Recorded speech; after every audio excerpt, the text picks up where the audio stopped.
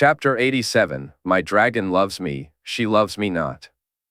Highgarden, 295 AC. Sam found spending time with his family just as he had expected. His father's disappointment was painfully evident, while his mother's joy at seeing him was a bright spot in the otherwise gloomy atmosphere.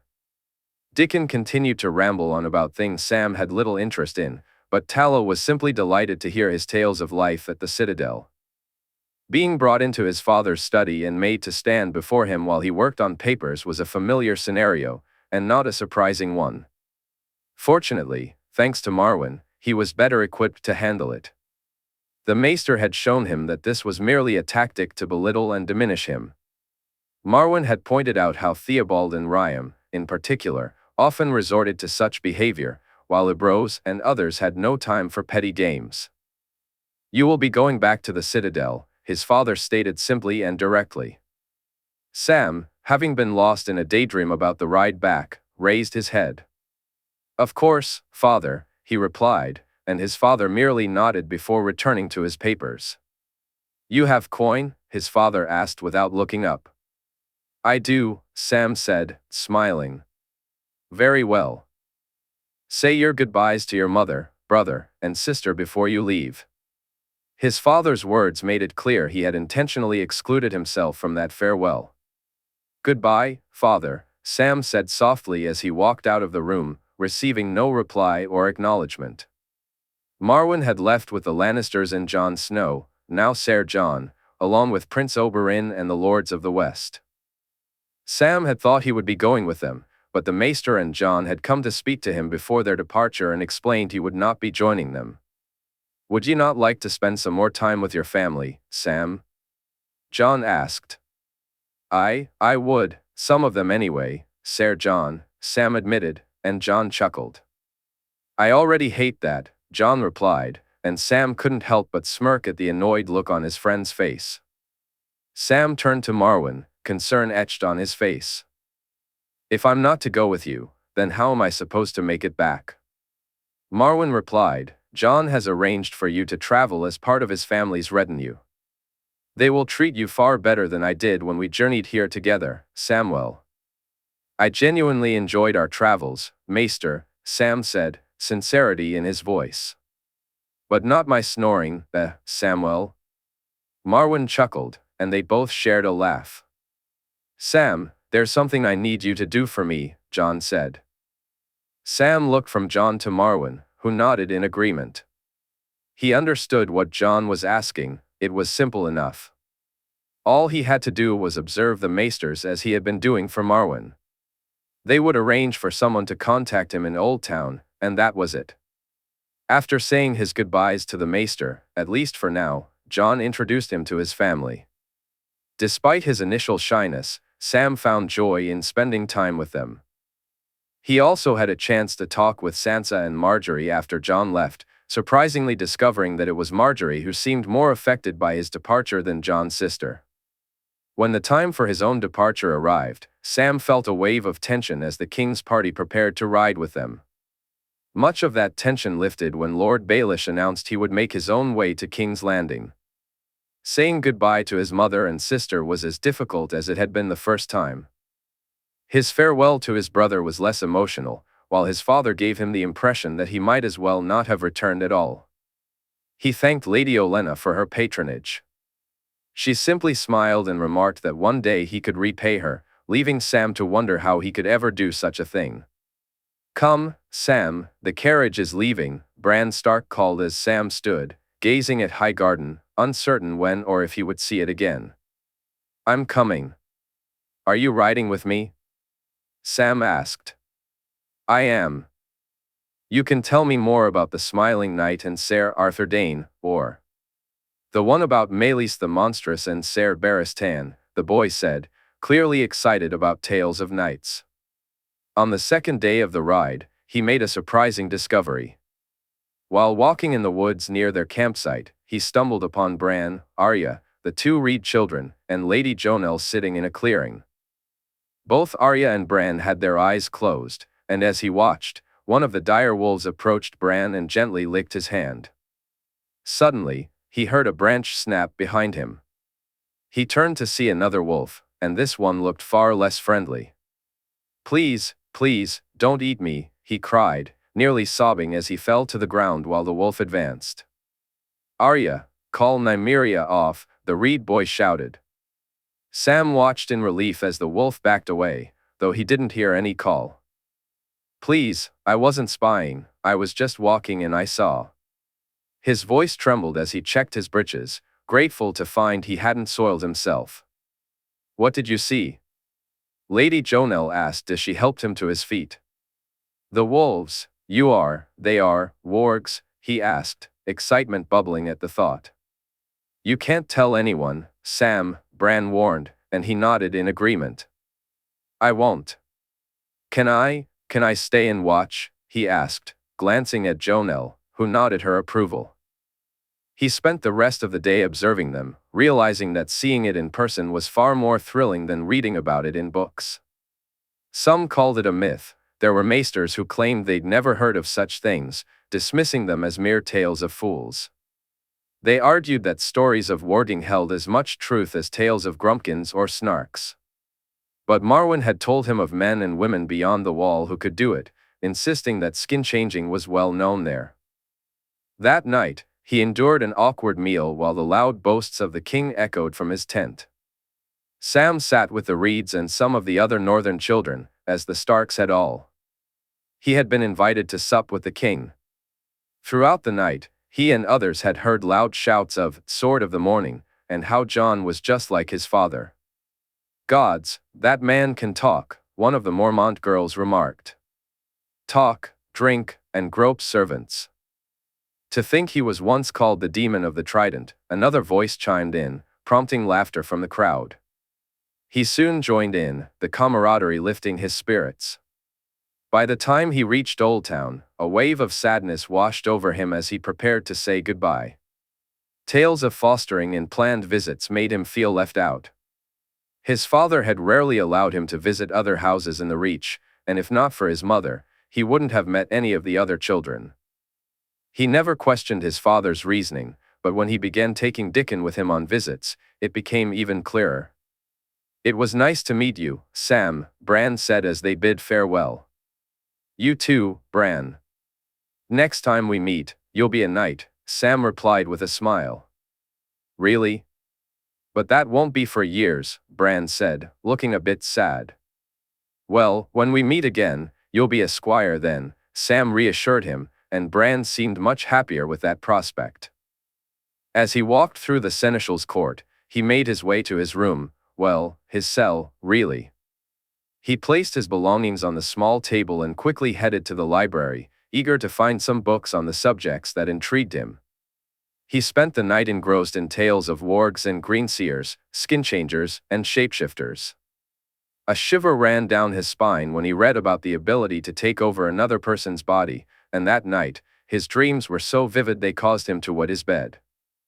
On the road to Oldtown, in the year 295 AC, Jon found that saying goodbye was the hardest thing he had ever done.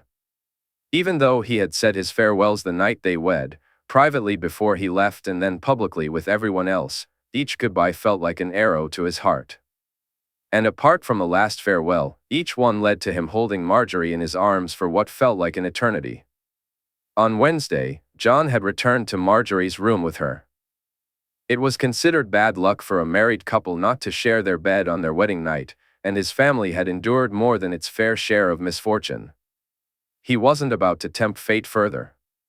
So, he lay in her bed, Margaery resting peacefully on his chest. While she slept, he remained awake, and as the first light of morning crept in, he rose. "Jon," she murmured sleepily. "Go back to sleep," he replied, kissing her cheek. "How can I when my husband abandons me so?" she said, a lopsided smile breaking across her face as she fully awoke. "We cannot be caught like this, not yet," he explained, and she nodded reluctantly. "I know, but soon," she said, and he smiled at her. "Soon," he echoed, kissing her softly. "Goodbye, husband," she said, and in that moment, he felt as if the world had come to a standstill. "Goodbye, wife." The second goodbye came the night before he left. Earlier that day, he had been summoned to the king's table and asked about his future plans. "Your Grace, while I am now a knight of the realm, I still have much to learn. I can think of no one better to teach me than Lord Jaime, and no place better to learn than Casterly Rock," he stated, prompting a hearty laugh from Robert. "Aye, lad, he's taught you well thus far. You'll be needing a squire soon, though, Sir John." "Can I be his squire, father?" "Sir John, can I be your squire?" Tommen chimed in, and John heard a yelp from the queen. "Certainly not," Cersei exclaimed loudly before realizing everyone was looking at her. "You're far too young to squire, Tommen," she quickly added, forcing a smile. "But when I'm older?" The little boy pressed, and John decided it was best to intervene. "I'm sure when you're older, His Grace will find a most worthy knight for you to squire for, my prince," John said, catching the king's appreciative nod. "I don't want a worthy knight, I want a squire for you," Tommen insisted, and both John and the king. John laughed with the young boy, and for perhaps the first time, they shared a genuine moment of joy together. "He has you there, Sir John," the king said, his smile radiating as he glanced between John and Tommen. "Your Grace, my prince," John replied, bowing in front of Tommen, who beamed back at him. Later that night, John returned to Margaery's chambers, this time with Lady Olenna's permission and a reminder to conduct himself as a true knight should. He spent some time with her, exchanging tender farewells and promising to see her again as soon as he could. Afterward, he bid goodbye to Sansa, Olenna, and Allery as well. As he prepared to depart, the king gave him a hearty slap on the back, having come to see them off. He wished the prince and princess all the best and leaned in to whisper to Tommen that he would take him on as a squire if permitted. Tommen looked at him as if he were a knight from a storybook. Saying goodbye felt insincere to John, the formality and protocol were bothersome. He appreciated the warm hugs from his sisters and brother, but couldn't help feeling a twinge of jealousy as he watched Margaery embrace Loras. "Cheer up, you'll see them soon," Oberyn said from beside him as John paused Winter for one last look at Highgarden before it vanished from sight. He had invited Richard to join them, believing the journey to Oldtown would give him ample time to solidify his plans for the maesters. Yet, between riding, sparring with Loras, Cregan, Brienne, and his cousins, along with the eager sand snakes ready to test his skills, he found himself with far too little time. He barely slept on the journey, waiting until exhaustion overtook him before snatching a few brief hours of rest. Most nights were spent with Richard, ensuring everything was in order and that their plans were on track. Some problems could be handled by others, although John and Richard insisted that their men accompany them to do the actual work. Wyman had readily agreed to this arrangement. "The writing is key. Do you think you can manage it, John?" Richard asked as they stood by the tree. "It's like drawing, Richard. With enough practice, I can do it," John replied, confident in his ability. "And the ravens?" "I can get them, but you'll have to control them." "Can you do that?" Richard inquired, looking intently at him. "If you get the right kind, yes, I can make them go where they need to." Richard nodded.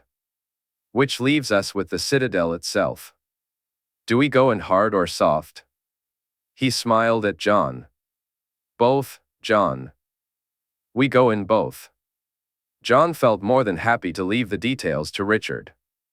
Their plan was sound, but like all plans, there was no guarantee of success. They would face challenges later on that they would need to tackle. But this had to be done now, which was more than could be said for some of their other strategies. The situation with the Blackfish was a point of contention not only between him and Richard but with everyone else as well. "I know what you think of him, Richard, but as much as I wish he were on my side, it's too early," John said, noticing both Oberyn and Jaime nod in agreement. "It is, but we make the moves that are in front of us, John. Let me speak to him. Let me reappear and gauge his thoughts. I wouldn't put you in danger, and I won't even hint at anything, but let me talk to him," Richard urged. Jon glanced at Jaime, who nodded, then at Oberyn, who shook his head. He closed his eyes, trying to think, trying to reason it out, but he couldn't come to a conclusion. For now, let's leave it. Give me until we reach Oldtown, he said. Richard nodded in understanding. When he wasn't sparring or making plans, Jon was always riding with Joy. She had asked him to let her ride the stallion he had won, but he couldn't allow that given its size. Still, he knew she enjoyed riding on Winter with him. He had even managed to persuade her to join him on several occasions. Cregan, Loras, Brienne, and his cousins challenged Jon to a race, claiming he would need to go slower with Joy in front of him. We can go fast, can't we, Jon? Joy asked, her voice barely a whisper. Of course we can, he replied, leaning closer. But if they know that, they'll never race us. He noticed her conspiratorial glance and smiled as she winked back at him while they all lined up. As Winter's hooves pounded the ground, the loudest sound was Joy's laughter as they left the others behind. Jon held onto her tightly as she leaned forward, eager to look back and see how far behind the others were. She laughed even more when she spotted them struggling to keep up. By the time the others caught up, Jon, Ghost, and Joy were by the Mander, where Winter was drinking her fill. Joy was trying to skip stones, and Jon was showing her how. You are all so slow. So slow. Joy giggled when Loras and Cregan finally arrived. You two aren't human, Loras said, exasperated. Jon exchanged a glance with Joy, and together they stuck their tongues out at him, bursting into laughter when he huffed in annoyance. Once the rest of their group caught up, they set up camp by the Mander, knowing they would reach Oldtown within a day or two. It would be one of their last nights sleeping outdoors. That evening, while sharing a meal with Oberyn and Ellaria, Jon's uncle revealed that he would be leaving from Oldtown instead of Lannisport. I thought we'd have more time, Jon said, looking at both Oberyn and Ellaria. It makes more sense to leave from Oldtown, nephew, and I find I'm missing my daughters, Ellaria replied, her voice filled with longing. I understand. I hope to meet them one day, Jon said, noticing her smile. You will meet them, one day. Elia will pester you for a ride on Rhaenix, and Obella will want one on Winter. Doria and Larisa will ask for a song and a story, Ellaria said, her smile growing broader as she spoke of her girls. Then I shall need to write a song more fitting, Jon replied, already imagining the tales he would tell. For the princesses of Dorne, Oberyn said, rising from his seat by the fire to embrace his aunt. You be safe, nephew. I shall tell my daughters about their cousin and that they will meet him. You wouldn't make me a liar, now would you? Ellaria asked, looking at him expectantly. Never, he replied, and she kissed his cheek before patting Oberyn's shoulder as she headed toward their tent. I look forward to my girls meeting you as well, Oberyn added, handing Jon a letter. For Sarella, his uncle said. I'll give it to her when I return, Jon replied, hesitating, unsure of what to say next. I will go to Ironwood and speak to Anders, Oberyn said, shifting the topic. It can't happen until it's time, Uncle, Jay interjected, glancing at him, but Oberyn only smiled. You think me a viper? Anders is even more of a snake than I. He'll do it when it needs to be done, and that man will suffer, Oberyn said, staring into the flames. Will this fix things with House Ironwood? Jon asked, curiosity evident in his voice. Who knows? Anders is an ambitious man. Ari calls him the reborn Criston Cole, Oberyn replied, shaking his head in disgust. Quentyn fostered there, didn't he? Jon said, well aware of the story surrounding Criston Cole. He did, and Anders believes a woman is not fit to rule. Even though in Dorne we know the truth, he insists it's a man's duty to be lord, to be prince. He has whispered in Quentyn's ear since he was just a boy. Quentyn would seek to usurp his sister? Jon asked, shocked, knowing how much family meant to Oberyn and Elia, and assuming all Martells felt the same. Ambition is a cruel thing, nephew. It starts as a want and grows into a need. Quentyn knows he is seen as lesser than Aryan, among the people, by his father, by me. So he seeks to prove himself. Add in a man who whispers in your ear, and soon his want becomes his need. Eventually, you can convince yourself it's for the greater good. It's the others who need you, and for them, you must do what you wish to do, Oberyn said. Jon watched as Oberyn raked the fire with a stick, sending sparks flying into the air. Why do you allow them to plot so? Jon asked, curiosity evident in his voice. He was surprised when Oberyn laughed. Lords plot, men plot, women plot. Stopping them is like trying to hold back the sea, fruitless and pointless. It's far easier to deal with the plots themselves should they become an issue. If the need arises, you only remove the plotter as a last resort. A lesson I hope to learn, Jon replied. Oberyn stood up and gave him a reassuring pat on the back as he turned to head toward his tent. A lesson you've already learned, nephew. 2 days later, they arrived at Oldtown. Jon bid farewell to his uncle and aunt, his cousins, and watched as they departed on a magnificent ship.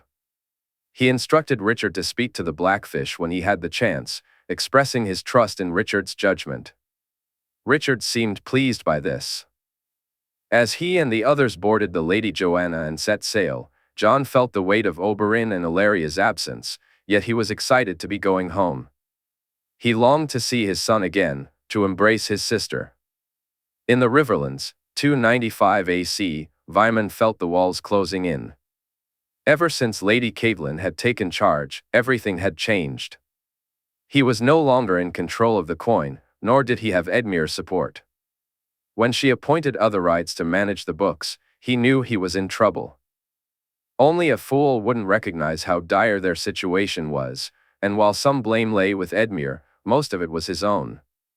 So, he gathered his belongings and, under the cover of night, snuck out. The horse he had prepared and hidden was thankfully still waiting for him. He rode hard, soon reaching the village. Quickly, he made his way to the brothel, seeking sanctuary. He knew that until he could escape the Riverlands, it was the only place where he could hide. As hiding places went, it was perhaps one of the best. He ate well, drank well, and the girls kept him company. He felt no guilt about not paying them, after all, they were his reward, and their boss had insisted he enjoy their company for as long as he remained in his service. Vyman felt he deserved it too, having done everything Littlefinger had asked of him, everything. You seem unable to rise, Vyman, Cara said, the young girl doing her best, but nothing seemed to work. Leave it for now. We'll try again later, he replied. The small dark-haired girl smiled and nodded as she got up from the bed. Even the sight of her nude body, her small, firm breasts and round, apple-shaped backside, wasn't enough to rouse his interest, something that had been happening more frequently lately. At first, he attributed it to guilt. He hadn't just betrayed his calling, he had betrayed the family he had served for so many years. He had embezzled from them, set them on dangerous paths, and kept secrets from them. He had even helped Edmure reveal his true foolishness. But it was Hoster he thought of most often. The old man had been kind to him, welcoming his advice and counsel for many years, yet he had betrayed him more than anyone else. Poison, some said, was a woman's weapon, but no one wielded it as effectively as someone trained in its use. A small dose here and there over the years was more than enough to make Hoster ill, enough for people to notice, and then he could use a larger dose when the time was right. You wish me to end him, to take his life? Vyman asked Littlefinger, shock and disgust evident in his tone. His or yours, it matters not to me at this time, Littlefinger replied. But I believe you'd prefer to keep your own, would you not? Why now? Vyman asked, knowing deep down that this day would eventually come. Vyman pondered whether he had always been foolish to think he could delay facing the consequences. Because I say so, do it, Maester, and do it soon, or it won't just be access to my girls that will cut off, Littlefinger said. Just by looking at him, Vyman knew this was no idle threat. Waking from his troubling thoughts, he shook the memories from his head as he got up and walked to the privy. The time for regrets had long since passed, although he had many. He regretted not being able to honor his vows, regretted aligning himself with Littlefinger, and most of all, he regretted the murder of an old man. That night, Littlefinger arrived, and soon Vyman found himself explaining the situation. He described how Lady Catelyn had discovered the embezzled coin, how she and Otherides must know he was the only one who could have done it, and how he had fled before they could question him, fearing they might resort to harsher methods if he didn't speak. "You think Cat would see you tortured?" Littlefinger asked, clearly amused by the notion. "I think Otherides would, and I fear she'd leave it to him," Vyman replied, wiping the sweat from his brow. "What does the steward know? What will they find in the books?" Littlefinger inquired, his voice curious as he stared at Vyman. "Nothing. He knows nothing. As for what they'll find, they'll see the coin was taken and spent extravagantly, and then they'll wonder why I did so," Vyman said, noticing Littlefinger smile. "That's why I prefer to work with clever men, Maester. They cover their tracks. A fool would have given them far more, maybe even led them to me," Littlefinger remarked, and Vyman could hear the implied threat clearly. "Then it's good I'm not a fool, isn't it?" he said, studying Littlefinger's face to gauge his reaction. "More than good. For not only would I have no use for you now, but I'd have even less in the future," Littlefinger replied, smiling at him, and Vyman breathed a sigh of relief. Vyman let out a sigh of relief. "The future?" he asked, curiosity piqued. "Of course, Maester. I have great use for a man like you, a clever, learned man. I need someone to oversee my operations in King's Landing," Littlefinger replied, stepping closer. "You'll find the selection there even more exquisite. Let's call it a perk of the job." He chuckled, and Vyman soon joined in his laughter. As he sat down to eat that night, he felt a weight lift off his chest. The meal was enjoyable, and his mind swirled with thoughts of the delights he would sample once they arrived in King's Landing. He even noticed a stirring in his breeches and nodded to Cara, who smiled back at him, a silent promise that she would visit his room later. When she entered as he undressed, he was pleased to see a glass of wine in her hand. As she poured it, he climbed into bed, and with a smile, she handed him the glass. As he sipped the wine, she began to undress, and he felt himself growing more excited. When her breasts were exposed, he quickly drained the glass and set it down. Suddenly, he felt a constriction in his throat, a loss of breath. He looked up just as Cara opened the door to let Littlefinger inside. "He drank it all?" Littlefinger asked, noticing Vyman struggle for breath as his hands instinctively reached for his throat. "He did, my lord," Cara replied, pulling her top back on. Vyman watched her cover up for what he feared might be the last time. "You did well, little one. You'll prosper in King's Landing," Littlefinger said, planting a kiss on her cheek. "Thank you, my lord," Cara replied, smiling as they both left the room. As Vyman felt his last breath slip away and his throat constrict even further, he would have laughed if he could. Poison was indeed a woman's weapon, his final thought as darkness closed in. Casterly Rock, 295 AC, Ashera stood amidst the aftermath of the tourney, her heart racing. It had been interesting, to say the least. She had come so close to reclaiming her true self, only to watch that dream slip away. She lingered a little longer, savoring the moment. She had witnessed her son being accepted by his family, and she knew that wherever Brandon was, he would be proud of her and of them. But perhaps the most unexpected development was how she now viewed Jaehaerys and how he looked at her in return. His willingness to stand up for her son and for Dusk only deepened her feelings for him. She had always known he was good, honest, and true, but now she recognized something more. He was a man she was genuinely attracted to, and for the first time, she could envision a future with him. After the trial, they had spent far more time together, even at the expense of the tourney itself. She realized she had missed many of the events, some of which she regretted, yet she had thoroughly enjoyed her time with him. Each outing, each walk, and every moment they shared at the same table made her smile more, laugh more. She felt happier, and from what she could tell, so did he. They had kissed more than once, and though things had not progressed further, she felt it was only a matter of time. Upon their return to Lannisport, as the others bid farewell to Kevin and his family, she made her way to a small house where a woods which had set up her stall. "My lady, how may I help you?" the woman asked. "I'm looking for some tansy," she replied. The old woman nodded and moved to one of the shelves, returning with a small pouch. "You know how to brew the tea?" she inquired, studying her face. "I do," she said, smiling as she handed over the coppers the woman requested. As she stepped back outside, she hurried toward the carriage, arriving just as they were about to depart.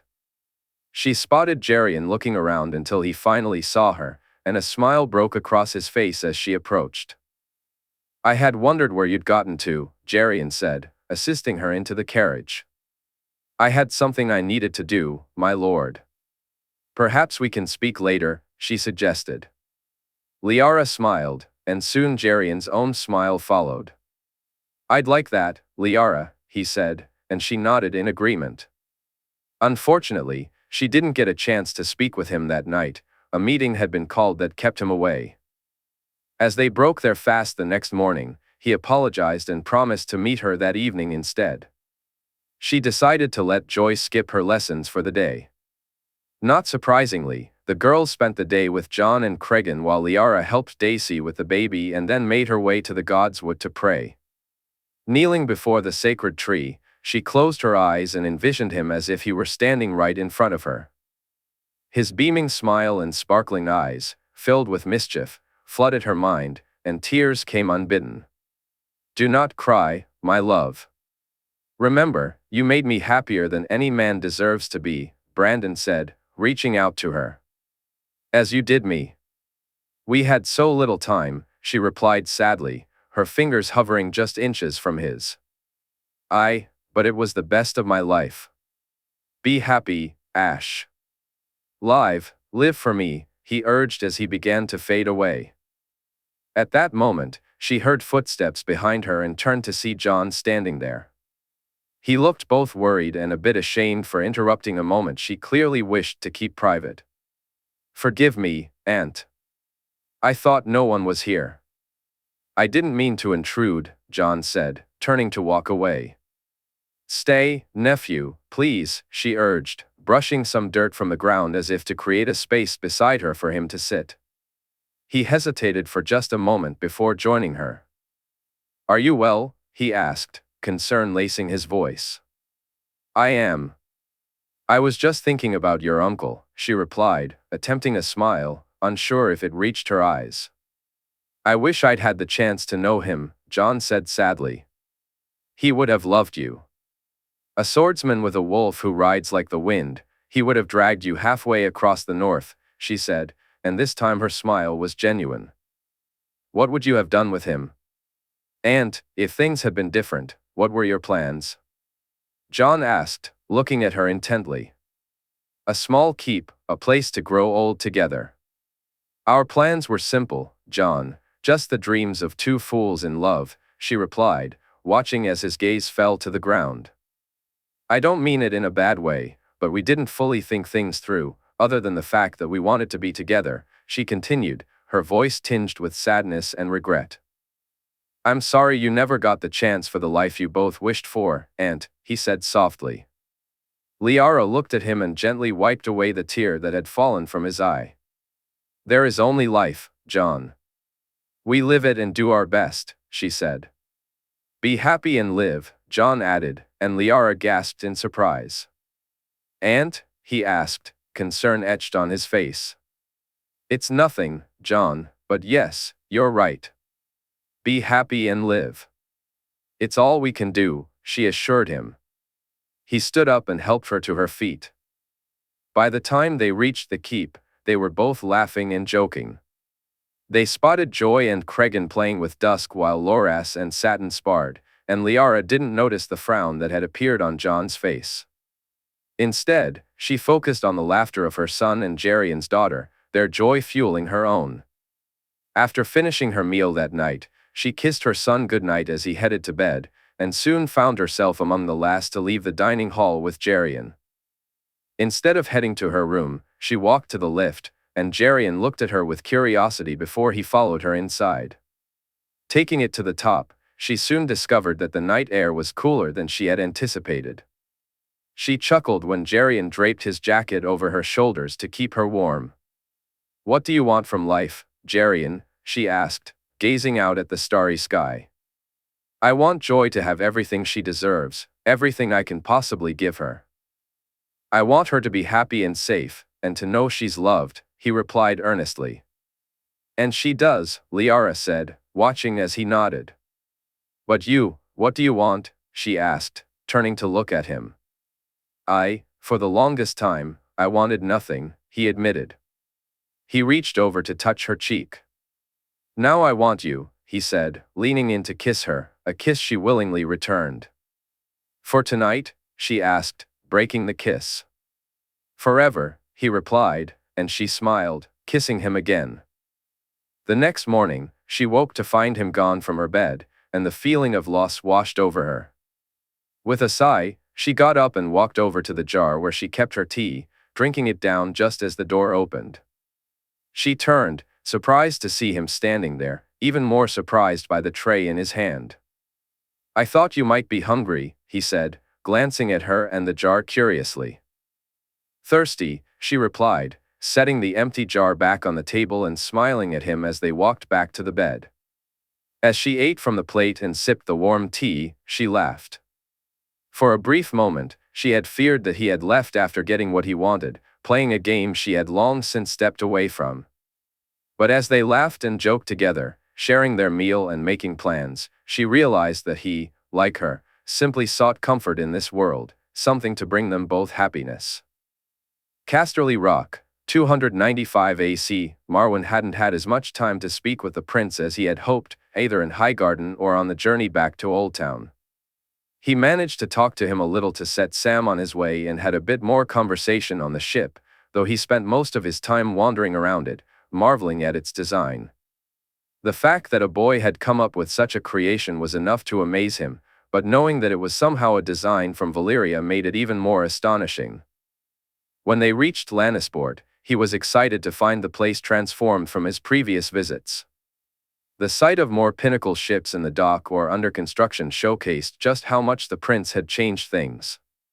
But it was the moment they approached the rock itself that sent his heart racing, knowing what awaited him there. Marwyn found his patience severely tested. Marwyn had expected to head straight to the dragons, but instead, he was led to his quarters. "It's not that we don't trust you, Maester," Jaehaerys explained, "but it's more about giving the dragons time to know you'll be coming." Although the delay annoyed him, Marwyn understood the importance of having a dragon aware of his presence rather than oblivious. At dinner that night, he reunited with his old friend, Loamra, who beamed with joy upon seeing him. While the others caught up, Marwyn and Loamra shared a meal before stepping out into the gardens. They talked about their adventures, and then Marwyn asked the question that had been on his mind. "It's true, they are real?" he inquired. Loamra grinned. "They are, but the prince won't allow us to study them completely." "Why not?" Marwyn asked, feeling a mix of frustration and curiosity. "He doesn't trust us," Loamra replied, though his tone was more measured than Marwyn's would have been in the same situation. "Given what he knows about us, do you blame him?" "That was them, not us," Marwyn shot back, anger creeping into his voice. "True enough. Give him time. He'll allow us to visit, to see them, and to study from a distance. Perhaps, in time, we can prove our worth," Loamra said, giving him a reassuring pat on the back. "It's good to see you again, old friend. I heard you've been helping them with their investigations." "I have. Knowing what they've done, we're lucky it's just the guilty he seeks to punish," Marwyn admitted, still feeling a twinge of anger over the fate of his former brothers. "And yet, Punishment is what they deserve. I can sense your hesitancy, old friend, but they wished me dead. Should they know of you, they'd wish it for you too. You're right. Come on, let's get drunk, Marwyn said, and Loamra laughed. The next morning, Marwyn awoke with a heavy head. He made his way to Jardine's rooms, surprised that the maester hadn't come to see him the night before. As he arrived, he realized just what kind of a boon he had given to his former companions. Marwyn had always considered this place not just prestigious, but also the best opportunity for a maester to be appointed, especially in terms of support. Forgive me, Archmaester. I was lost in my work and didn't come down for dinner last night. Had I known. Jardine said apologetically. That's quite all right. Many times, I've found myself engrossed in the search for knowledge. I came for the morning cure, Marwyn replied. Jardine rose from his table, gathered the herbs, and began mixing the liquid before pouring Marwyn a glass. As he worked, Marwyn glanced over Jardine's notes and sketches, noticing intricate drawings of wind wheels and a pumping system he hadn't seen before. He was nearly absorbed in the designs by the time Jardine returned. This is most impressive, Jardine. Most impressive indeed, Marwyn said as Jardine handed him the glass, which he quickly drank down. I cannot take credit, Archmaester. I'm just refining it for here. Maester Luwin of Winterfell came up with the plan, and I believe Jon Snow designed the wind wheels, Jardine explained. Still, it's an exciting project. Have you enjoyed your time here? Marwyn asked, placing the empty glass on the table. I am, Jardine replied, and Marwyn smiled, giving him a friendly pat on the back. Good. I shall be here for some time, and I look forward to working with you, my friend, Marwyn said, his voice filled with eagerness. And I with you, Archmaester. That evening, after dinner, Marwyn was approached by Loamra and a woman dressed in the red robes of R'hllor. The woman was striking, her red hair vibrant like flames, and she wore an exquisite ruby around her neck that instantly captivated him. Her voice, soft and seductive, almost put him under a spell, and he realized he would likely find himself visiting the local brothel during his time in the West. Marwyn, this is Melisandre, a servant of R'hllor and a friend of Jon's, Loamra introduced. My lady, it's an honor, Marwyn said, smiling at her, and she returned his smile warmly. I have heard much about you, Marwyn the mage. Come, I am here to bring you to see that which you've traveled so far for, she said. He jumped up like an excited child. Taking the lift down to the bottom, he found himself walking through vaults. They reached a massive door, and he spotted the prince's giant guard standing at it. Once they passed through, he was led down a corridor and past several rooms. Whose rooms are these? He asked. The prince's, along with some of his friends, myself, and my guards, Melisandre replied. You've known the prince for long, my lady? He inquired. I've been serving the prince for many years, Marwyn, but I've only known him personally for just over one. Are you from Essos? He asked, trying to place her voice. Hi, she said, catching him by surprise. He would have said more, but as they walked past another door, he found himself standing in a cove. Walking through the sand, he spotted the prince by the edge of the sea, the waves almost reaching him. For a moment, he couldn't quite see what the prince was looking at, until Jay called him over and directed his gaze. The smaller one is Lygaron, my son. The larger is Rhaenix, my sister, Jon said, pointing to two small shadows in the distance. Marwyn looked out, watching as the shadows grew larger and larger. Then he dropped to his knees as they finally flew overhead, his eyes wide and his smile wider than ever before.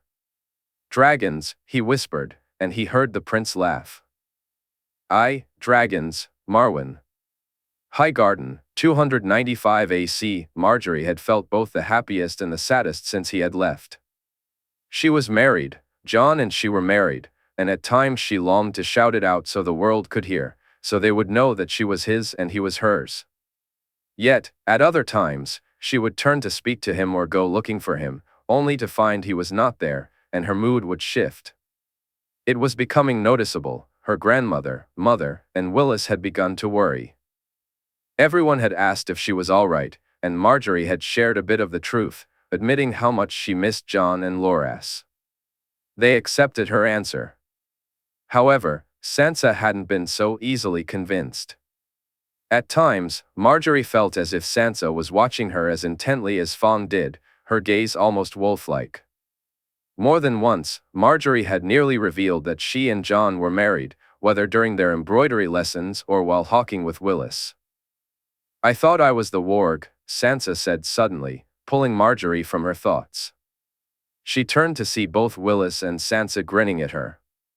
"What?" Margaery asked, unsure of what Sansa had just said. "I said I thought I was the warg, yet it seems it's you who's lost herself to the birds," Sansa replied, a playful smirk on her face. Margaery shook her head. "I was just thinking," she said, turning away. Whatever could it be that's on your mind?" "Willis, do you have any idea what has Margaery so distracted?" Sansa continued, her tone teasing. "I do not. I've been trying to find out. Has something happened in the last few days? Has someone perhaps left?" Willis chimed in, grinning. Margaery scowled at them both before she turned to speak to Mira. She knew they were just teasing, and surprisingly, she wasn't even angry or upset with them, which they thankfully noticed. They ribbed her as they made their way to the cages. Once the hawks were released, they took off in a flurry, but Margaery rode far more cautiously than her grandfather had, something their grandmother insisted upon. Soon, it became clear that Sansa was cheating. Although there was no wager that day, Margaery noticed Willis was a little annoyed by it. He hid it well, smiling when Sansa's hawk won the day. Later that night, when she and Sansa were alone, Margaery felt compelled to address it. "You shouldn't have warged today," she said, setting aside her sewing to look at Sansa. "Why?" Sansa asked, moving closer, her curiosity piqued. "I think my brother wanted to show off his skill, to prove his training with the birds, and you put him to shame," Margaery replied. But noticing the upset on Sansa's face, she quickly added, "I don't mean it as harshly as that. He simply wanted to impress us, and you didn't give him the chance." "I didn't mean to. I just thought," Sansa said, clearly more upset than Margaery had intended. "I know, and so does Willis.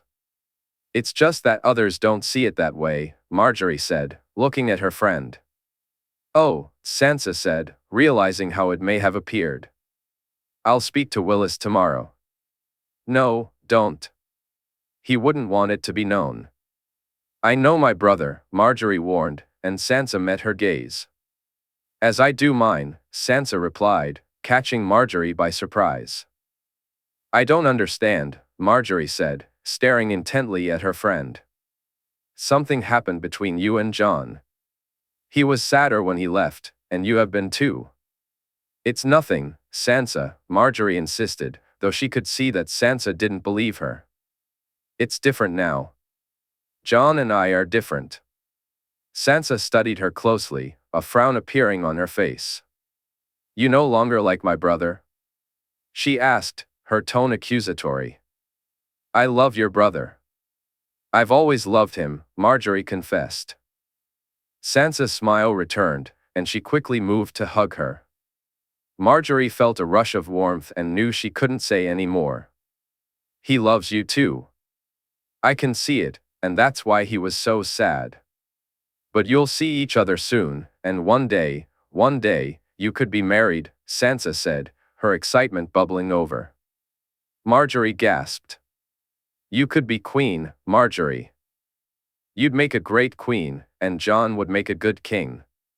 She came so close to telling Sansa everything, to explaining what had happened and how happy she was about it. But if someone had asked her the next morning why she hadn't shared, Margaery wouldn't have been able to answer. Somehow, she managed to keep it all to herself. She lay back, lost in thought.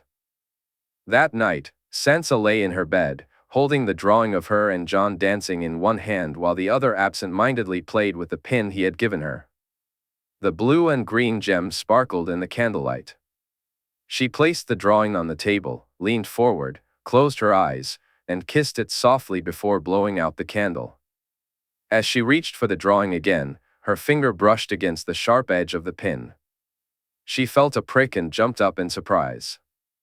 Quickly relighting the candle, she examined her finger, watching a small pool of blood form at its tip. She searched for a handkerchief and some water, soon cleaning the wound. Picking up the pin, she noticed the blood seemed to disappear before her eyes, absorbed by the gems. She blinked once, then twice, and looked again, confirming that the blood was still there. After cleaning it, she placed the pin back down, blew out the candle, and turned over to sleep. In her dreams, she found herself walking through a glade. The weirwood stood tall and true, and there, she saw Jon. He appeared taller, older, with longer hair and a more defined physique. Sansa moved toward him, and he turned to smile. The red three-headed dragon pendant hung prominently around his neck, even in the dim light of the glade. "I knew you'd come," he said, and she felt lost in his touch as he reached out to brush his fingers against her face. "Always." "Jon, what is this place?" she asked. "This is our place, my love, a place for us to be who we truly are," Jon replied. As his fingers entwined with hers, she noticed the ring on his hand. It bore the Targaryen sigil, the three-headed dragon, though it was quartered. She had never seen Jon wear it before, nor had she ever witnessed him so clearly embodying his true heritage as a dragon. When he moved in close, she felt his lips on hers, his hands wrapping around her. Before she knew it, they were leaning against the tree, her head resting against his shoulder. "I must go soon, my love." "The fight is almost here," Jon said, and she looked at him, willing him to stay. "I don't want you to fight," she said, shaking her head. "Yet fight I must.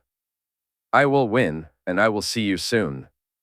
"Farewell, my love," she heard his voice say as she found herself alone in the woods. The next morning, she awoke feeling strange and disoriented. As she got up from her bed, a wave of dizziness washed over her, and she called for her maid, almost collapsing back onto the bed. The fever lingered for several days. When she finally recovered, her mother, grandmother, and Sansa were all by her bedside, their faces a mixture of relief and concern. "Get Loras now," her grandmother said as soon as she saw her eyes open. "Grandmother, I'm well," she replied, though her voice was scratchy, and she coughed before Sansa handed her some water. "We'll be the judges of that, my dear," her grandmother said. "How long have I been like this?" she asked after finishing the water. "Almost a week," Sansa answered, taking the mug from her, worry etched on her face. "I feel well, Sansa, truly," she said, reaching out her hand to the girl. After Loras examined her, he assured everyone that the fever had broken. Apart from needing some proper food and rest, she was nearly fully recovered. He soon left, and she sat with her grandmother and mother while Sansa organized some food. The three of them fell into a heavy silence, and no one spoke until the meal was brought in and she had eaten some. "You truly feel well, sweetling? You're not just saying that to reassure us?" her mother asked, her hand touching her forehead to check if her fever had indeed broken. "I'm well for true," she said, smiling at the three of them. "Good. Then perhaps you'll explain," her grandmother said, her tone abrupt and to the point. "I don't know what happened, grandmother. I felt no illness, and then I just did," she replied, surprised that her words didn't seem to ease anyone's worries. "Not that. You can explain what you meant when you called out for your husband," her grandmother pressed. As Margaery looked at them, she realized she hadn't kept the secret at all. Casterly Rock, 295 AC. Jon arrived back and immediately went to see Rhaenix and Lygaron. He found both dragons awake in the cave, eager to see him. His son spoke excitedly, chattering like a child about everything he had done while Jon was away and how his rider had often stayed with him.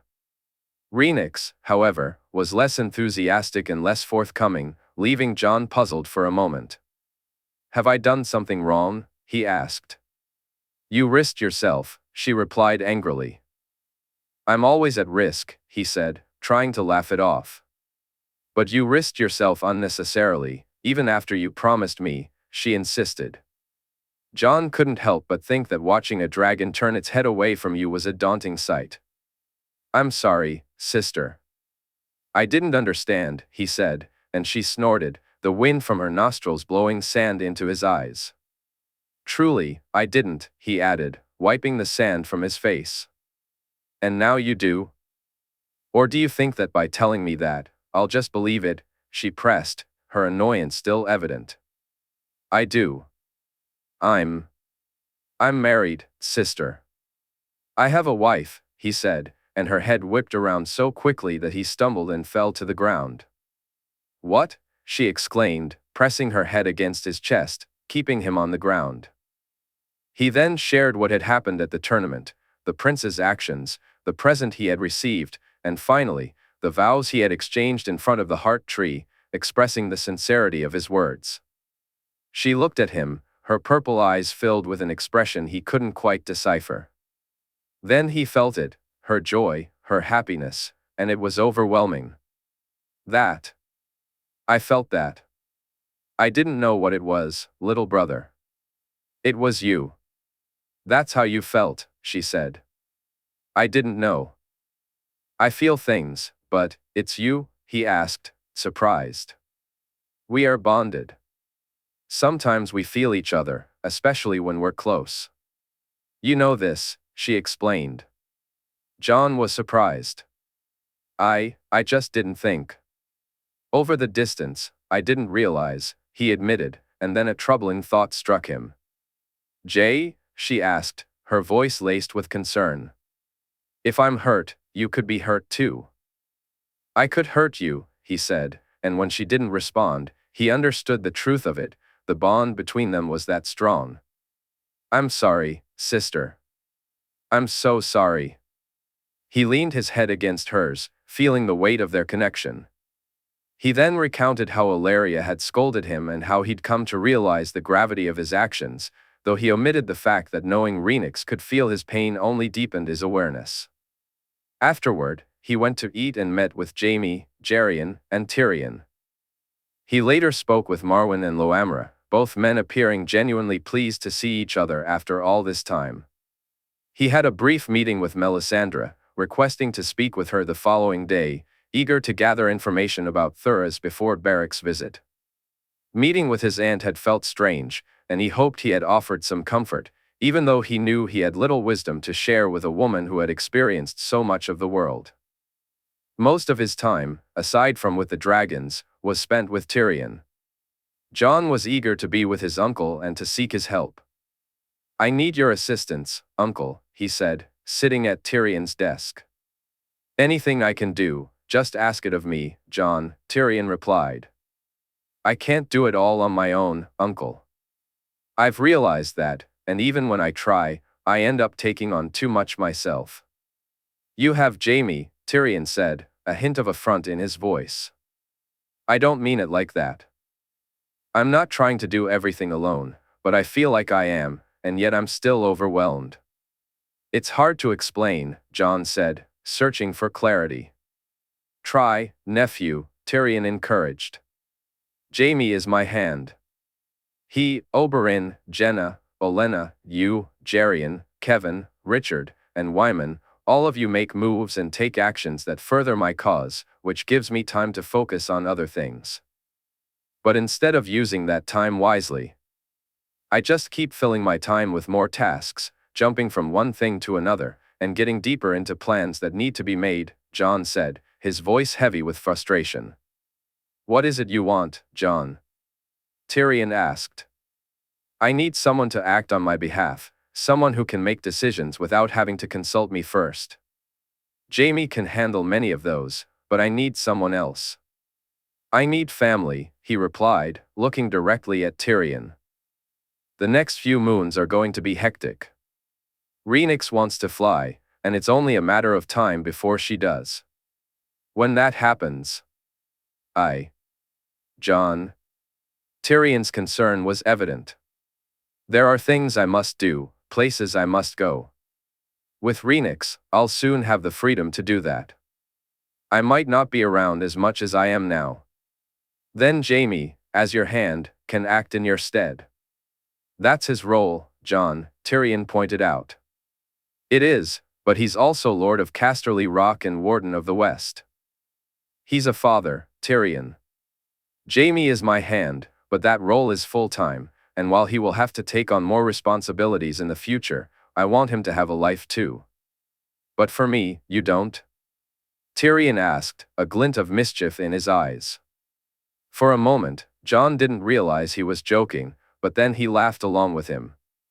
Welcome to my world, uncle, Jon said, and Tyrion's laughter grew louder. We'll discuss this, Jon. But first, you, me, and Jaime need to talk about it privately. Thank you, uncle. I appreciate this, and for staying with them while I was away. Lygaron is happier than I thought he could be, and Rhaenix appreciated it too, Jon said, a smile of relief and gratitude on his face. I was glad to help, but there was a problem, Jon, Tyrion said, his expression turning serious. There was? Jon asked, looking at his uncle, who shook his head. Not an insurmountable one, but Bronn knows the truth about you. Tyrion raised his hand when Jon started to speak. He's trustworthy, Jon. Gods help us, but he is. He wants to serve, and he wants a castle for himself in the future? Tyrion chuckled, surprised. He's a good man.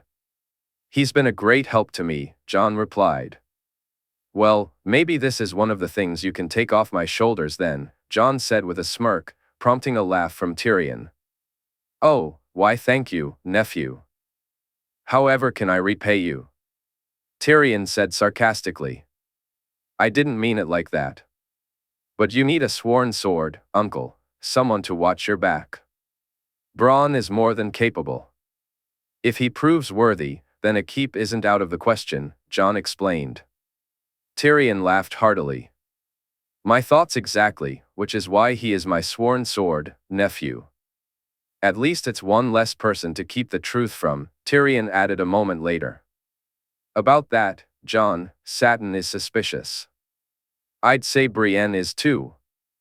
It may be time to tell them. I know. I'll speak to them both soon, Jon said, standing up and turning to leave. I hear a princess may be coming to visit. He glanced at his uncle and noticed him blush. Obviously, Bronn didn't get the message about keeping things to himself, Tyrion remarked. Actually, it was Illyria. She said you and Princess Arianne hit it off, uncle. Jon, Life is far too short, uncle. We should find whatever happiness we can and grab hold of it, Jon said, smiling as he thought of his own happiness and pictured her golden brown eyes. She is a princess, nephew. Tyrion began, sounding dejected. A prince of House Targaryen, my uncle, and a future dragon rider. A good enough match for anyone, and a good man who any woman would be lucky to call husband, Jon said, his voice as sincere as possible. I'm not telling you what to do, uncle. I'm telling you that whatever you decide, I want you to know I'm with you all the way. Thank you, Jon, Tyrion said, smiling. Sir Jon, I have a title now, Jon replied, and both of them shared a moment of understanding. They all laughed. That night, he read Joy her story, and afterward, he met with Jaime and Tyrion. While they didn't fully agree on everything, they did discuss their plans for the future. Jaime was genuinely pleased to see Tyrion becoming more involved. Although they still needed to work out the details, particularly how their responsibilities to the crown and to the rock would align, he felt optimistic about taking steps in that direction. As he watched Lygaron and Rhaenix soar over the water, he felt a connection with both of them in his mind. His son was showing off, spinning through the air and diving deep into the water, surfacing moments later with a large fish clamped in his jaws. Rhaenix, on the other hand, was calmer and more focused. Seeing her glide through the moonlight, with the light reflecting off her scales, he marveled at her beauty and majesty. "It's time, Jay." "You know it's time," Rhaenix urged. "I know, tomorrow," he replied, feeling her joy almost overwhelm him. "Tomorrow, little brother. Tomorrow we fly." Chapter 88, Come Fly With Me. Casterly Rock, 295 AC. Loras felt a wave of happiness wash over him as he returned to Casterly Rock. His room, his view, over the years, this place had truly become his home. He had Jon and Joy as family, and Cregan and Brienne as the friends he had always wanted. And then there was Satin. Satin was complicated. At first, Loras had thought of Satin as someone he could be as close to as he was with Jon. But over time, he began to notice the differences. The way he looked at Satin wasn't the same as how he looked at Jon, and his behavior around Satin felt different too. This realization scared him. At times, it terrified him. Other times, he found himself overwhelmed by feelings he wasn't sure he could fully trust. During his time in Highgarden, he had enjoyed being with his family and competing in the tournament, yet he felt a pang of sadness. It took his return to the West for him to understand what he truly missed about Casterly Rock. If he had been more intuitive, he might have realized it sooner. Jon, Joy, Cregan, and Brienne, they were all with him, his true family, the one he had chosen for himself. But Satin was not there, and it was Satin that Loras found himself missing every day in Highgarden. "Are we going riding today?" he heard Joy ask Jon, noticing his friend shake his head. "Not today. Cregan can take you if you really want, and you and I can go in a day or two," Jon replied. Loras watched as Joy nodded and then moved over to work her charms on Cregan. It wasn't long before she had him laughing, as the boy, like Jon, usually folded and let Joy have her way. "What are your plans?" Satin asked, and Loras glanced at him, feeling the familiar nervousness that had become all too common around him lately. "Nothing really. I had intended to spar, and we have our lessons," Loras replied, but Jon interrupted. "Actually, I was hoping to speak to you, Satin." "You too, Brienne," Jon said.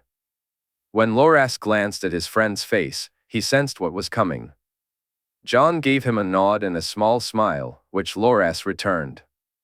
"There goes my plans to do nothing," Satin quipped, prompting laughter around the table. Satin's responsibilities had increased significantly during Loras's absence. Now working as Tyrion's squire, the boy spent hours on duty, much more than he had with Jaime, who was now his only knight.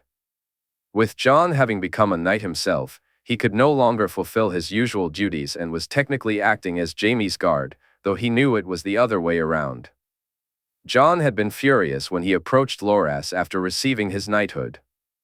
"I'm sorry for the knighthood itself and for leaving you alone on the field," he had said. "It was a fight, a tournament, Jon. We got outnumbered, yes, but that's why we fight in them." "We live and learn and fight another day," Loras replied, echoing words that felt more like Arthur's than his own. "I know, but had I been with you, had I been close?" Jon's voice was heavy with regret and self-recrimination. "I'm supposed to take care of you, not the other way around," he said, frustration seeping into his tone. "What? If I want to be a Kingsguard one day, and I do, then I'm supposed to take care of you. You're the king, Jon. You shouldn't be worrying about us, especially not at the risk to yourself. You're my friend." "You needed my help," Jon insisted, his voice rising. "I did not need your help," Loras shouted back, exasperation boiling over.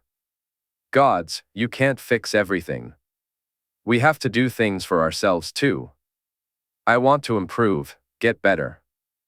How do I do that if you fight my battles for me?" He took a deep breath, trying to calm the storm inside him. "I wasn't," Jon began, but Loras cut him off. "You were, damn it, Jon," he snapped, turning away in frustration.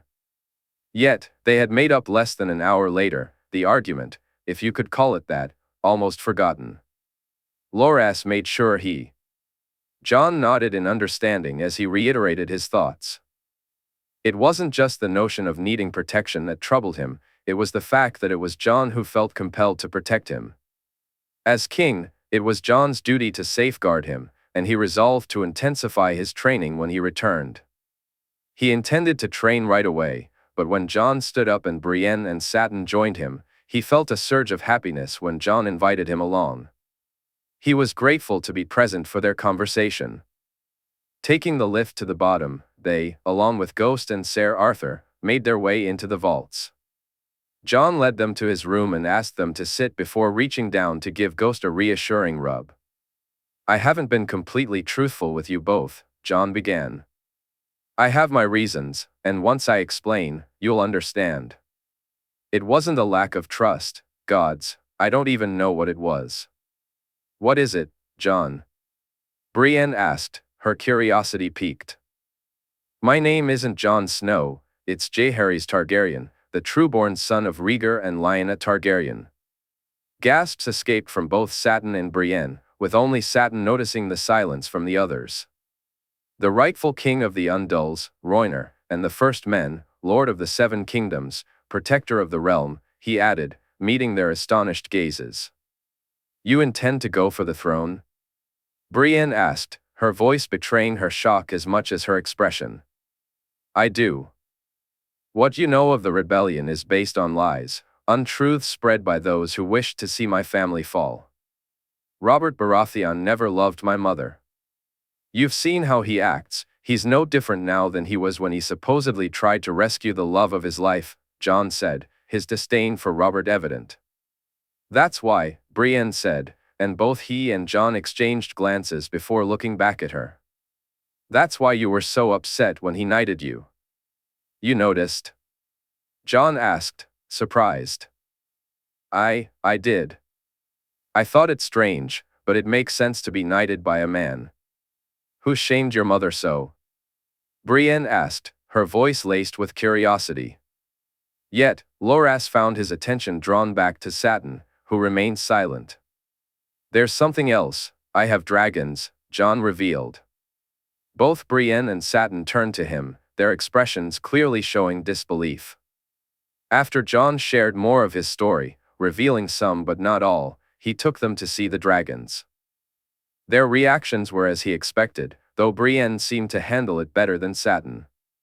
Her knightly code and chivalric nature resonated with Jon's tale, while Satin appeared lost, struggling to grasp the implications of what this meant for their future. Despite their initial shock, both quickly offered Jon their support. Brienne even bent to one knee to pledge her fealty. Satin followed suit, though in his own way. When Jon suggested they move their rooms down to be closer, Satin accepted almost in a daze, while Brienne expressed excitement at the thought of sharing rooms with her friends. Later that night, as Jon helped Satin gather his belongings, he finally had a chance to speak to him. "You've been quiet all day," Jon noted. Satin glared at him, shaking his head. "Satin, talk to me," Jon urged. "How am I supposed to react? I just found out there's a hidden king among my friends, he has dragons, and plans to take the throne, whatever that means. And if that wasn't enough, I find out my other friends have been keeping it from me," Satin replied, his annoyance evident. "It wasn't my secret to tell," Jon said softly. "What does this mean? War? A council? What?" Satin asked, concern etched on his face. "Robert would never go for a council," Jon replied, watching as Satin sighed heavily. "So it's going to be war. Who fights in it, Jon?" "You?" Satin questioned, looking down as he sat on the bed. Jon walked over and sat beside him. I'll fight for him. He's my friend, my king. If he were to ask it of me, I'd fight," Jon declared. Satin was surprised by the expression on Loras's face, unsure of what he was seeing. "I don't want you to fight," Satin said softly. "We have to fight. Jon is the king the realm needs, Loras replied emphatically. I don't want you to fight, Satin insisted, this time with more determination. Loras turned to look at him. They sat together on the bed, Loras studying Satin's worried expression. Concern washed over him, and he reached out to brush Satin's hair away from his cheek. As he rested his palm there, he felt Satin lean into his touch. Loras couldn't quite understand what was happening. Was it the look in Satin's eyes, the warmth of his cheek under his hand, or something deeper? Before he knew it, he leaned forward, and as he drew closer, he noticed Satin looking back at him. He had never kissed anyone before, except for a peck on the cheek from Margaery or a goodbye kiss from his mother. But this was different, this was real. As their lips met, a rush of feelings surged through him. When Satin's mouth opened and their tongues touched, Loras felt as if he might faint from the intensity of it all. When he finally pulled away, he caught a glimpse of hurt in Satin's eyes. Loras, Satin started to say, but Loras didn't let him finish. He leaned in again, capturing Satin's lips with his once more. As they sailed from Oldtown, Ned could feel the change in the air even before they reached the northern shores. The temperature dropped, and the scent of the sea told him he was back in the north long before they saw Cape Kraken. They passed Lannister and Casterly Rock, with Ned alongside Arya and Bran, who gazed up at the imposing keep high on the rocks. Arya excitedly pointed out that this was where Jon and Cregan were, while Bran tried not to laugh, saying he already knew that. On their journey to Oldtown, they had traveled past this spot at night, unable to see it clearly. Ned felt a sense of gratitude for the moment, as the children's excitement fueled his own. The journey had been much shorter than expected, with the Pinnacle ship gliding smoothly over the waves. Still, they were perhaps a moon away from reaching Winterfell.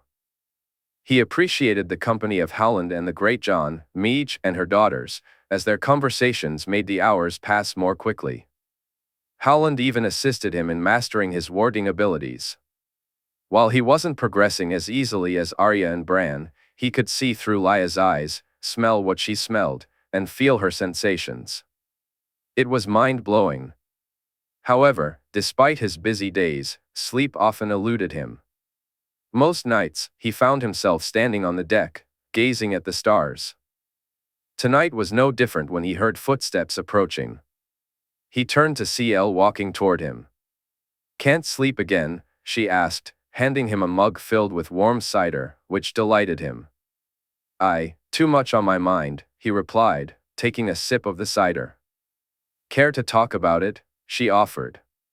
His first instinct was to decline, but soon he found himself sharing thoughts he hadn't intended to voice.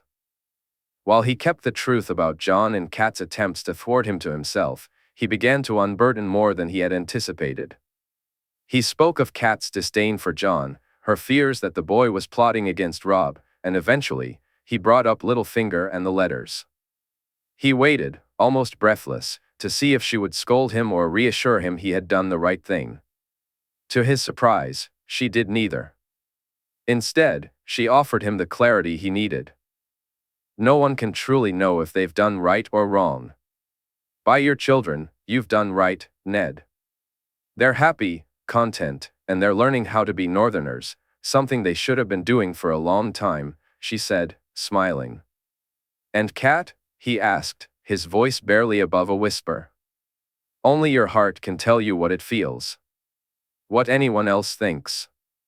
Words mean nothing compared to that," Elle said as she touched his arm and walked back below deck. After that conversation, Ned found himself sleeping much better. She hadn't tried to placate him or insist that he was right. Instead, she encouraged him to trust his feelings and follow his heart.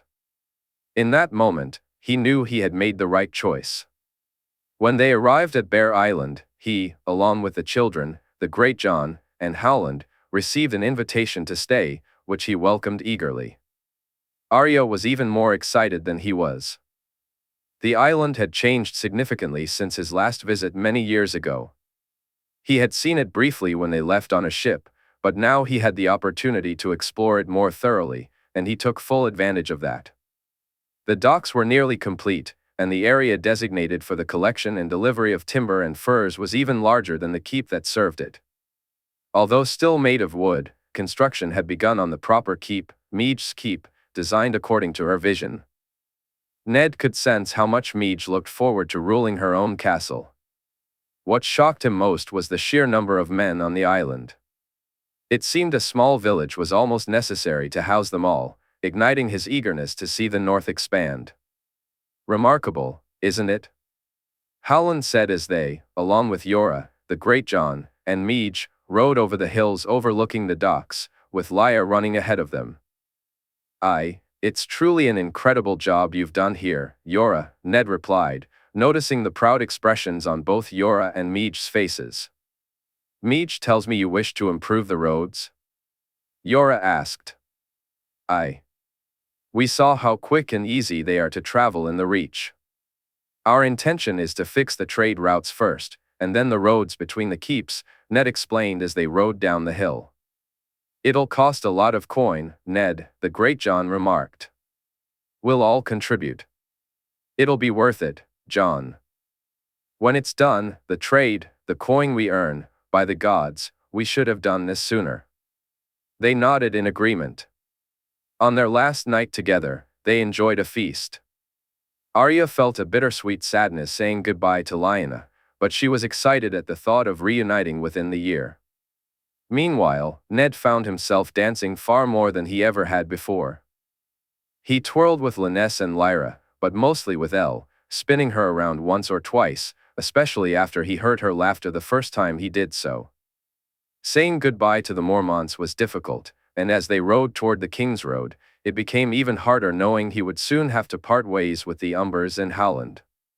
Howland remained as enigmatic as ever, always seeming to know more than those around him, and Ned suspected he truly did. The night before they were to part, he and his old friend had a strange conversation.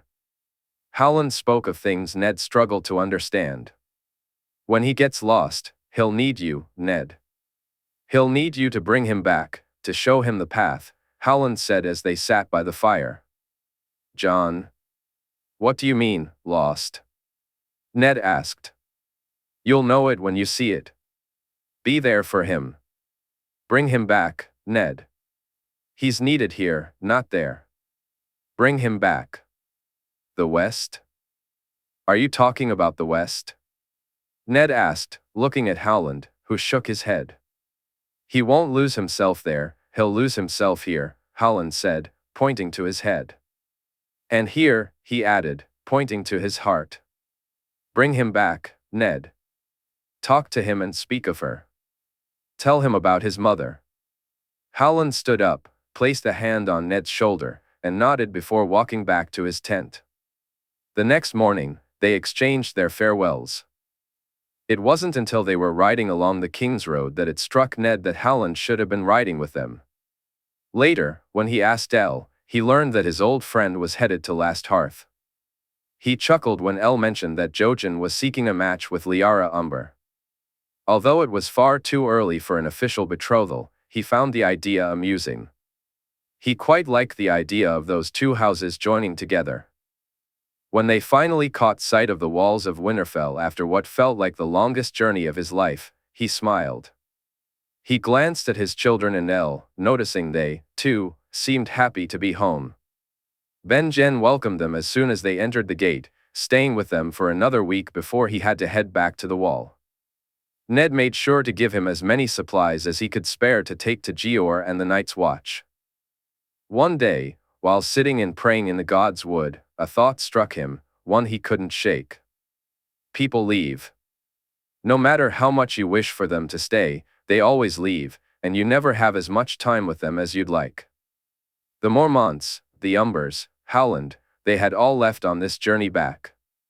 Now Ben-Jen was gone too, and soon his children would leave as well. What then? With no children to govern, would Elle need to leave? Would she have to return to her father's keep? Did he want her to? The answer to that one was clear at least. Rising to his feet, he turned to walk back to the keep and was surprised to find Lya and Elle standing there. Elle looked at him, and he looked back at her, the wolf watching them both. He closed his eyes and searched for the door. Soon, he found himself inside, feeling what his wolf was trying to tell him, the message she had tried to convey so many moons ago. She is Pack, Lya said in his mind. As he opened his eyes, he smiled and moved toward them both. In Dorne, 295 AC, Oberyn had missed this, the Dornish food, the Dornish weather, and most of all, he missed his girls. He laughed loudly and joyfully as Doria splashed about in the water, Tyene holding her up as she played. Illyria held Lyriza, their little girl too young to swim on her own, content to be held by her mother, her small hands splashing the water as she mimicked her older sisters. Beside him, his brother Doran watched happily, always at his best when observing the children play. Did you have fun then? Doran asked. Not as much as I'd have liked, but I had fun. Seeing the stag fawn over a boy who will eventually bring him low is quite enjoyable, Oberyn replied, swallowing a date. He has no suspicions? Doran inquired. If he did, then Jon would be dead, or we would be at war, Oberyn said simply. And he knighted him, you say? Doran chuckled. He shamed him. To be knighted by the stag, had Jaime Lannister not acted, I would have. You really care that much for the boy? Doran asked, a smile spreading across Oberyn's face as he turned to him. He is Elia's child, just as much as Rhaenys or Aegon would have been. So, he is my nephew. I've spoken to my niece, brother. I've heard the words from her own mouth, though a dragon's it is. He is our kin, and soon to be our king, Oberyn said, watching Doran nod in understanding. Arianne wishes to see him, to see Rhaenys and Sarella. I've told her she may go. I'll be heading to Sunspear, brother, and I wish you to be by my side. I will, but not for some time, brother. I must go to Ironwood first, Doran replied, concern etched on his face. Oberyn, his brother warned. Fret not, brother. I go to right a wrong, not to cause another, Oberyn laughed, just as Lyriza slapped both hands down into the water, splashing Illyria. A few days later, he rode out with Daemon, Obara, and his guards. Quentyn had joined them, eager to see his friends once more. While traveling by sea may have been quicker, he had missed this, the freedom the desert allowed. They rode fast, but not hard. Upon arrival, they received mixed welcomes. Quentyn was treated like a prince and a long-lost friend, while Oberyn was respected but met with a cooler reception.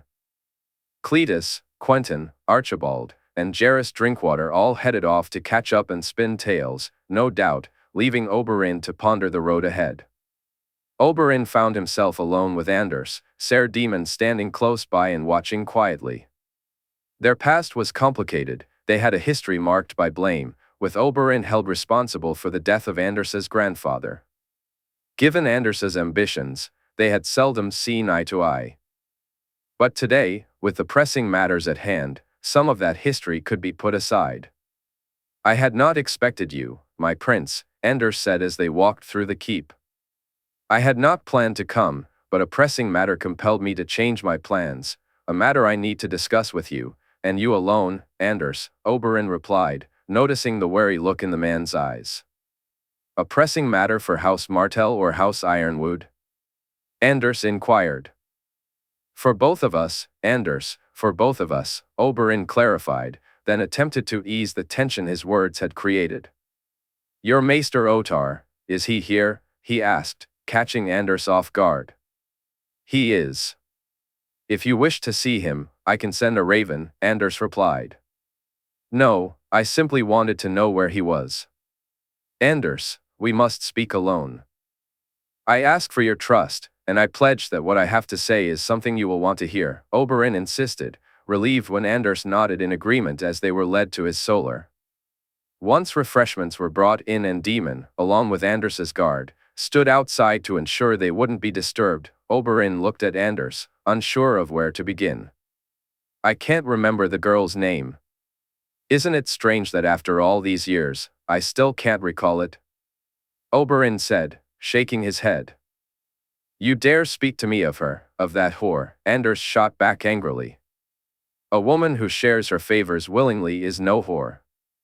Your grandfather was far too angry to keep her in his bed and far too eager to place the blame elsewhere, Oberyn replied. When Anders moved to stand, Oberyn raised a hand, signaling him to stay seated. I did not coat my blade with poison, he said simply, watching as Anders processed his words. Now, many years later, you come to my home and lie to my face. You are my prince, I may owe allegiance to your house, but I won't allow any man to insult me in my own home, prince or not, Anders said, his voice nearly boiling over with rage. It was Otar, Oberyn replied simply, watching as the blood royal jumped to his feet. Oberyn rose as well, placing a hand on Anders's shoulder to urge him to sit back down. If you sit, I'll tell you the truth about what happened with your grandfather.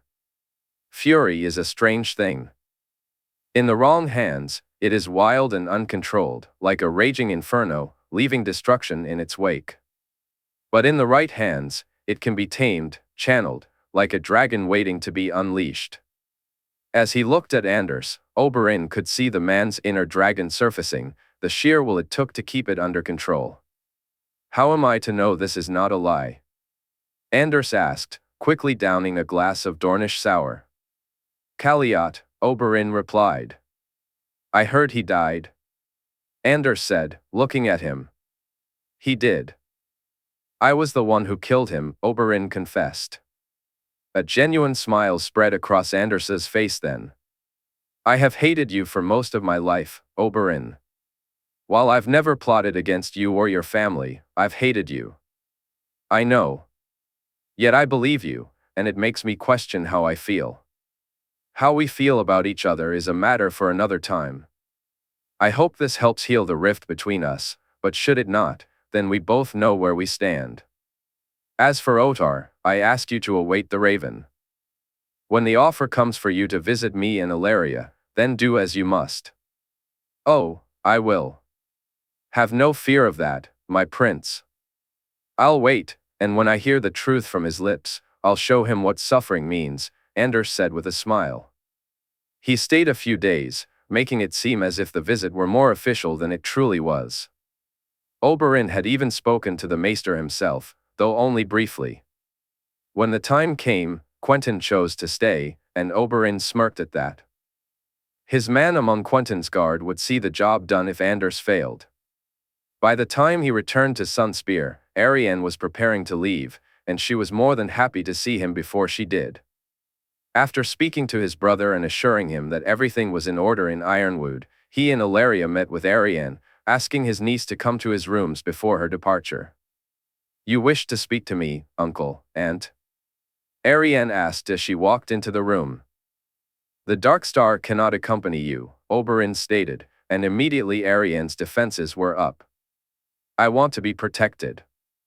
I can bring whoever I wish to ensure that, she replied firmly.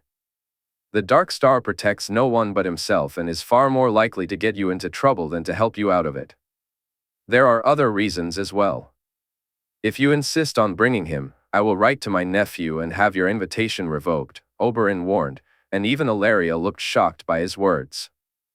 Oberyn, Ilaria said, glancing at him, but she turned away when he shook his head. Very well, uncle, Arianne said far too quickly. Ser Gerald will accompany me on my hunt tomorrow, niece.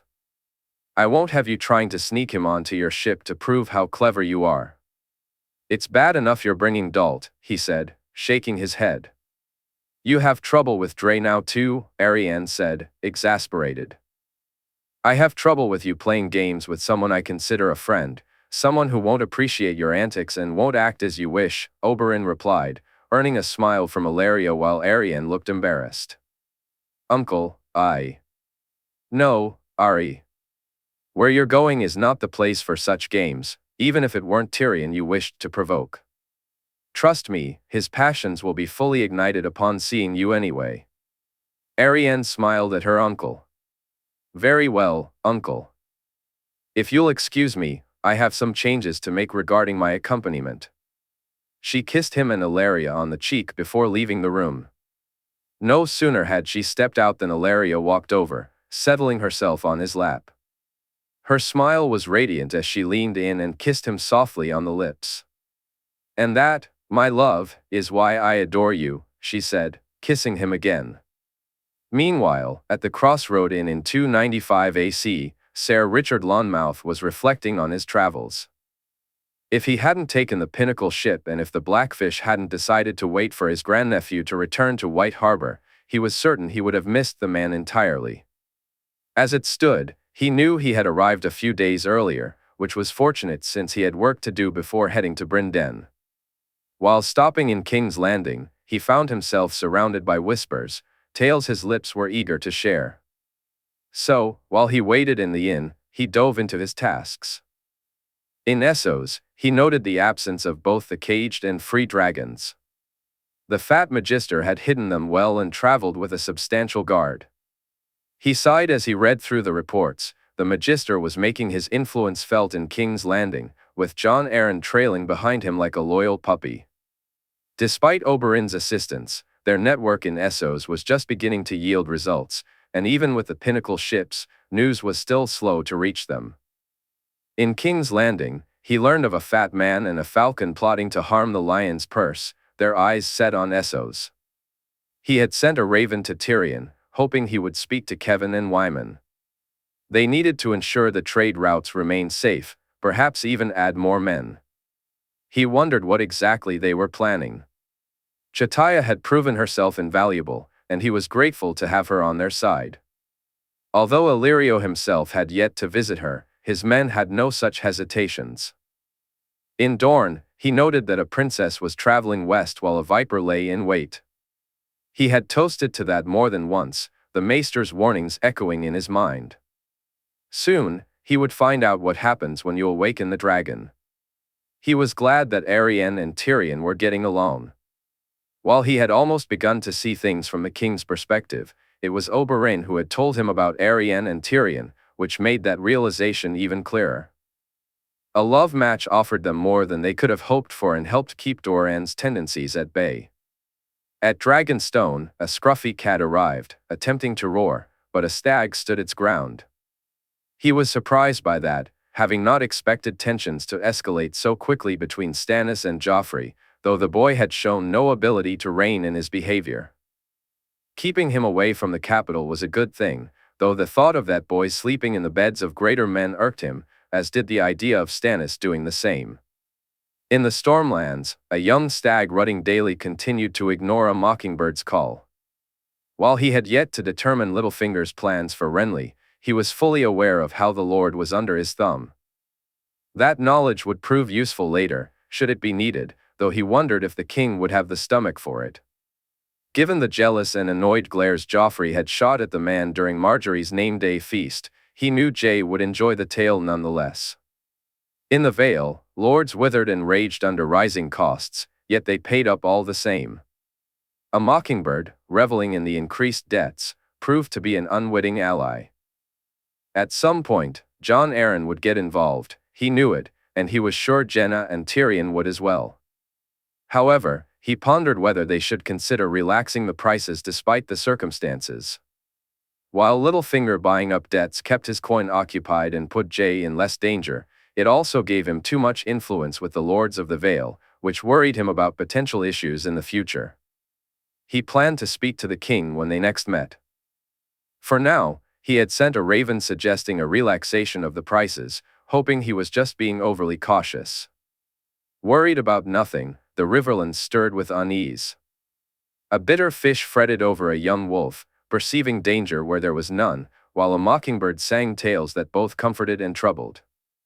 In the brief time he had known Jae, he had found him to be everything he had hoped his father would be, everything Rhaegar could have been. But like his father, he began to worry that family ties were blinding him to what needed to be done. Everyone had warned him about the necessity of taking down Aerys. Whether it was love, blood, or simply a lack of resolve, Rhaegar had refused their advice and forged his own path. He knew Jae had the courage, he had witnessed it firsthand and heard it in the plans they had devised together to rid the world of evil men. The issue wasn't will, it was the blood, the familial connections that weighed heavily. A part of him longed to confront it all himself. If there weren't greater battles ahead for the king, he would have done so. As it stood, all he could do was watch, wait, and try his best to keep the fish in the river. In the north, lips that once spread stories now remained silent, the flayed men told no tales, and thus a bard was required. A bard, so soon? He worried about what that meant and what it had meant for those lips that had been silenced. The Bolton's reputation was well known to him, and he had given strict orders on how close to get. Did they know? Or were there other motives at play?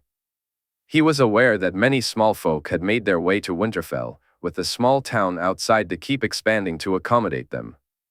But was there more happening there than he understood? He wished Bran hadn't decided to leave his service. A bard was a far more difficult asset to manage, especially one who would fit in the north. He needed information, and he almost laughed when the realization struck him. It was time to present an offer to the Boltons, and he hoped Wyman would agree. He took the notes, walked to the fire, and after tossing them in, he went downstairs for his meal, facing a sleepless night ahead. Brienne watched as the man entered the Crossroads Inn, a smile spreading across his face at the sight of him alone. It was 295 AC, and the warmth of the meal and the coolness of the ale were a welcome comfort. He was tired, craving just one night's sleep in a comfortable bed, and after paying the coin, he felt satisfied with the room. The next morning, he broke his fast and mounted his horse, ready for the ride to the Vale ahead. He had enjoyed the tournament, especially the time spent with his grandniece and nephew. Sansa resembled her mother, Catelyn, yet Brienne noted that the girl possessed more sense than his own niece. As for Robb, he found himself quite fond of the young man. Robb had a good head on his shoulders and was no slouch with a blade. Learning that Robb was betrothed only increased Brendan's eagerness to travel back with him and deepen their connection. When Jon and the others departed, Brendan chose to stay and journey with Robb and the Mandaleys. He relished listening to his grandnephew recount tales of his siblings, of Bran's climbing escapades and Arya's wild spirit, both of which Brendan could now relate to. When he mentioned to Robb that he would be taking Bran on as a squire the following year, Robb's face lit up with happiness for his brother. It filled Brendan with pride to witness their brotherly bond. Family, duty, honor, those are my house words, Robb, Brendan said. I can see you take them to heart just as much as you do your father's, and I intend for young Bran to live by them too. Robb nodded in agreement. My mother, she and father, they're not getting back together, Robb confessed. That seems to be the truth of things, Brendan sighed. I wish. I hope she comes to my wedding, Robb said quietly. I have no doubt she will. I hope for an invite, Brendan chuckled, pleased when Robb shared a laugh with him. As they made camp, Brendan laid down his bedroll and lit a fire. After a satisfying meal, just as he was about to drift off to sleep, he heard the sound of a horse approaching. The man was leading the horse rather than riding it, and instinctively, Brendan's fingers curled around his blades. I mean you no harm, friend, the man called out. I'd like to share the fire, if you don't mind, the man said. Brendan regarded him warily for a moment before nodding. Why not? Two men are better than one should bandits try their luck, he replied, catching a laugh from the stranger, though he still couldn't make out the man's face. A brave bandit indeed it would be to take on the Blackfish, the man said, rising to his feet. You have me at a disadvantage, Brendan responded, but as he finally saw the man's face, he shook his head in disbelief. Richard? It's me, Brendan. Let's sit by the fire and reminisce about days gone by, Sir Richard Lonmouth said, handing him a bottle of wine. I heard you were dead, Brendan remarked. No, just lost in Westeros, Richard smirked. I thought I saw you at the tourney. Brendan asked, and Richard nodded as he handed the bottle back. I was there. I wanted to see the fat stag in his natural habitat, at a feast, gorging himself on food and groping girls far too young. Brienne couldn't agree more. Robert had always behaved disgracefully, and the crown on his head had done nothing to change that. Even his son seemed to carry no honor or grace. As he swallowed the wine, he tried to forget about the boy prince's recent misdeeds, but it seemed that would not be possible, as Richard brought it up just moments later. As for his son, Aerys' cruelty only came later. "That boy has no business on a throne, just like his father," Richard said. "You forget I fought against the dragons, Richard. You may not have given up your allegiances, but people remember what Aerys did. But not what Tywin did, or what Robert and Jon Arryn allowed him to do. Aerys was a monster, true enough. But was Rhaegar? Would Aegon have been? Did Elia deserve her fate, or Rhaenys hers? The children and princess were innocent, but Rhaegar got what he deserved," Brienne replied. Richard laughed and said, "You fought on the wrong side once, Brienne. Even now, you don't know the truth of it. Family, duty, honor, they all come into play, not just one." He stood up, adding, "The dragons will return. You should make sure to be on their good side when they do." As he walked back to his horse, Brienne watched him climb into the saddle. Richard nodded, turning his horse around before he began to ride off, stopping at the bottom of the hill. "I wish you good fortune in your travels, Brienne. May the road you find be the right one," Sir Richard said. And just like the ghost Brienne had thought him to be, the man disappeared into the night. Brienne wondered if Richard was still a supporter of the dragons. The girl and boy were somewhere in Essos, as far as he knew. Perhaps, like all men, Richard longed for what he once knew, a past that held the hope for a better future. Brienne could relate to that longing. He missed his brother, his niece, and nephew. He remembered how his family had once been. With Hoster gone, and Cat and Edmure lost, he craved a family. Without it, duty and honor felt like poor substitutes. As he rode toward the Vale, he put his faith in a young boy who he hoped would restore some semblance of dignity to his house, who might bring them back to their former glories. Little did he know that miles away, heading in the opposite direction, Sir Richard Lonmouth was doing the exact same thing. At Casterly Rock in 295 AC, Melisandre sat in her room when the prince knocked. She felt a surge of gratitude to see him. While he tried to give everyone some of his time, she realized that she perhaps received the least of it. The moments they spent together were precious to her. She especially cherished their conversations about her god. She knew he wouldn't convert, but he was still Loras chosen, and the future he spoke of intrigued her. He had even told her he would have a temple built to R'hllor in King's Landing, without her even asking. Just as he had promised, he would ensure that a weirwood was planted in the God's Wood of the Red Keep. The freedom to choose was a right for every man and woman, and when he took the crown, he intended it to symbolize not only religious freedom but also economic freedom for the people. "We must strive to be more than those who came before us, my lady. We must be better," Jay said, making her smile. "I have a legacy to uphold, a family that has shaped history, both good and bad. It's up to me to ensure that people remember my family for the former." Yet, she sensed that his thoughts were tied to Thuras of Myr and the tales he might have shared with Beric Dondarrion. So, she recounted what she knew about the drunken priest. He had been sent to Westeros to bring the people to her god, to spread his word, and had ultimately failed. "Do you think he still believes?" he asked. She paused, reflecting silently for a moment before replying, "I do. Once you've felt R'hllor's embrace, once you've let him into your heart, it's hard to let him go, my prince. Faith may be tested, as mine was, but my God is true." "Your faith was tested, my lady?" he asked, curiosity evident in his voice. "It was. And then, in the flames, I was shown a prince who would bring the dawn," she explained. He looked at her, seeking more clarification. She shared her visions, surprised that he didn't seem disturbed or worried by them, though she knew he had his own. When she mentioned ice and cold, his curiosity piqued, and he urged her to continue. Then, He spoke of the gifts he had received. The book makes no sense, my lady.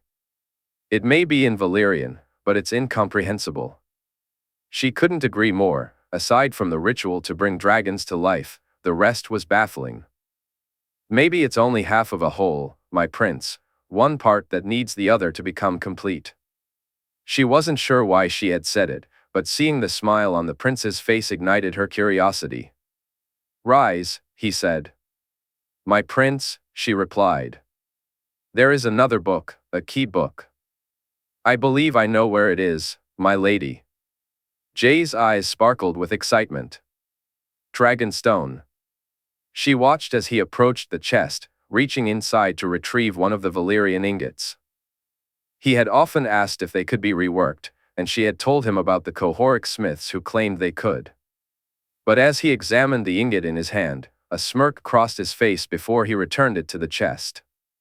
Without saying a word about it, he walked back and placed his hand gently on her shoulder. My lady, I asked you to be on the beach tonight. It's time for me to become who I was meant to be, Jay declared. My prince, she asked, her heart racing. Tonight, I fly, my lady. Tonight, I become a dragon rider. As he spoke, her heart raced even more, as pieces of her vision began to unfold. The rest of the day dragged on, each hour stretching into what felt like a lifetime. During her meal, she struggled to contain her appetite, and once she finished, she retreated to her rooms. As she waited for the appointed time, each tick of the clock felt like an eternity. She began to worry that she wouldn't make it until finally, there was a knock at her door. My lady, it's time, her guard announced. Together, the three of them made their way to the beach. Looking up, she marveled at the full moon illuminating the night sky and the bronze dragon soaring above, its scales shimmering in the light. But it was the white dragon she sought. When she spotted it, she held her breath in awe as it descended to land. Like those around her, she nervously awaited the moment. When she saw the prince, she was taken aback by his appearance. He spoke softly to the white dragon, and the sounds it made seemed to express joy. Kasai Suvgan Rhaenix, Kasai Suvgan Henkiri, she heard him say. We will fly, Rhaenix, we will fly together. Closing her eyes, she offered a silent prayer to her god. Casterly Rock, 295 AC, John. From the moment he returned to the rock, if he had known what he was building up to, he would have felt her eagerness for them to fly. But with so much on his mind and so many urgent tasks to complete, he wasn't sure he could have postponed it for even a day. He had spoken to Tyrion and Jaime about the necessity of Tyrion becoming more involved, explaining his reasons in hopes they would understand. Then he announced it was time for him to fly, to take to the skies. He anticipated the inevitable arguments against it. Fly where? Jaime asked. Nowhere in particular. Rhaenix will decide. I need to learn how to do this. I don't intend to just fly across Westeros, not yet, at least, he said softly, though perhaps not softly enough. Not yet? What does not yet mean? Jenna's voice rose in protest. There are places I need to go, places I must visit, even if I don't have the time. I have to go before it's too late, he explained, looking at her. Where? She pressed. Summerhall, Dragonstone, High Heart, and the Tower of Joy, he said, glancing at Arthur as he mentioned the last location. Alone? Jay, you cannot go alone, Arthur insisted, and he noticed Jaime and Jerian nodding in agreement. I need to know what I'm doing before I even consider bringing anyone with me on Rhaenix. Once I'm ready, then we can discuss it further. But it's time. I know it, and Rhaenix knows it. When? Jaime asked. Tomorrow night, Jay replied, watching as they exchanged reluctant glances. Once everyone else had left, he asked Jaime for a moment alone. Once they were alone, he tried to explain further. I need to do this. With Rhaenix, I can reach my destinations quickly and return without being seen. He looked at Jaime, who shook his head. She's. Jon, people might not notice you, but a large white dragon will definitely attract attention, Jaime said doubtfully.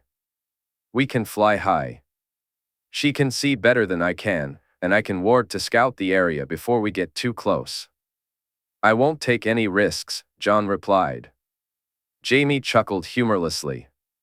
You're talking about flying on a dragon, Jon. That's the risk. It's not like falling off Winter. I know, but I have to do this. I need to see those places, and time is running out. What we need to do is getting closer, Jaime. I can't be traveling for moons, I just can't. Jon smiled when Jaime nodded in agreement, albeit reluctantly. Arthur proved to be a different matter altogether. The knight was insistent on joining Jon. While Jon managed to convince him to stand down for now, he knew that when the time came for him to fly to those other locations, Arthur would insist on coming along. Not even Rhaenix would be able to stop him. The next morning, Jon knew it was time to tackle his other responsibilities. He postponed as much as he could, knowing he could never truly refuse Joy anything. He asked Satin and Brienne to join him and was pleased with their reactions. Satin was shocked, but Jon felt he could trust him. Brienne's presence was even more important now, especially with Walder as her knight. He sought out Melisandre to discuss matters, inviting her to witness the dragon ride, knowing how much she would wish to see it for herself. Surprisingly, things that had puzzled him for moons, the ingots, the book, suddenly became clear. Later, he mentioned this revelation to Sarella. You mean it just came to you, all of a sudden? Sarella asked. It did. It was odd, strange. I've talked about these things with her, with Marwyn and Loamra too. We've discussed them countless times, so why now? Jon wondered aloud, and Sarella shook her head, just as puzzled as he was. Are you really going to fly tonight? She asked, and he smiled in response. It's time. You'll be there? Of course. Do you think I'd miss the first dragon rider in over 100 years? Sarella replied excitedly. What about the maesters? She inquired. I'll speak to them. I don't want them too close. Don't share your work with them, and if they ask you about it, speak only in general terms, he said, looking at her. His tone made it clear this wasn't a suggestion. I'd never, she promised, but then she noticed his smile. You don't trust them? I don't know if I'd trust any of them to know too much about a dragon, aside from my uncle. When he mentioned that he might soon be flying away for longer and more frequent trips, he saw the worry and disappointment flash across her face. He quickly reassured her that Lygaron wouldn't be going anywhere for some time. Suddenly, she enveloped him in one of the tightest hugs he had ever experienced, simply because he promised that as soon as he was able, he would take her flying. She trusts you. You're our blood. I think of anyone, you'd be the one she'd be happiest to have with me when we fly, he said. She smiled and laughed, her excitement bubbling over as she tried to figure out when that could be. With Marwyn and Loamra, the reactions were different. The mage was fascinated by the dragons, his curiosity was genuine, yet it worried Jon. Despite knowing how helpful Marwyn could be, he belonged to an order that Jon was unsure he could fully trust. He planned to speak with Aemon and Rhaenix to see if they could alleviate his concerns, but he was adamant that the mage and Loamra could only visit the dragons under supervision. He also intended to limit what they could do during those visits. He had no issue discussing other matters with them, the glass candles, the dreams, but on this, he felt he was right. This evening? Marwyn asked. Absolutely. As soon as it gets dark, come to the beach. Who knows, you might just see a boy fall flat on his backside. He joked, enjoying the laughter that followed. I look forward to it, my prince, Marwyn replied. For a moment, Jon thought Marwyn was referring to the fall, but then he realized the maester was actually talking about the flight itself. While the others enjoyed their dinner, Jon quickly dressed in new clothes he had never worn before. Standing in front of the mirror, he took a moment to see himself as he truly was, a Targaryen. Grabbing some food, he made his way to the caves, with Arthur and Jorah trailing behind. He noticed the smile on Arthur's face as he admired Jon's attire.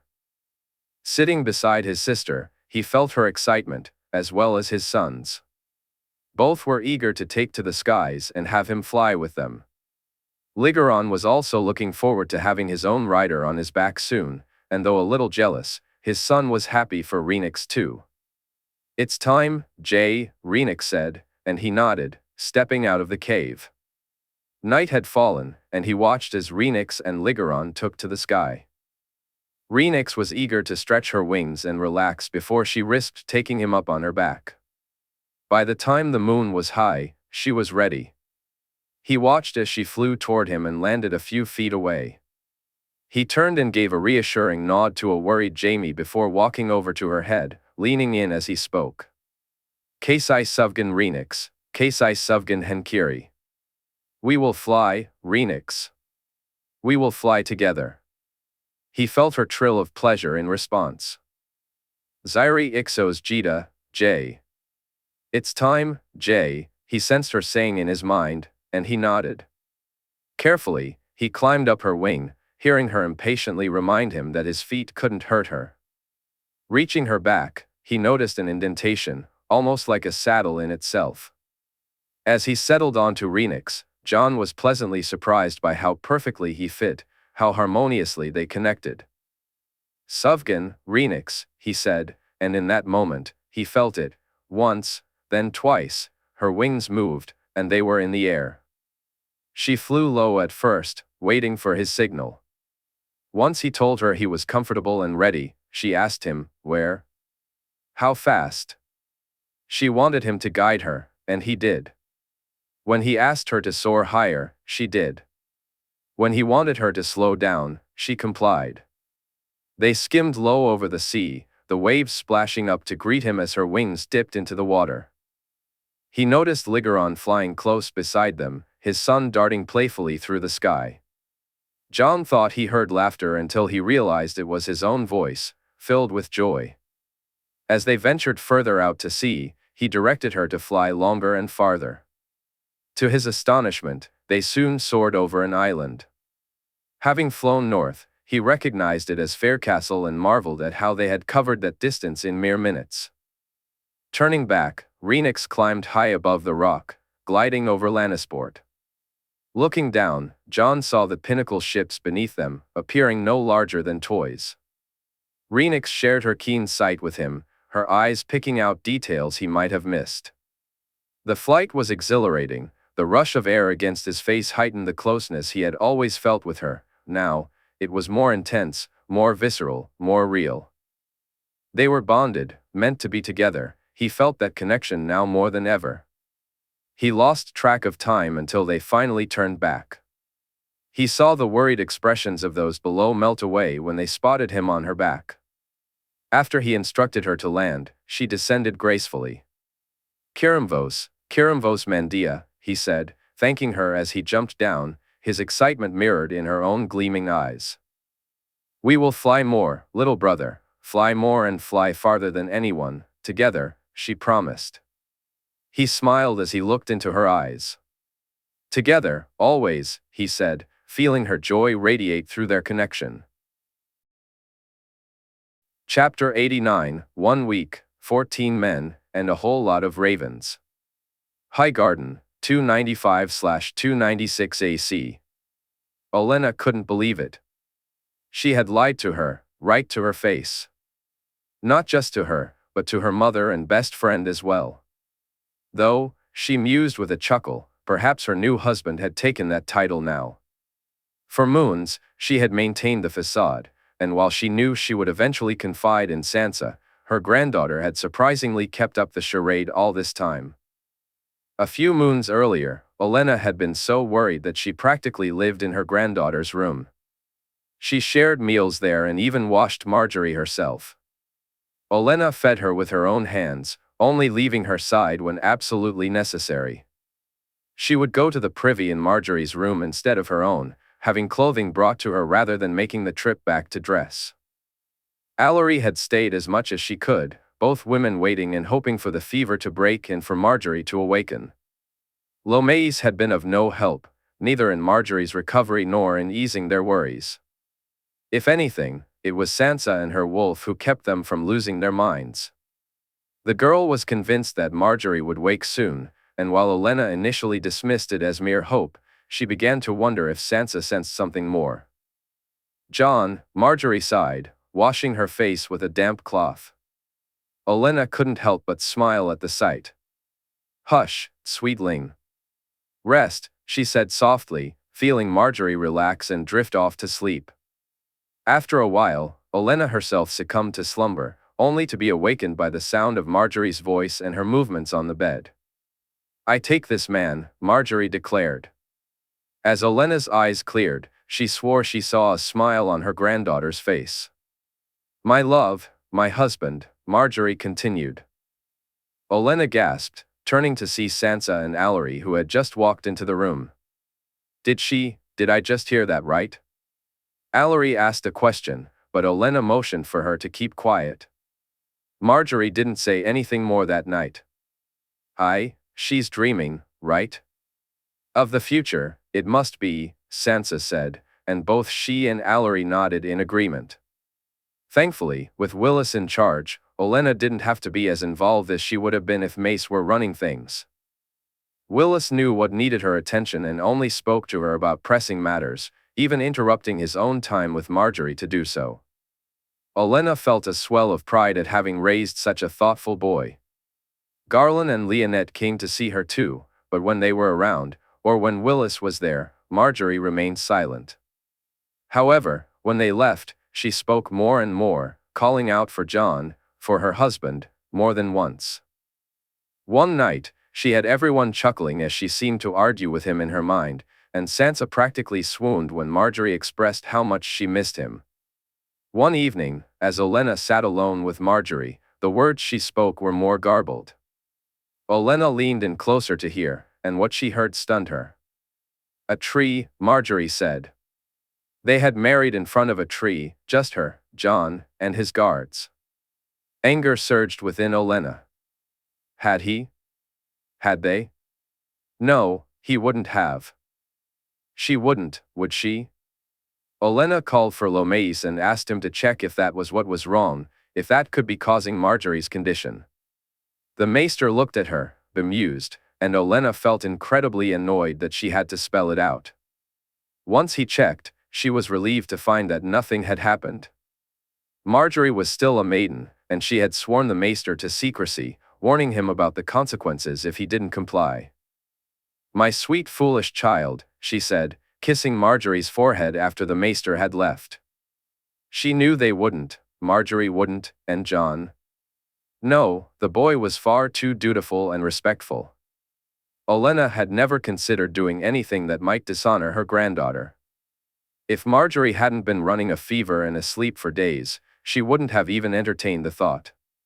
But now, faced with the reality, Olenna felt she had to act. She was well aware that the first time could be painful, and other complications could arise as well. Everyone breathed a sigh of relief when Margaery finally woke the next day, looking confused about where she was and how long she had been out. After Loras examined her and confirmed she was well, Margaery reassured them all. Yet, a question weighed heavily on her mind. "Grandmother, it was just a dream." "I must have dreamt that Jon and I were wed," Margaery said, and Olenna could only stare, surprised to see her granddaughter meet her gaze. "I knew it. I told you so," Sansa exclaimed, her excitement palpable. "What was the wedding like? Was it beautiful? I'd bet your dress was stunning. What was it like?" "A tale for another time, Sansa. Despite just waking up, you look tired, sweetling."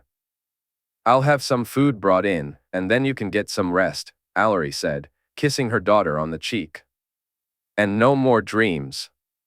You'll be wed soon enough as it is," she added with a laugh before turning to leave. Olenna, however, stayed put.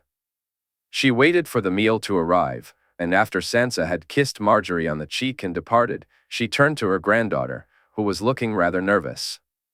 "The truth?" Olenna asked, straightforward and direct. "It is the truth, grandmother. I had a dream about Jon, that's all," Margaery replied. Yet, even as Olenna sensed the lie, her granddaughter spoke with such confidence that it made Olenna second-guess herself. "So, you haven't run off and gotten married in secret, without your family, without the people who love you by your side?" Olenna pressed, hoping to coax the truth out of her.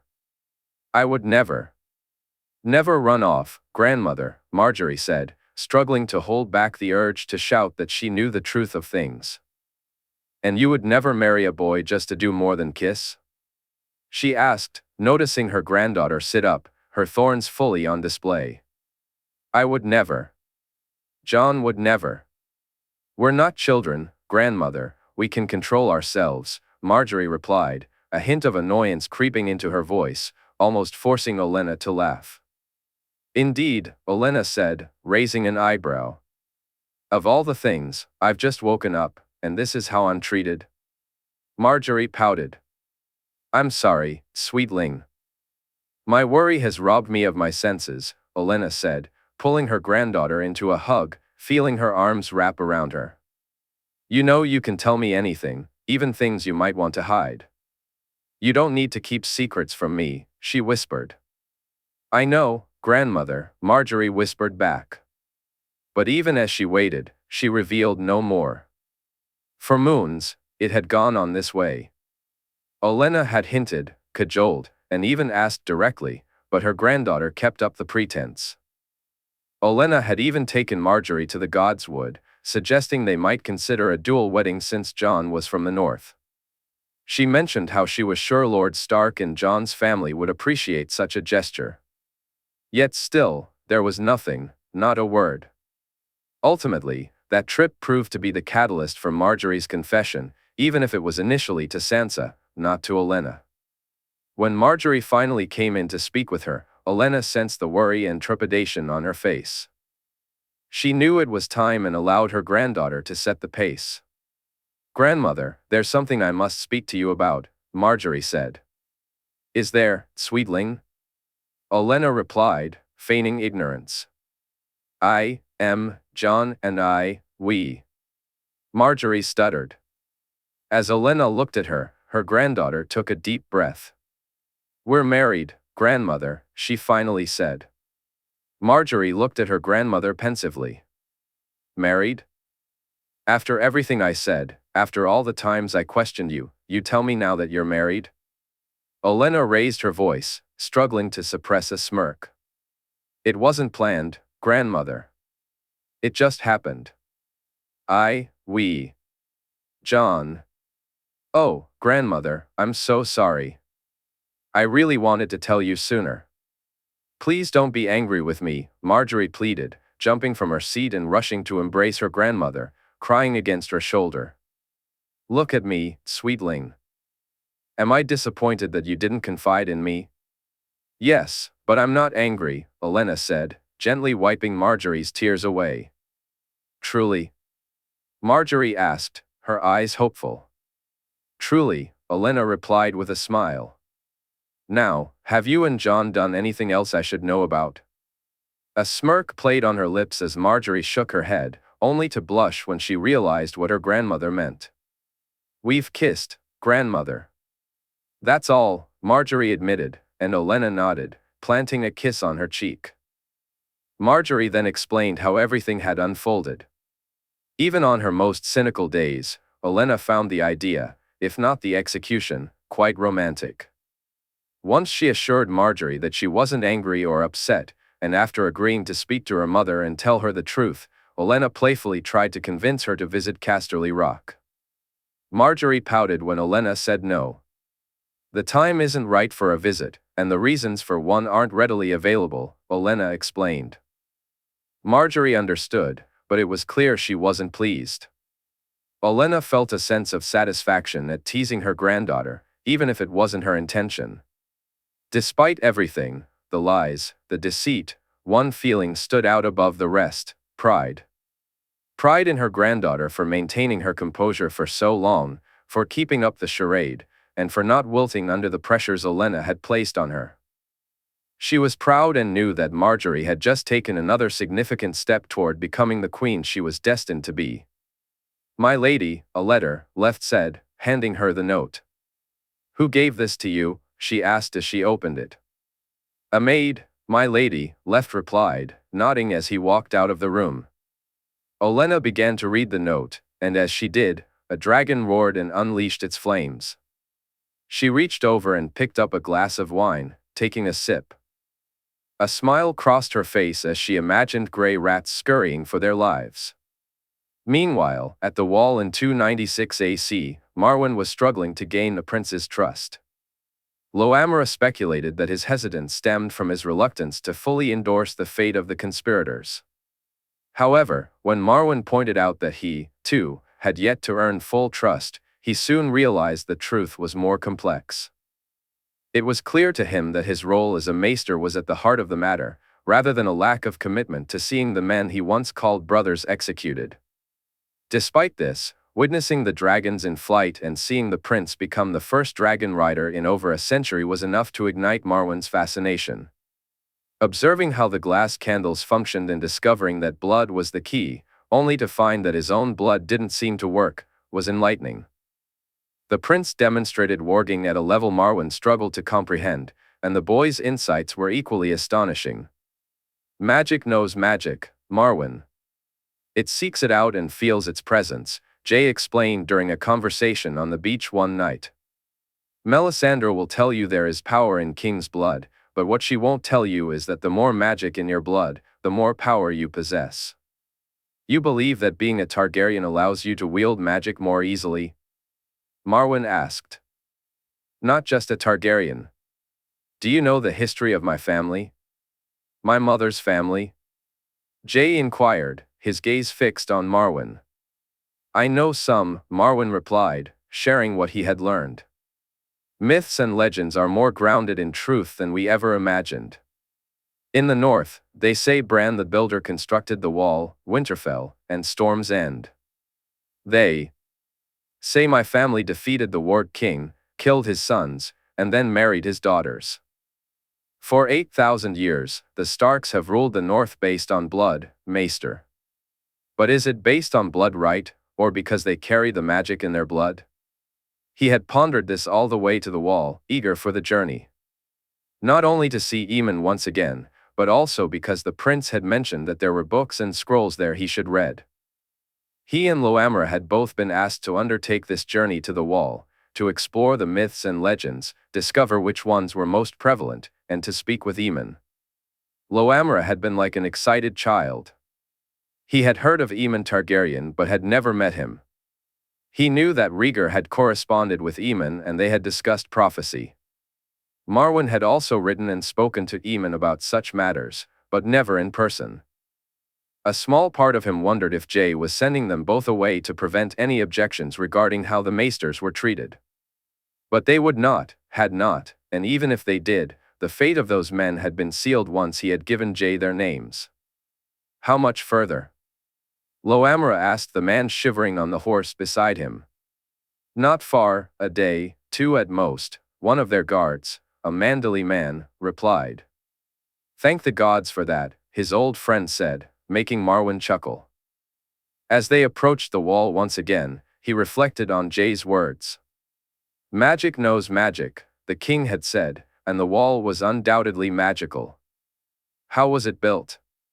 How did it stand? Why was it built? All these questions raced through his mind as they rode alongside it. Yet, the one he returned to most often was whether the magic in the wall was a tangible thing. If so, could it be harnessed or weakened?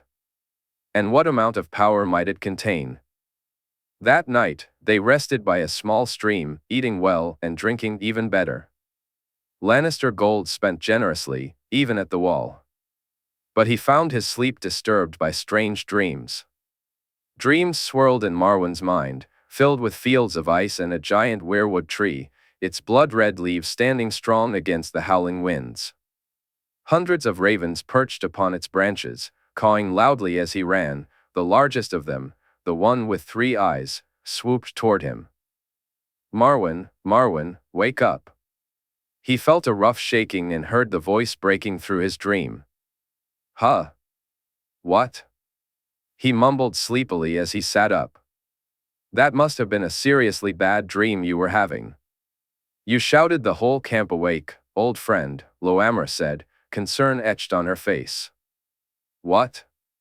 "Oh, it was nothing. Strange, though," he replied, trying to grasp the memory of what had frightened him about the birds. He ended up sitting by the fire for the rest of the night, reluctant to fall back asleep. Though tired the next morning when they set off, he felt somewhat better for it. They arrived at Castle Black that evening, where the Lord Commander welcomed them and their supplies. His steward showed them to their rooms before leading them to see Aemon himself. The maester was blind and aged, yet there was a spark of life in him that Marwyn hadn't seen in many years. Something vital lingered in the man, and as he sensed their presence, his head turned in their direction. Marwyn watched as Aemon nodded to his steward and requested ale to be brought. When the steward left, Aemon gestured for them to sit by the fire. "Aemon, it's good to see you, old friend," Marwyn said warmly. "Would that I could say the same, Marwyn, but alas, my eyes see nothing these days," Aemon chuckled, and Marwyn couldn't help but smile at the sound. "Aemon, this is Loamra, the former maester of Dragonstone. We've been sent to speak to you by Jon Snow," he said, changing his words at the last moment as the steward re-entered. "That'll be all for the night, Chet. Go get some food and off to bed with you." "I can hear you're yawning from here," Aemon said, his voice full of mirth. "Aye, thank you, maester," the steward replied, looking relieved to be dismissed. Marwyn waited until the man had long gone, then nodded to Loamra to check the door. Once they were certain they were alone and wouldn't be disturbed, he turned to Aemon and leaned in close. "We've been sent by your nephew, Aemon. He wishes us to help you look into some of the books and scrolls. He asks us to read up on the myths and legends and see what we can find. To seek out what is most written about among those tales," he whispered. "The long night," Aemon replied simply, catching both Marwyn and Loamra by surprise. "The long night, Maester Aemon?" Loamra asked. "When I first came here many years ago, I brought some of my own books, gifts from my brother and other family. But Castle Black and the Night's Watch had their own library. There were accounts of former maesters, lord commanders, and treatises on many subjects, increasingly referring to the long night," Aemon explained, glancing at Marwyn. "We will need to read them, Aemon. We may be here for some time, just to find them all," Marwyn said, hearing Aemon laugh. "Aemon? I allowed my nephew to take some of my own books with him, some he found himself drawn to as well. After he left, I would find myself inexplicably drawn to a particular scroll or tome, picking up a book here and there. Over the years, I mostly ignored it, but after speaking to Jay, I no longer did," Aemon said, rising and gesturing for them to follow. They walked from the room, down some stairs, and into a cavern of ice. Marwyn and Loamra exchanged stunned silence as Aemon lit the candles, revealing a staggering volume of books, scrolls, and tomes. "Whatever it is my nephew sent you for is in there. I shall be glad of your company. It seems we'll be spending quite some time together, old friend," Aemon said, and Marwyn could do nothing but nod. Casterly Rock, 296 AC, Tyrion was scared. He thought he was nervous. He was certain of it, but the truth was, he was scared. When the Raven arrived from Oberyn, announcing that Arianne had set off, he felt a rush of excitement. He couldn't wait to see her again and found it impossible to stop smiling at the thought. But when the news came that the sails had been spotted, and the ship would be arriving with the next tide, his nerves took over. Despite Jon's reassurances, he couldn't shake the feeling that the time apart wasn't, as his nephew had put it, a path to true feelings. Instead, he feared it would only prove those feelings to be false. Still, he dressed in his finest and organized the welcome committee. Jaime had honored him with this task, alongside Kevin. As he descended in the lift, he steadied himself. "I thought you'd never make it," Jon joked as he stepped off the lift. "I couldn't let you all have all the fun." "Sarella, will you be joining me in the carriage?" he asked, hoping she would agree and spare him the loneliness of riding to Lannisport alone. "I'm afraid not, my lord." "I feel the need to ride today," Sarella replied with a smile, which he returned. As he walked toward the carriage, he felt Jon's footsteps behind him and paused before climbing in, eager to hear what his nephew had to say. "You are Tyrion of House Lannister, of House Targaryen, a prince, a hand, and soon to be a dragon rider.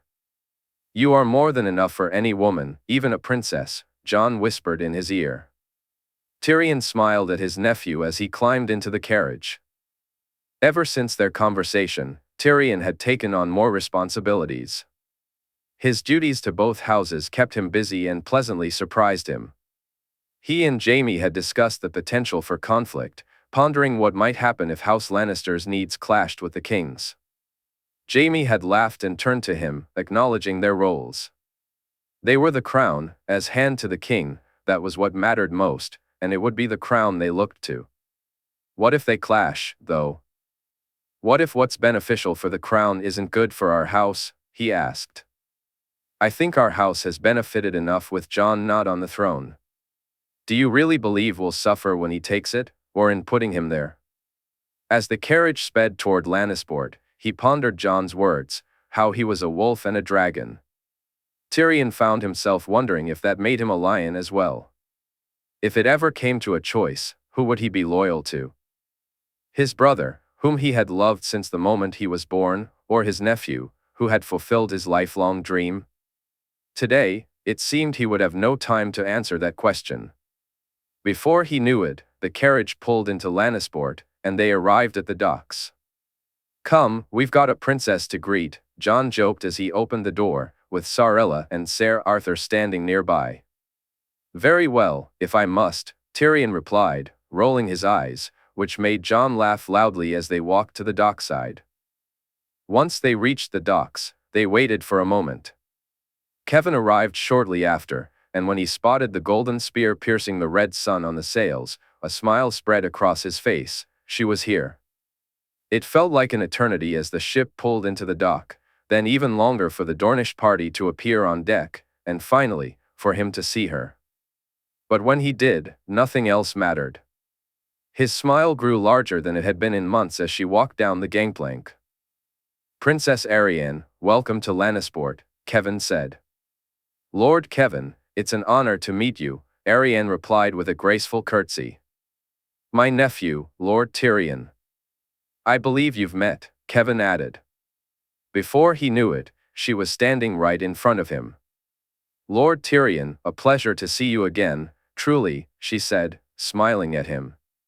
He found himself almost speechless, simply standing there, taking in the vision she presented before him. The dress was Dornish, vibrant and striking. In the colors of her house, the dress she wore was demure by some standards, but compared to the styles he had seen in the West, it was nothing short of scandalous. Every curve of her figure was clearly outlined, and given Tyrion's intimate knowledge of what lay beneath that fabric, she might as well have been naked. My lord, she said, her smile lingering though it had faded slightly. Forgive me, princess. It's truly a pleasure to welcome you here, and I will do my utmost to ensure your stay is as enjoyable as mine was when I visited your home, he replied, watching as her smile returned to its full brightness. I shall hold you to that, my lord, she said, her voice dipping as she moved to greet her cousin.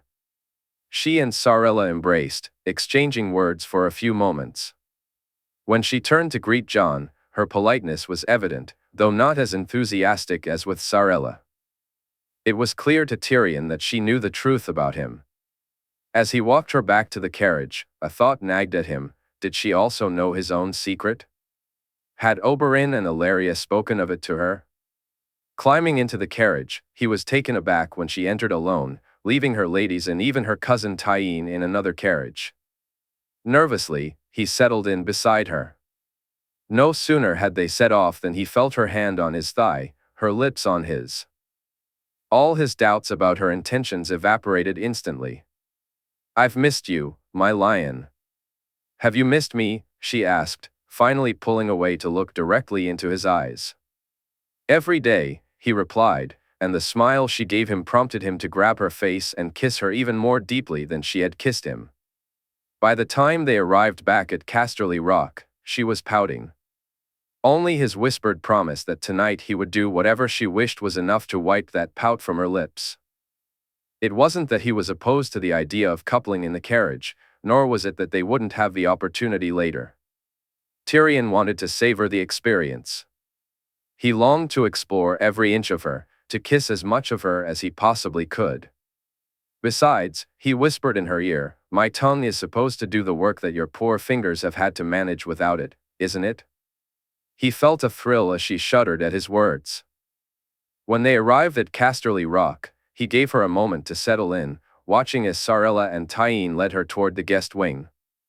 Although she had come with a sizable entourage, Tyrion found himself surprised by some of them. Her ladies were from houses he recognized: Sylvia Santigar, Tyene Sand, her cousin, whom he had barely greeted, much to his shame. There were also Jane Ladybright, Jane Fowler, and Janessa Blackmont. However, the knights and guards accompanying her belonged to lesser-known houses, and to Tyrion's astonishment, none were the men she had been with when they first met. He resolved to ask her about it later, though he suspected he might not. There were far more pleasurable topics to discuss than men who were not present. "The princess is settled?" he asked his aunt as he made his way to his brother's chambers. "She is. I look forward to speaking with her," Jenna replied. Tyrion studied her, wondering if she was aware of their connection. "I think you'll like her, aunt," he said, sensing she spoke more generally. "If she's anything like her uncle, I may indeed, nephew," Jenna responded with a smile. Tyrion couldn't help but feel a sense of hope that his family would take to her, though he tried to keep his thoughts in check. Tyrion usually loved feasts, but tonight was different. Protocol dictated that Arya sit beside his brother, leaving him to sit with Janessa Blackmont instead of the woman he truly desired. He understood this was the formal welcome, but it didn't lessen his disappointment. The feast seemed to stretch on endlessly.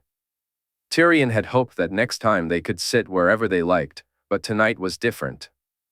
When the dancing began, he felt a mix of relief and jealousy as he watched his brother and uncle take turns dancing with Arya.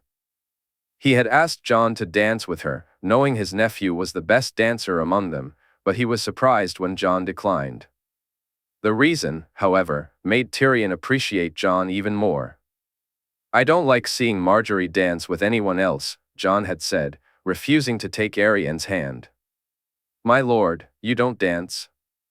Janessa asked, her voice tinged with disappointment.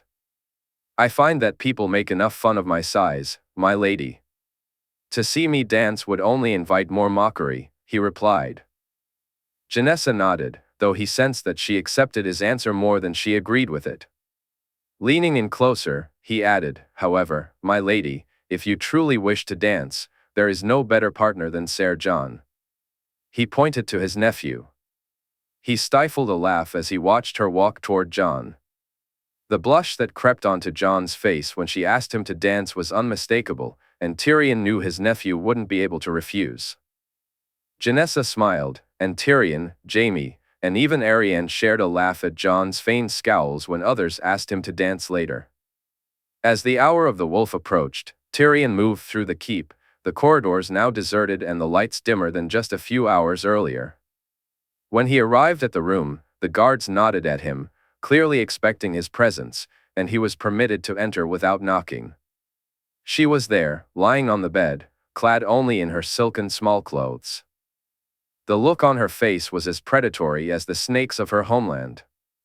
"You made me wait," she said, a smirk playing on her lips. "Then I shall endeavor to make the wait worthwhile," he replied, quickly undressing. "My eager lion," she laughed softly, her voice sultrier than usual. "You're hungry lion," he responded, and this time her laughter was even more inviting. As he grabbed her legs, he began kissing his way up between them. "Volantis," 296 AC. Young Griff felt a growing sense of urgency with each passing day of their journey. He worried they would arrive too late, just as they always seemed to do, reaching a place she had just left. The longest they had stopped was for 2 days in Goyandro. Aside from a day spent fixing the sails, they had sailed non-stop, yet his anxiety lingered. Even as the city loomed before him, a part of him feared this journey would be in vain. Jon, on the other hand, seemed unfazed by young Griff's worries, which only served to irritate him further and had sparked more than one argument between them. His foster father didn't grasp the urgency of the situation, instead rambling on about the Tyrells and the advantages of marriage to Lady Margaery. Young Griff loved the man, he truly did, but Jon lacked an understanding of what it meant to be one of the last dragons, to have the weight of his house's future resting on his shoulders. It had to be his aunt. Only together could they restore the glory of House Targaryen, a silver prince and princess destined to usher in a golden age. If his father had lived, Aegon had no doubt that he and Daenerys would have been wed, even laughing at the thought when Septa Lemore suggested it might have been he and Rhaenys. My father would have used my sister to forge an alliance, to draw a great house closer to the throne. Perhaps Willis Tyrell or even Quentyn Martell, but he'd have bought their loyalty with her hand, he said with a scoff. But not with yours. A prince who would be king would surely be a greater prize. Duck replied, and young Griff nodded in agreement. True, but I have no doubt my father would want to see the Valyrian bloodline extended. My sister looks Dornish, while my aunt resembles me. Just like our ancestors, my father would have wanted our line to continue showcasing what makes us unique, he explained, and Duck listened intently. Jon and the Septa seemed to agree, but not so much with young Griff. Jon had tried to explain that even if they arrived in Volantis and found his aunt still in the city, the place was far too vast to guarantee they would locate her. But Aegon was certain he knew where she was, at the Red Temple. He had no doubt he would find her there. What connection his aunt had to the Red Priests or this Caith woman was unclear, but he sensed a link between them. In Norvos, he had been furious when they refused him entry into the temple, and the priestess had dismissed him so easily. He was Aegon Targaryen, the sixth of his name, the rightful king of Westeros, and these servants of a false god dared to deny him. Once he claimed his rightful throne and dealt with the traitorous lions, wolves, falcons, and stags, he would also take care of those in Essos who had denied him. We should rest for the night, Aegon, and go looking in the morning, Jon suggested as they docked. Aegon looked at him incredulously. For moons, we've traveled, Jon. I won't wait any longer than necessary. We look tonight, he declared, his voice filled with determination. Very well, Jon replied, though Aegon could hear the reluctance in his tone, which annoyed him. You should stay here, Duck, and I will go, he insisted. When Jon protested, Aegon shot him a look that seemed to do the trick, though he disliked the way he stormed off below deck. Fixing his sword to his side and dressing in his finest clothes, Aegon, Duck, and Haldon left the shy maid and soon found themselves walking the streets of Volantis. Haldon informed him about the culture of the Volunten and their views on walking in the city, explaining how they considered it beneath men and women of substance. While Aegon thought that was a silly idea, he found he partially agreed, those of substance needed to be shown as above those lesser than themselves. Aegon felt a mix of awe and frustration as he approached the Red Temple. Its size was staggering, he had thought the one in Volantis was grand, but this was like comparing a humble home to a magnificent castle. Large crowds thronged around the entrance, and he had to jostle through them to get inside. Once he stepped into the temple, he was just as impressed with the interior, though that admiration quickly faded when he asked to speak to the high priest and was turned away. I demand to speak to the high priest, he said, his voice rising with anger. The girl at the entrance simply shook her head. Only R'hllor makes demands of his priests, not men, and certainly not boys, she replied, turning to walk away. Frustrated, Aegon grabbed her shoulder and spun her back to face him. Don't walk away from me, he said, his anger palpable. The room fell silent, and the people nearby paused to watch.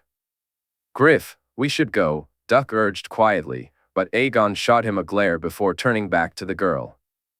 Then, a woman entered, and Aegon couldn't help but notice she was perhaps the most beautiful he had ever seen. With dark hair and striking eyes, she radiated confidence, making her even more captivating in his eyes. However, the way she and her guards looked at him ignited his anger. Who was she to regard a dragon in such a manner? Deep down, he knew he was outnumbered. "You are not welcome here, false dragon.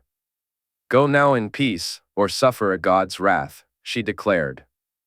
Aegon stared at her in confusion. False dragon? What did she mean? "I've come to talk to the high priest, to ask him questions," he insisted, standing his ground even as the guards closed in around him, easily surrounding him, Duck, and Howland. "We have no answers for you here, nor any desire to lead you to your destruction. Go, and go in peace," she said, turning away. "Daenerys Ta." He started, but he never got to finish his question about his aunt before the guards swiftly removed him from the temple. As Aegon approached the exit, he suddenly realized she was gone. Just as they were about to leave, he caught sight of her. Her long, thick silver hair cascaded down her back, and her face was even more beautiful than he had imagined in his dreams. His heart raced, and he felt a tightening in his britches as he admired her stunning dress, envisioning the figure beneath it.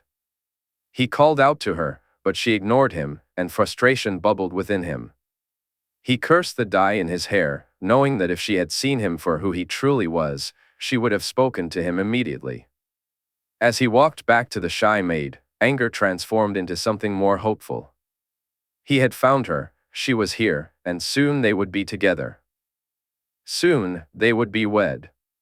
Together, they would reclaim their family's throne and make those who had turned against his family pay. Duck and Howland exchanged confused glances as Aegon smiled, almost running the last few steps up the gangplank when they arrived. "We found her, Jon." "She's here," he exclaimed, spotting Jon as he came up from below deck. "You spoke to her?" Jon asked, his brow furrowing. Aegon shook his head while Duck explained what had happened. "How do you know it was her, Aegon?" "You only saw her for a moment," Jon pressed. On another day, that question might have annoyed him, but today he felt elated. "I know, Jon. I saw her, she's my aunt, and she's here. We need to find a way to speak to her." He ran his hands through his hair, agitated. "Aegon, you can't. The disguise keeps you safe," Jon insisted, but Aegon wasn't listening anymore. He simply shook his head. After they had eaten and Aegon went to bed, he lay there with his eyes closed, his hand drifting down his body. Feeling his arousal, he groaned as he tried to picture her in his mind. Her silver hair, her body, his soon-to-be wife. His hand began to move of its own accord, and he felt himself drawing closer to release. He envisioned her face, especially her eyes. Gods, those eyes. Never before had he seen such eyes. One green eye and one blue. Aegon heard himself shout her name as he reached his climax. "Daenerys," he breathed, falling back against the bed. The Citadel, 296 AC, Theobald reviewed the notes spread out before him, his life's work. A proud smile crossed his face as he reflected on his achievements. He had witnessed the dragons brought low, finally humbled. Now, aside from an old man destined to die alone at the wall and two orphans stranded in distant lands, the Targaryens and their beliefs, their potential, were no more. Magic had returned to its rightful place, locked away in their vaults. They had a fool for a king now, but fools were easy to control. Robert's appetites were those of a man, not of a family that considered themselves gods. The reports on the prince were troubling, yet madmen too were manageable. Perhaps it would be best if the younger son took over, something he'd discuss the next time they met. Reading about Vyman's disappearance gave him pause, but it also brought a sense of reassurance after the deaths of Kraelin and Kielot. Had he been another member of their circle, he would have felt compelled to investigate. 2 deaths were suspicious enough as it was, and 3 would be too many. But Vyman had nothing to do with them. While Keilot's loss had caused distress, they had managed to replace him adequately. The loss of Crelin was more significant, and due to that fool Marwyn's interference, Theobald still suspected that the man had done something to make some of them ill. They had failed to secure their man in the rock. "Samwell, is Archmaester Valen busy?" he asked, turning to the young boy. "I believe he and Archmaester Gallard have gone to visit Lord Hightower, Archmaester," Samwell replied. Theobald regarded him with curiosity, finding it odd that the man would do such a thing. "Are you sure, Samwell?" he pressed. The fat boy nodded, adding, "I believe so, Archmaester. I delivered the letters to them myself." "Could you bring me one of them, Samwell?" "It's quite unusual for the Lord to request a visit," Theobald said. "Of course, Archmaester," Samwell replied, his eagerness evident as he hurried off. Theobald had been surprised when the boy returned, but he was glad. He and the others had wagered that Samwell would choose to stay with his family. When he had come back, Theobald decided to bring him closer. The boy had worked alongside the mage, and he was confident he could coax some of Marwyn's secrets from him. Despite his clumsiness and size, Samwell was a bright young lad, eager to learn, a bit of an unpolished gem. One day, he might even be a suitable candidate for the order. His demeanor would make him a useful spy. As Theobald sipped his wine, he reviewed his latest treatise, A Definitive History of Westeros. This work, once completed, would reveal the dragons for what they truly were, incestuous madmen who were both cruel and dangerous. As he reread the last chapter he had finished, which focused on Aegon the Unworthy, he heard Samwell return. The boy entered, a letter in hand. "Will there be anything else, Archmaester?" Samwell asked. Theobald shook his head, waiting until the boy had left before he opened the letter. "Archmaester Valen, I find myself in need of your counsel, as well as that of Archmaester Gallard. As an expert in the study of the heavens, a field close to my own heart, and with Archmaester Gallard renowned for his work on the Summer Isles, I require your assistance. We have received a recent arrival in Oldtown, a prince from the Summer Isles, a man who shares my interest in the stars. I find my knowledge lacking and would like to discuss a few matters with both of you before he returns from a hunt he is currently on with my son. Your help in this matter is greatly appreciated. Should I be able to do anything in return, you need only ask. Lord Leighton Hightower." Defender of the Citadel, he reached over and poured himself another glass of wine. He felt content, knowing the Order was still making friends, and he wondered what boon Valen might ask of Lord Leighton. After finishing his reading and feeling a pang of hunger, he decided to join the others for the evening meal. He was surprised to see that Valen and Gallard had yet to return, prompting him to call for Samwell to find out why. It was much later when Samwell finally returned, having gone to the Hightower himself to speak with the Archmaesters, much to Theobald's approval. Lord Leighton asked them to stay the night, Archmaester. I believe the hunt finished early, and the prince from the Summer Isles was pleased to speak with such learned men as Archmaesters Valen and Gallard, Samwell explained, a smile spreading across his face at the thought. Thank you, Samwell. You've been most helpful. We really must discuss your future. I see only good things ahead for you, Theobald said, giving the boy a reassuring pat on the back as he walked into his room. Meanwhile, at Casterly Rock in 296 AC, Jon had been busy in the months since his return from Highgarden. He had put considerable effort into various matters and was grateful for how he had approached Tyrion. Allowing Tyrion to make certain decisions, initially ones he had run by him but soon without consultation, had proven beneficial. This arrangement freed him up to focus on other pressing tasks.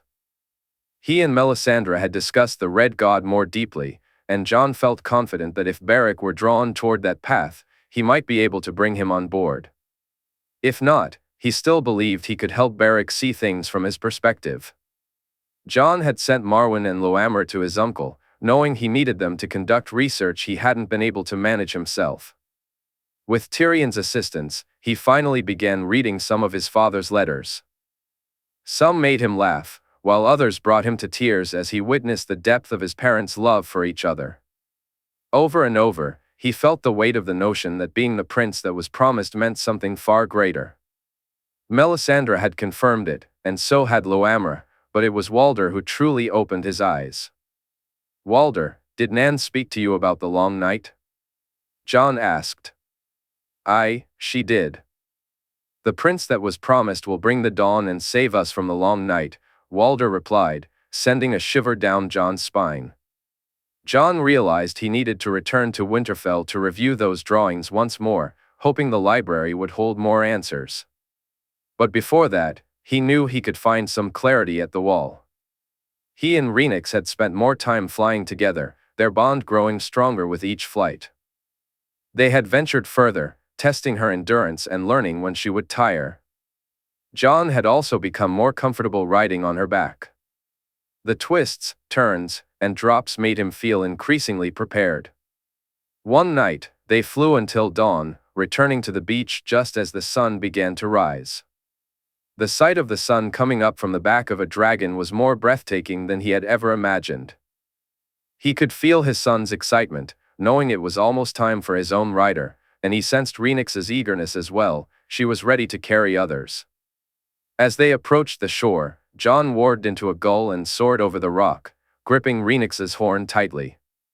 "Suvgan Lenton Rhaenix, Emigita," he instructed, which meant, "Fly home, Rhaenix, we have time."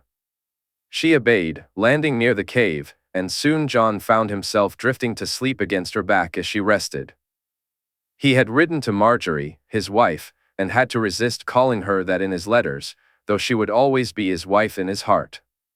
He also sent letters to Sansa, Robb, Arya, and Bran, spending time with Joy and sparring with Arthur and Jaime. He watched as Joanna celebrated her name day, marveling at her growth, and looked forward to the day she would walk and talk. Mostly, though, he practiced his writing, ensuring he kept honing that skill. Jon studied the parchment closely, ensuring it matched what he had seen before. He warged into the ravens, confirming he could send them where they needed to go.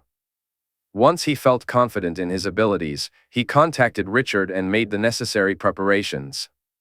His men were in position, his allies were on board, and the moment had finally arrived. "Rhaenix, it's time," he said, sitting beside her in the cave. Outside, Arthur, Jorah, Jaime, Loras, and Brienne waited for the signal. "For our family," Rhaenix replied. "For our family," Jon echoed, closing his eyes.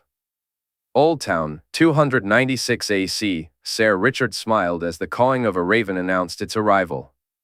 He had waited nearly 3 weeks for this moment.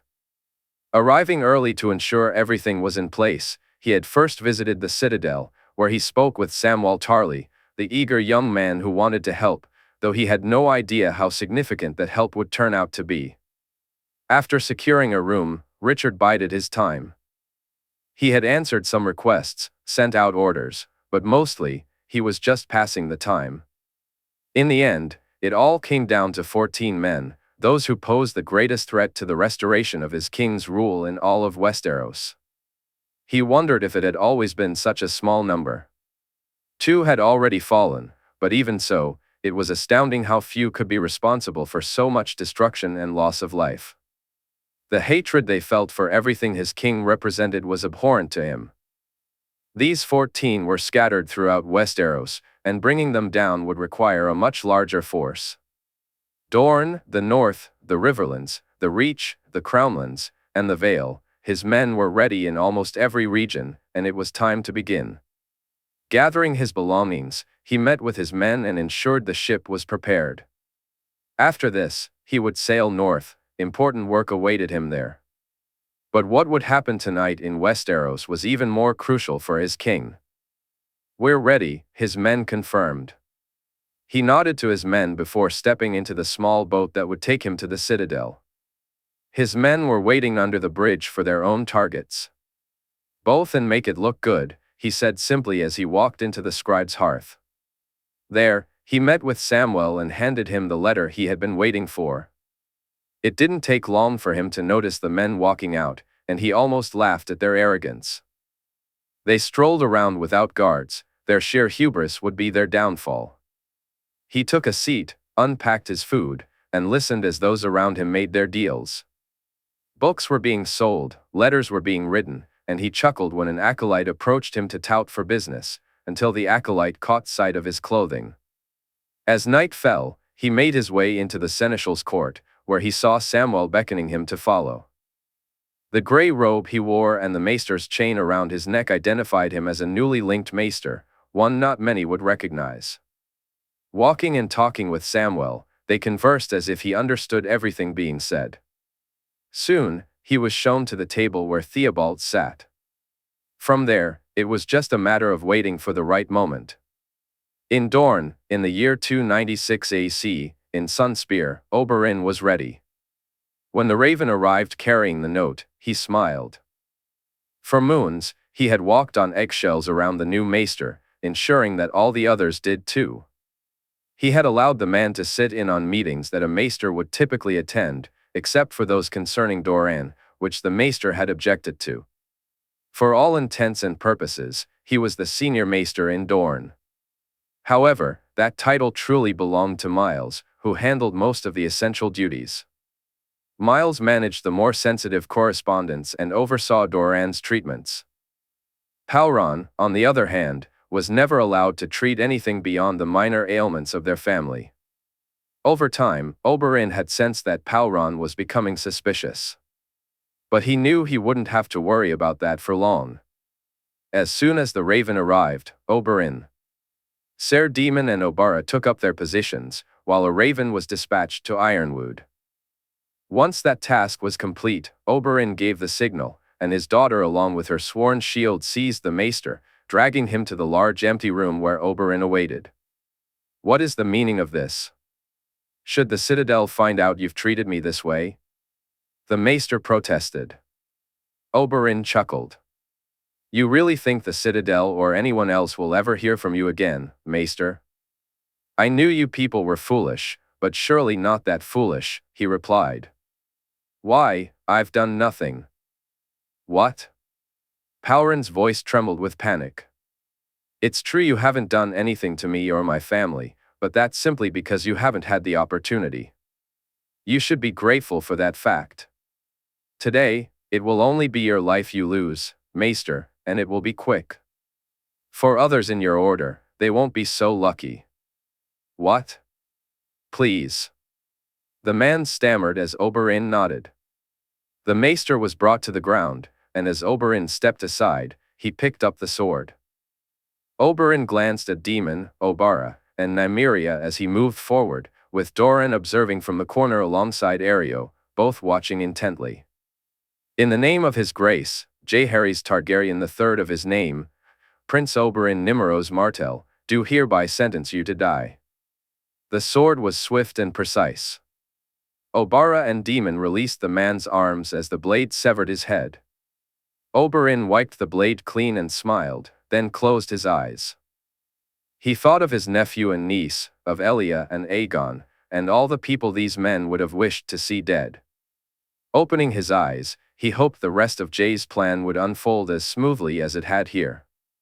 In Ironwood, in the year 296 AC, Otar was confused. What had just happened? How had it happened? And what was going to happen now? He found himself tied to the wall, the chains firm and unyielding. In front of him, Anders was rummaging through familiar items. Otar was starting to realize that the man intended to use him for something, but he couldn't understand why. He had delivered the scroll from Sunspear, the prince's sigil bound to provoke the easily excitable young lord, especially after the rants and raves that followed Prince Oberyn's departure a few moons ago. As he handed the scroll to the lord, he caught the smile on his face and prepared to offer his advice, but he never got the chance. In one moment, he stood before the lord, and in the next, he was being beaten into unconsciousness. When he finally regained consciousness, he found himself tied to the wall, baffled by how he had ended up there. They couldn't possibly know, could they? He had been so careful.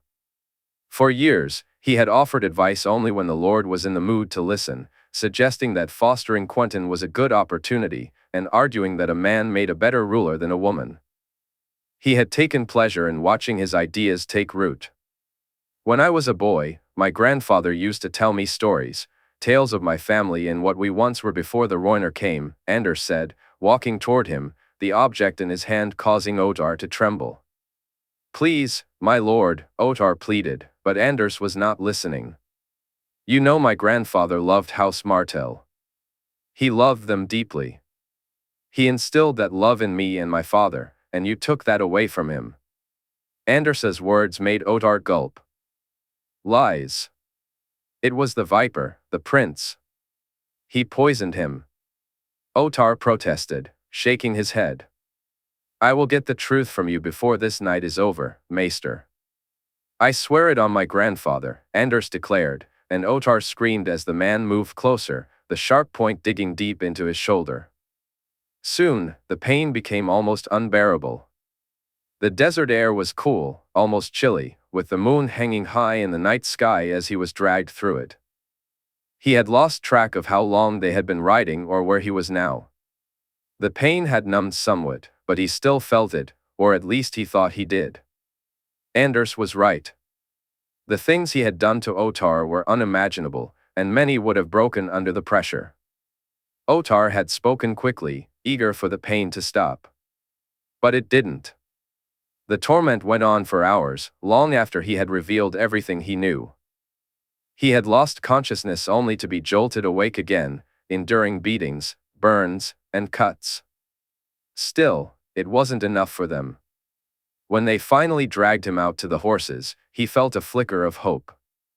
Ahead of him, Anders had paused, staring down at something. As Ottar was pulled in front of him, he struggled to focus his eyes. You took my grandfather from me. Damn you. Damn you to the seven hells. Anders spat, kicking Ottar in the chest.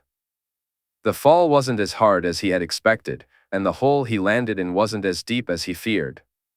As he reached out to rise to his feet, Ottar thought he might actually have a chance to escape. If he could just make it back to the Citadel before morning, there was hope. But then he felt it. A faint hiss reached his ears. The first bite was painful, the second even worse. As the clouds parted and the moonlight illuminated the area, he saw them, hundreds of them, crawling over him, closing in. As the moonlight faded, Ottar locked eyes with one of the creatures nearest to him. In that moment, his bladder betrayed him, and their excitement only fueled his panic. The bites multiplied, and as the poison coursed through his veins, his final thought was a chilling question: where did they find so many red ones? Riverlands, 296 AC, Stone Hedge. Maester Lothar. Lothar ran through the fields, feeling the pursuers close behind him, wondering who they were and what they wanted. He had tossed his pouch of gold at them, but they had continued their chase. Lothar was beginning to suspect they weren't bandits after all. The Raven had arrived with Theobald's message, and he hurried off to the meeting, not bothering to question why he was being recalled. Instead, he bid farewell to Lord Jonos for now, promising to return within a moon, and set off from Stonehenge to ride to Seaguard. Traveling alone was a risk he understood, but he couldn't let the Lord know his destination, so he took the chance. As he stumbled over a broken branch and the men closed in on him, he felt foolish for his decision and hoped it would only cost him a beating. Please, I gave you my coin. I have nothing else to give, Lothar pleaded, glancing at the clubs the men held in their hands. It's not your coin we want. We serve a higher calling, one of the men replied, and the first blow came crashing down on him. The strikes continued, and amidst the pain, he wondered why this was happening to him. As he drew his last breath, he realized with dismay that he would never know the answer. At Raventree Hall, Maester Martin prepared for the arrival of the Raven. A meeting was something he hadn't participated in for many years, indicating that something important was afoot. He felt a surge of excitement at the thought of returning to the Citadel, eager to see his old friends again. The prospect of a significant decision being made only heightened his anticipation. It took a day or so to secure Lord Tydos's permission, and despite his complaints, he was only allowed to leave after agreeing to take guards with him. Lord Tydos insisted that, since he was in his service, it was his responsibility to ensure his safety. Had he not found the man to be a dullard, he might have appreciated the gesture. As it was, it simply felt like an inconvenience. "Are you ready, Maester?" Tom asked, and he nodded as they rode out through the gate. They made good time, and that night, as they camped, Tom and Artos shared tales, some of which even made him chuckle. After a hearty meal, he settled down for a comfortable sleep. They would be riding again the next day. One morning, a group of men arrived, clad in the colors of House Tully and bearing a letter from Lord Tydos. The large man at the front spoke with urgency. "We need the Maester to come with us. Lady Caitlin has taken ill and requires his assistance. He may be needed for some time." "Very well, we'll ride there first." "Maester?" Martin replied reluctantly, aware that he had little choice in the matter. "Lord Tydos requests that you both ride back to Raventree Hall. The Maester can send a raven when he's ready to leave, and you have your own duties to attend to," the large man continued. Tom looked as if he were about to argue. "Go, Tom," Martin urged. He turned to the man who had introduced himself as Sir Robert Long. "Sir Robert will ensure I arrive safely. And if he's correct, it could be some time before I can resume my travels." He felt relieved at the chance to be rid of his guards and hoped the detour wouldn't take too long. "If you're sure, Maester?" Tom asked, concern etched on his face. I am," Martin said with a reassuring smile, watching as Tom and Artos rode off. As they continued on, the men informed him of the woman's symptoms, and Martin requested a stop to collect some herbs. He worried they might not have what he needed and didn't want to delay longer than necessary. He was gathering the herbs near the stream when it happened. A gauntlet tightened around his neck, forcing him forward and plunging his face into the water. Panic surged as he felt the constriction of his lungs filling with liquid. He thrashed helplessly. The assailant was far too large and strong.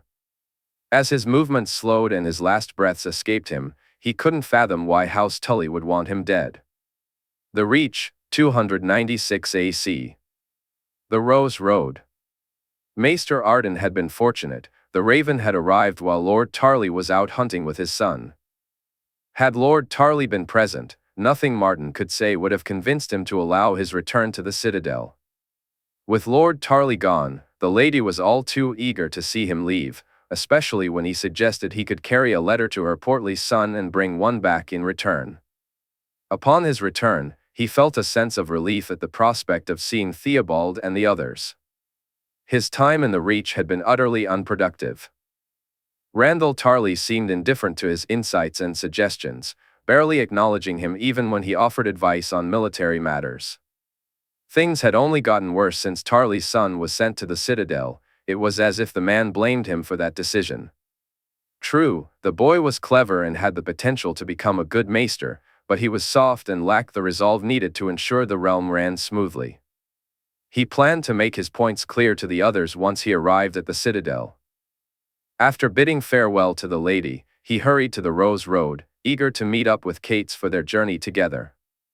His luck seemed to turn when, not long after arriving, he heard the sound of hooves behind him. A smile spread across his face as he recognized his old friend riding hard toward him. But that smile quickly faded into shock as he noticed the arrow protruding from Cates' back. Panic surged within him as he saw the fear etched on his friend's face. "Ride! They mean to kill us, ride!" Cates shouted. As he turned to spur his horse into action, he felt a sharp thump against his chest. Instinctively, his fingers reached for the arrow that had struck him. 2 more arrows followed, hitting him one after the other.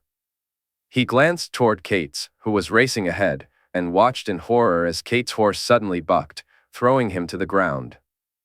Cates wasn't the only one to fall. Soon after, he too tumbled down, his eyes glazing over as blood poured from his wounds. He didn't know who the attackers were, nor would they reveal themselves. The last thing he heard before darkness enveloped him was a voice shouting to another, "He's dead, broke his neck. I wonder what spooked the horse." With that, Arden was welcomed into the shadows.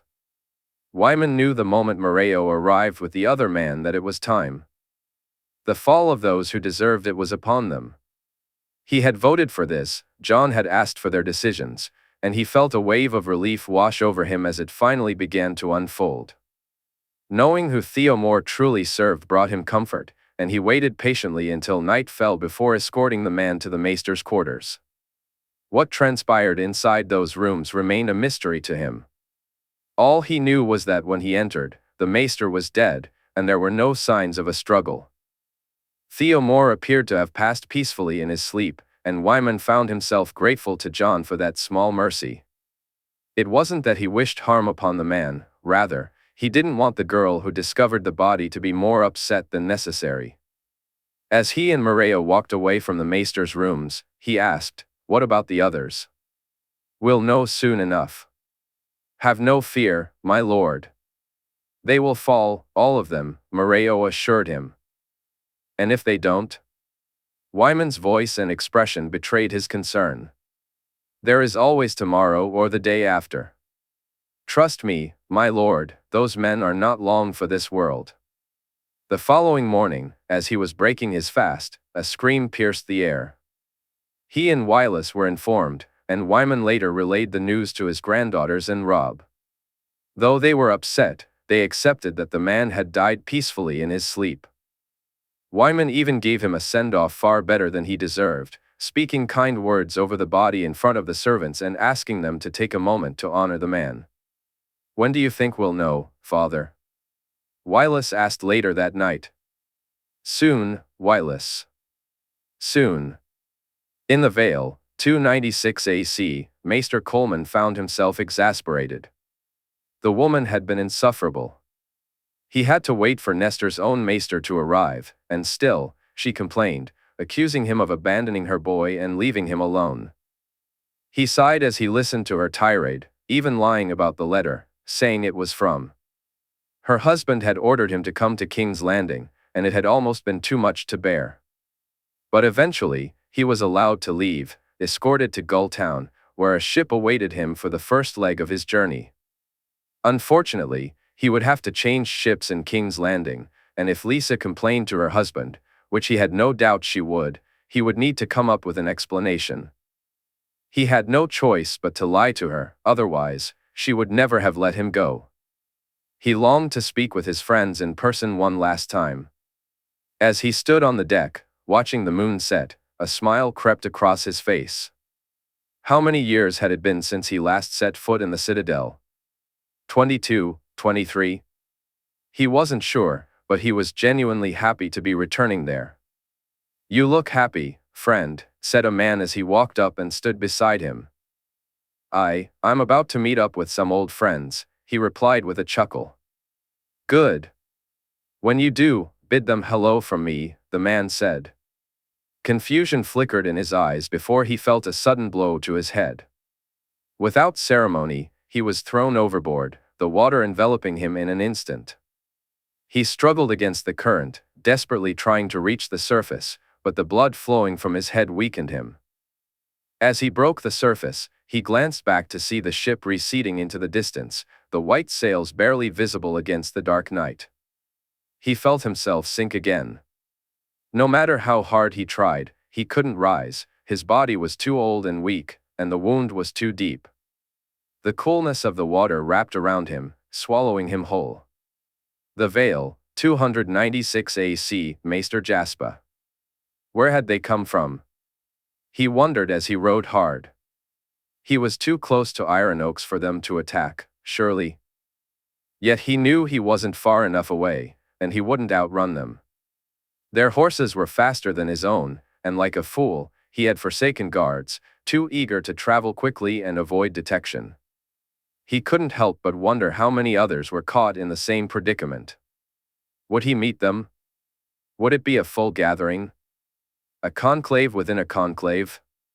He knew that if it was called, something significant must have happened. What that was, he feared he would never learn. As the men pursued him, he glanced back and, to his horror, saw that the leader wore ears around his neck.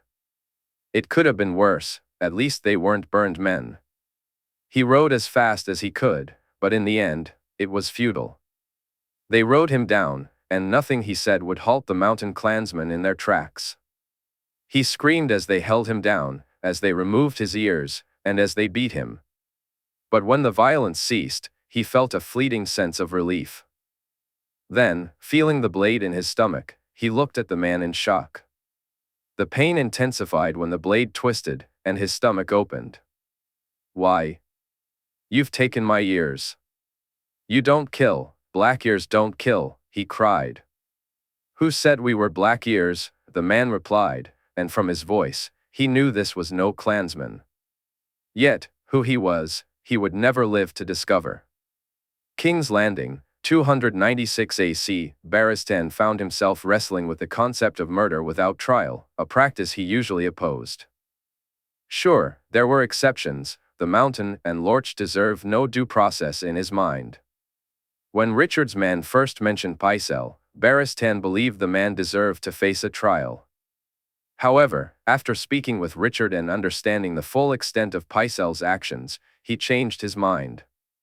"I know there is nothing more in this world that the king would wish for than to see that man brought to trial, Barristan." "Nothing," Richard said. "Then why?" Barristan asked, confusion evident in his voice. "What he did, what these men did, must be dealt with. They must face a reckoning, and we must do it before Jaehaerys sits on the throne.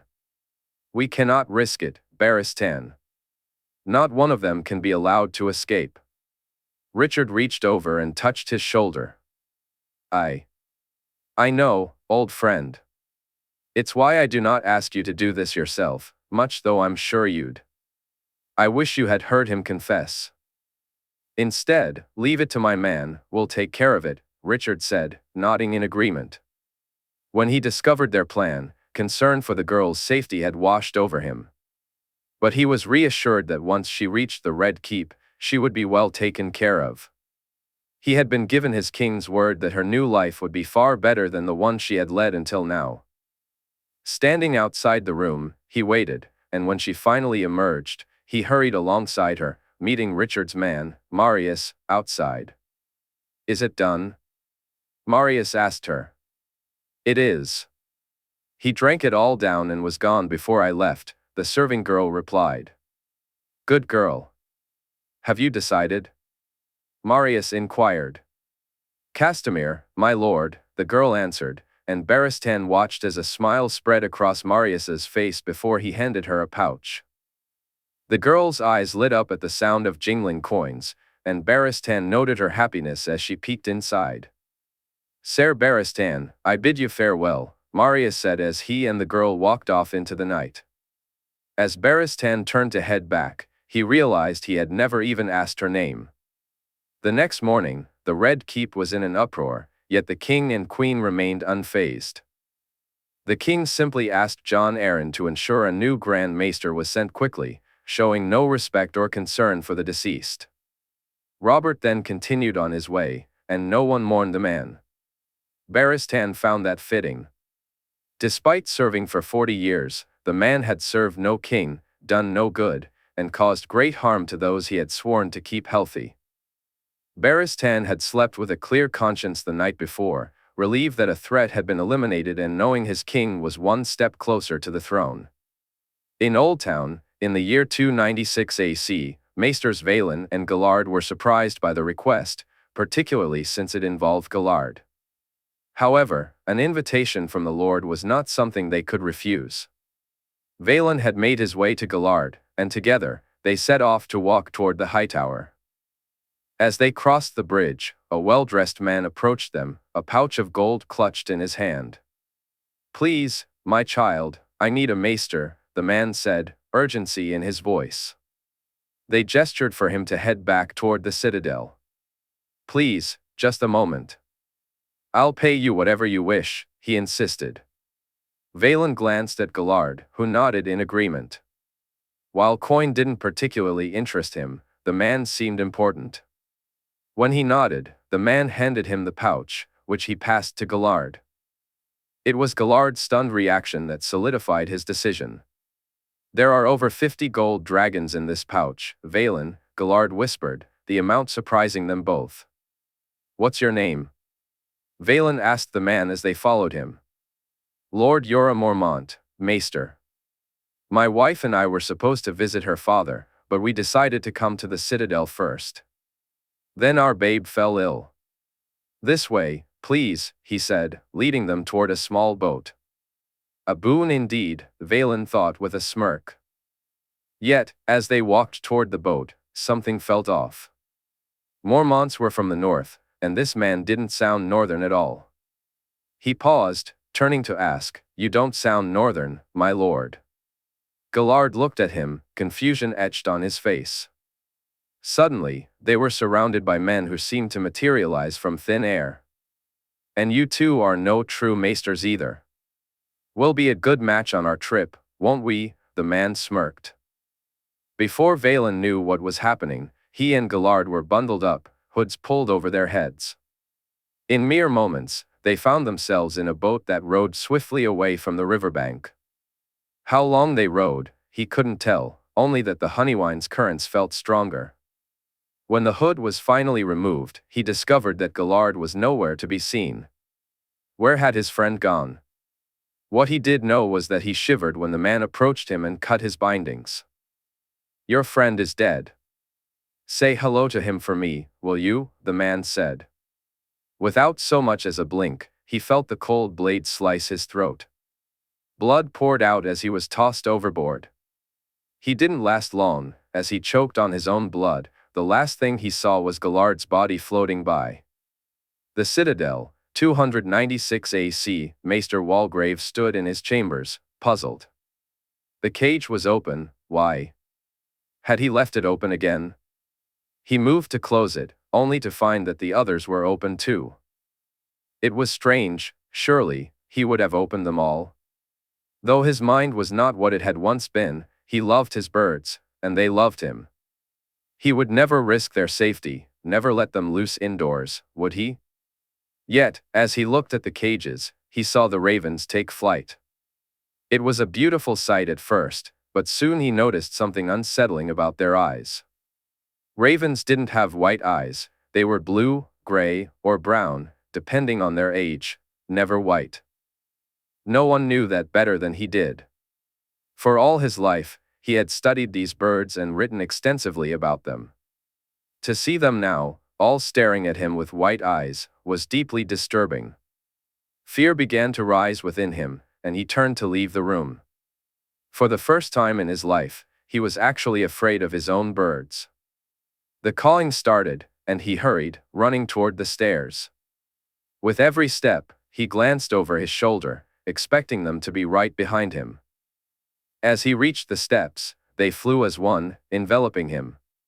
For the briefest moment, he felt like he was flying. The only sound louder than the cawing of the ravens was the flapping of their wings, a deafening noise. It was so loud that no one heard his screams, nor the crack of his skull as he hit the bottom of the stairs. No one cared about the rattle his throat made as he died. Maester Theobald had been. In the midst of a peaceful sleep, Theobald was enjoying a pleasant dream when a sudden noise jolted him awake. He tried to sit up, but he felt an overwhelming weight pressing him down against the bed, the pillow suffocating him as it pushed against his face. Panic set in as he struggled to breathe, the lack of air becoming increasingly unbearable. He fought against his invisible captor with all his might, even though he was no fighter. Whoever was pinning him down was far too strong. In his desperate struggle for life, his blows landed only on the pillow, failing to connect with his assailant. He wondered why he had thought he heard ravens, but as the sound that had awakened him faded, a dizzying sensation began to wash over him from the lack of air. With all the fight leaving his body, he fell back against the bed, realizing that soon his life would fade away as well. Just then, He heard a voice, and had he not been certain that death was imminent, he might have welcomed what was being offered. Jaehaerys Targaryen sends his regards, Sir Richard Lonmouth said, just before Theobald took his last breath. Chapter 90, The Mummer's Dragon. Casterly Rock, 296 AC. Arianne sat, contemplating her time in Sunspear. Had she romanticized it? Had the time apart clouded her judgment, making her remember it more fondly than it actually was? As she reached for her glass of wine, she was relieved to discover that reality far surpassed her memories. Tyrion was insatiable, passionate, and, most importantly, giving. He sought to prolong her pleasure while indulging in his own, something not everyone was willing to do. Since her arrival at the Rock, they had spent every possible moment together, albeit in secret, which annoyed her. Thankfully, at night, they were free to be themselves. Whether she went to him or he came to her, they explored every possibility. "My lion finally rests," she said, sipping her wine, the flush in her chest fading as her breath steadied. "My princess has worn me out," Tyrion replied, and she smiled. If she had worn him out, then he had certainly done the same to her, she thought, taking another sip. "I am to speak to my cousin today, to meet with the dragons." John's been busy since you got here," Tyrion said, glancing at the wine glass she had poured for him. "With what?" she asked, curiosity piqued. "Something you should discuss with him." "Or would you have me spill all his secrets?" he joked, and she laughed.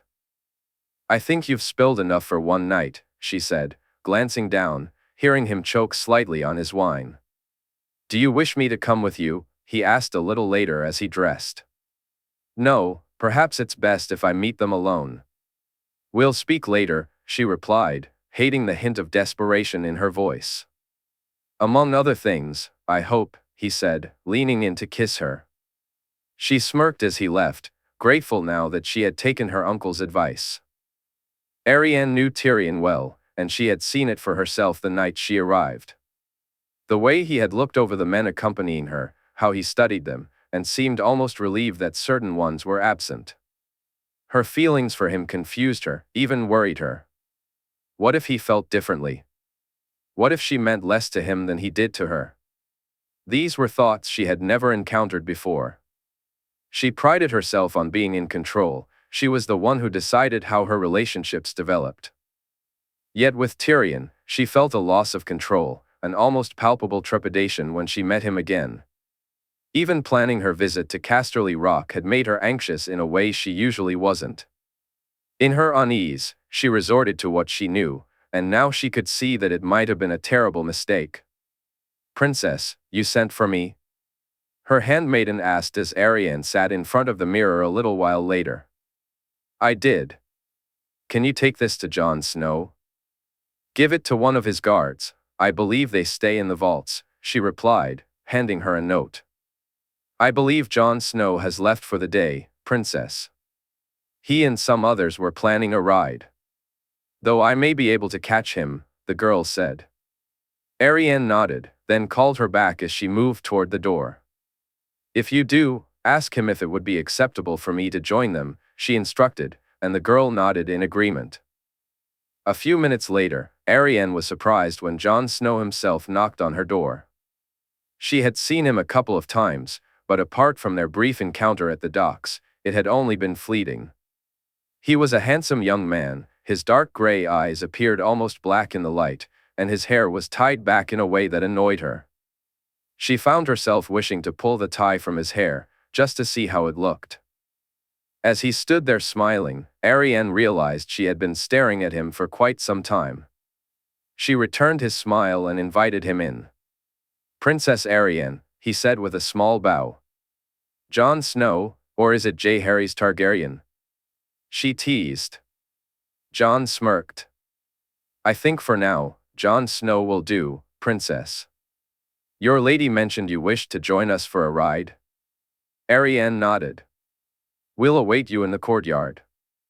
"I look forward to speaking with you later, but perhaps we could keep things more circumspect during this ride?" "Of course."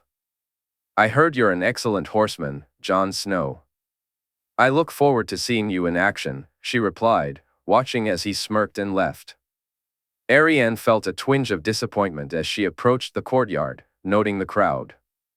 Jon was chatting and laughing with a little blonde girl. She spotted the Tyrell and the giant guard who always followed Jon, along with the blonde girl who served as his squire. There were also several younger boys and girls, along with numerous guards. With so many people around, Arianne thought this ride might not be as fun as she hoped. But she was soon proven wrong. No sooner had they passed through the gates of the rock than the excitement began. The White Wolf raced ahead, drawing awe-filled gazes from her guards as it moved far faster than any horse could. The girl looked to Jon, and they surged forward.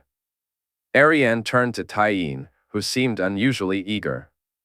"What's going on?" she asked. "They're getting ready to race, Ari," her cousin replied. "Oh, a race. I'd like that," Arianne said, moving closer before Tyene could say more. "To the stream, Jon." "No backsies," the little blonde girl shouted. "No backsies, Joy." "Ready?" Jon responded just as Arianne arrived. "Princess, we were just about to race," Jon said, catching the annoyed look Joy shot Arianne. "I know. I wanted to join you. Tyene and I race all the time back in Dorne," Arianne said with a smirk. "This isn't Dorne, Princess," Joy retorted, her smirk even broader than Arianne's. "Very well. Up over the hill, you'll see a stream in the distance. Ghost is probably already there." "We race to that point," Jon announced. Arianne nodded. "Ready, Joy?" "Princess?" "Loras, if you will." 1, 2, 2, 3, go. Loras called out, enunciating each number slowly before shouting the command to race. Arianne felt the wind whip through her hair as her horse tensed beneath her, then surged forward. Its speed was impressive, though she couldn't help but feel a bit outpaced by the two riders ahead of her.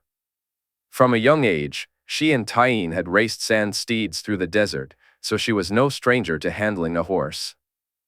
Watching the two in front of her gallop away, Arianne felt like a novice, as if she were riding for the very first time. By the time she reached the stream, they had already dismounted and were leading their horses to drink, both laughing and joking together. She found their camaraderie endearing. The way Jon interacted with the young girl reminded her of Oberyn, playing with Elia or Obella, and the memory brought a smile to her face. "Who won?" Arianne asked as she dismounted and guided her horse to the stream. "A draw, I think." "Was it a draw, Joy?" Jon replied. "No, I won." "You cheated." Joy giggled. "There you have it, Princess. Apparently, I cheated." "We should have raced again," he said, and Joy laughed even louder as Jon moved in to tickle her. They soon settled down for a picnic by the stream, enjoying the shade of a nearby tree. While it wasn't dawn, Arianne found the spot peaceful. When they returned the horses to the stables, Jon said his goodbyes to Joy and the other girls who were fostering with her. Once they were gone, he walked over to Arianne and whispered in her ear, "I believe it's time you met my sister." "I'd like that very much," she replied. "Your guards, Princess, I need them to stay here. They won't be allowed in the vaults." Arianne approached her guards, informing them to return to their rooms and that she would join them later. Despite their reluctance, they agreed. As she walked with Jon, she felt her excitement build. She was about to meet a dragon. Jon led her down into the vaults of Casterly Rock, and her heart raced at the thought of what awaited her. As they approached the beach, Arianne was surprised to see the White Wolf waiting for them. She glanced at her cousin, seeking permission to touch the creature. "Go ahead, Ghost won't bite, Princess," Jon assured her. Arianne gently rubbed her hand through the wolf's soft white fur. "Ghost? Is that because he's so quiet?" she asked, and Jon nodded in response. "He's so soft," she remarked, noticing Jon's smile. He's a big furball, aren't you? Jon said, and Arianne could have sworn the wolf shook his head. When you see them, don't be scared. They won't harm family, Jon advised. You consider me family? Arianne asked, surprised, even though Oberyn had told her the same. Elia was my mother, Oberyn and your father my uncles, so yes, cousin, I consider you family, he replied, looking directly at her. Arianne noticed a flicker of doubt in his eyes. Then we are family, cousin, she said, pleased to see him relax. The cave was dark at first, but then it brightened, and Arianne gasped at the sight before her. The smaller dragon was a brilliant bronze, and although it was smaller than the white dragon, it was still quite large. This is my son, Lygaron, Jon introduced, and Arianne looked at him as he nodded for her to touch the dragon. Lygaron? She asked, her breath catching in her throat as she felt the warmth of the scales beneath her fingers. For the family I lost, my mother, father, and brother. This is Rhaenix, my sister, Jon said, and Arianne found herself staring into eyes that reminded her of a time long ago.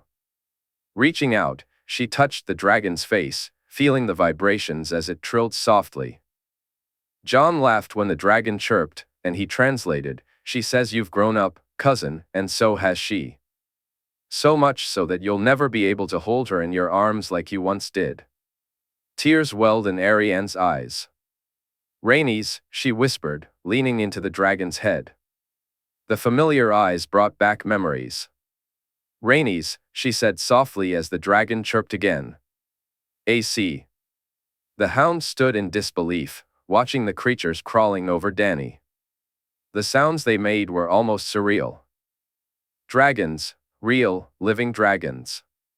She had walked into a fire and emerged with them.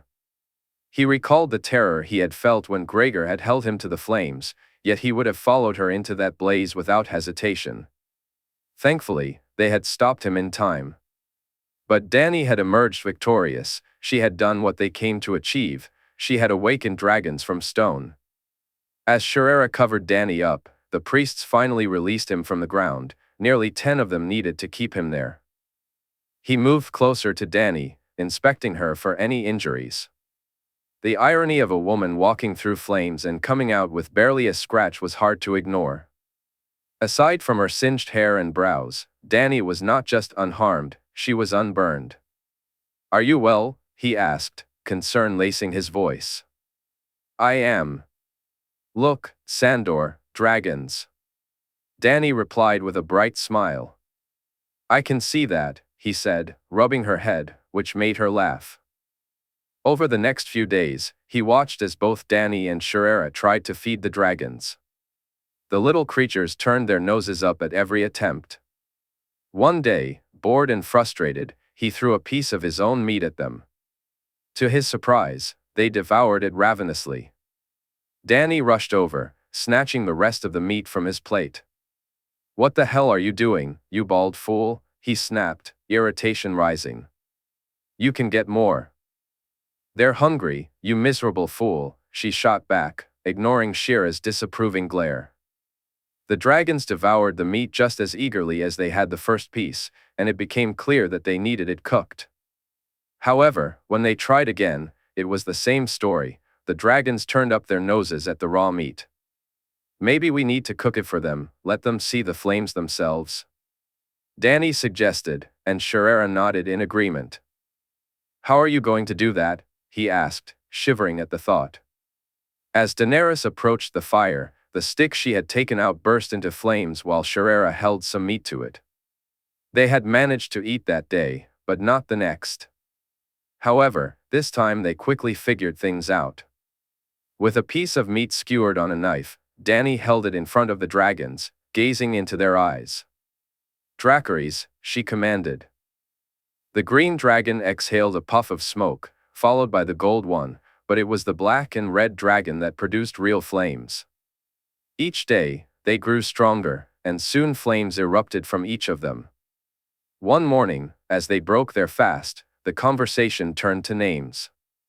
The hound couldn't resist teasing Dany, who sat there bald, her forehead creased where her brows would be, lost in thought. You look ridiculous, he said, smirking as he popped an egg from the plate into his mouth. What? Dany replied, turning to him. This. It makes me want to just slap it over and over again. He reached out, playfully rubbing her head. Get off, you mad fool, she giggled as he pulled her toward him. I can't. Maybe it's lucky. If I rub it, maybe I'll have good luck, he chuckled. Get away. Shaerra, make him stop, Dany called out, but when the hound turned to look for Shaerra, he found she wasn't there. Turning back, he saw Dany standing in the corner, laughing loudly. Made you look, you silly fool, she taunted, and he lunged as if to grab her, laughing as she squealed and ran from the room. After sparring that day, Dany took her lesson with Shaerra, and the three of them settled down while she fed the dragons. The green one had taken a liking to Shaerra, the black and red to Dany, while the other dragon alternated between the two and tried to play with its siblings. He wasn't sure what they were, and neither was anyone else. I figured it out, Dany announced, holding the black and gold dragons in her hands. I figured what out, Slappy, the hound replied, and she scowled at him. Before smirking, he knew she hated the name, so every chance he got, he used it, fully aware it annoyed her. Their names, this one is Lygaron, she said, pointing to the black dragon.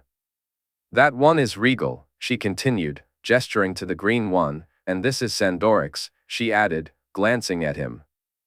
Excellent choices, Dany. Regal, what do you think? Shaerra asked, and the green dragon chirped in response. He noticed Dany staring at him, and he realized her gaze was filled with thoughts of her mother, then her brother. The third look made his throat tighten, but her smile eased the moment. Before he knew it, a grin spread across his own face, and he nodded, getting up from the chair to leave the room. Those are stupid names, Slappy, he called over his shoulder as he walked away, and he could hear their laughter trailing behind him. Later that night, standing on the balcony, he heard footsteps approaching. He turned to see her leaning against the wall, her hands tucked into her sleeves, her hood pulled up against the chill. You shouldn't have named it after me, Dany, he said softly. I didn't. I named it after a completely different Sandor. A big, tall guy he was, loved chicken, but always grumpy, an annoying guy, too, she replied with a giggle. Thank you, he muttered almost under his breath. Thank you, Sandor, she said, and he felt her arms wrap around him. He hugged her back, an act he hadn't done much, even with how close they had become. Now, get off to bed, he said a moment later, and she laughed as she walked away. See you in the morning, she called back, and he nodded. See you in the morning, little sister, he whispered once she was gone, quickly wiping a tear from his eye. He was amazed at how quickly the dragons grew over the next few weeks. In just a few days, they had grown as large as small birds, and now they were as big as some of the large eagles they had seen on their journey. Their flames seemed to grow larger alongside them, not. As time passed, their personalities began to emerge more distinctly. Lygaron was quiet and reserved, at least until he wasn't. Sandor still couldn't quite determine whether the dragon was male or female. Regal was cheerful and playful, while Sandorix had a grumpy demeanor, easily annoyed and quick to bite if provoked. Dany would spend hours talking to them, and Shaerra often joined her.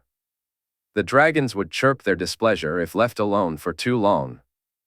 They had all agreed to wait until the dragons could fly and feed themselves before leaving. The thought of keeping them in cages or carrying them around was simply too difficult to bear. One night, Shaerra entered his room and said, Sandor, we need to talk. What's wrong? He asked, sensing her urgency. A boy came looking for Dany today, accompanied by some men. I followed him to a small ship, but he spotted me. He thought I was her, she explained. He couldn't help but laugh. The age difference alone was striking, and their appearances were vastly different. Dany's hair was just beginning to grow back, little more than fuzz on the top of her head, while Shira's hair was longer than Dany's had been when he first met her. But what she revealed next made him uneasy. Kinvara called him a false dragon and told him to leave. I'm worried, Sandor. I once had a dream about a cloth dragon swaying on a pole amidst a cheering crowd, Jaehaerys said. Where's this boat? He asked, his concern deepening. Down by the river, close to the crabbed stall. The boy has dyed blue hair and is with a man who wears his hair pulled back in long robes, along with another orange-haired man with a beard, she replied. I'll go take a look. You and Dany should talk to Kinvara and find out what she knows, he said, grabbing his sword. Sandor, be careful, Jaehaerys cautioned, kissing his unburnt cheek. I will.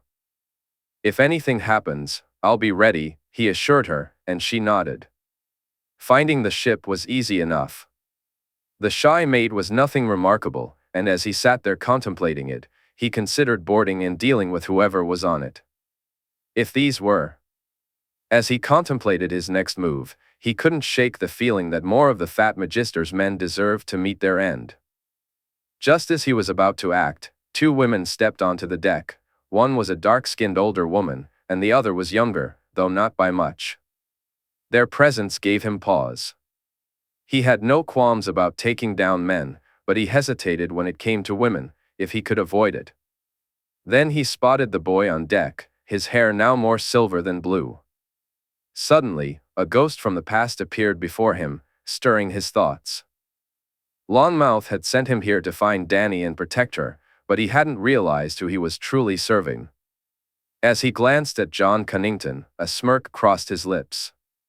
Perhaps he was closer to uncovering the truth than he had thought. With that, he turned and headed toward the Red Temple. Casterly Rock, 296 AC, Jaime watched in awe as Jon climbed onto a dragon's back.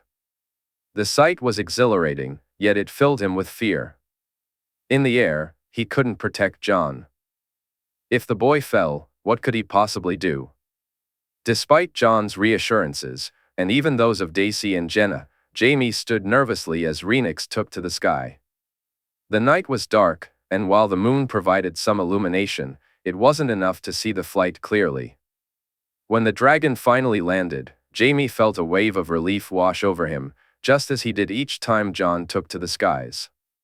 For others, it was the majesty of witnessing a dragon with a rider.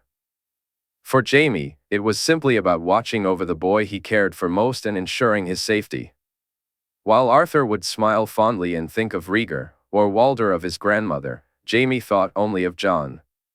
As the time came to confront the Maesters, Jaime's worries shifted. The princess arrived, and she and Tyrion appeared quite friendly.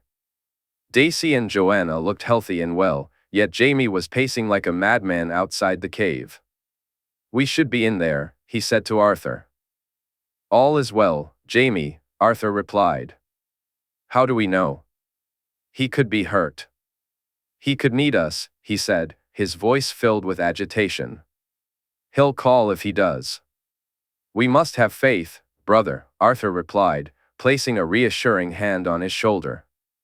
Time seemed to stretch endlessly, and he lost track of how long they waited. But when Jon finally emerged from the cave, all that mattered was the sight before him. The blood that covered Jon sent them all racing, Arthur, Loras, Jorah, Brienne, yet none moved as quickly as he did. When he reached Jon, he noticed that Jon was smiling, seemingly unharmed despite the blood everywhere. What happened, Jon? The blood, what happened? He asked, worry etched across his face. It's nothing. The magic, it's not my blood, Jon replied, looking confused. I don't understand, Jon. I just don't.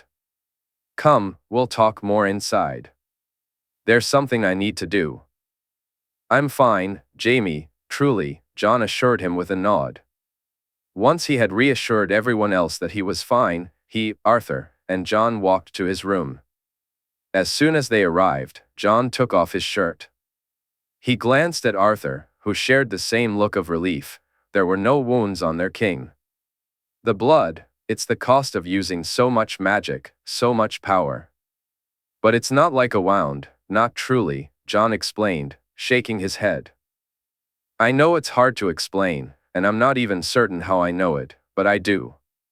It's useful, though. With that, Jon retrieved the glass candles and placed them on the table. Holding his shirt in one hand, he wrapped it around the green candle. Drawing the two candles close, he instructed them to watch.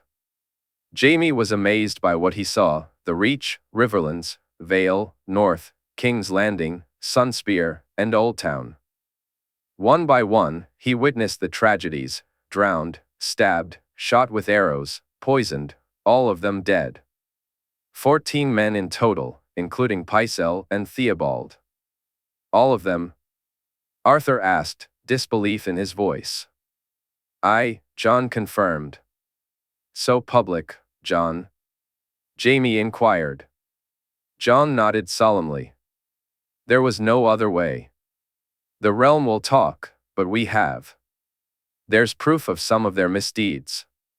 Richard can make it known if necessary, but who are they going to blame? Who are they going to suspect?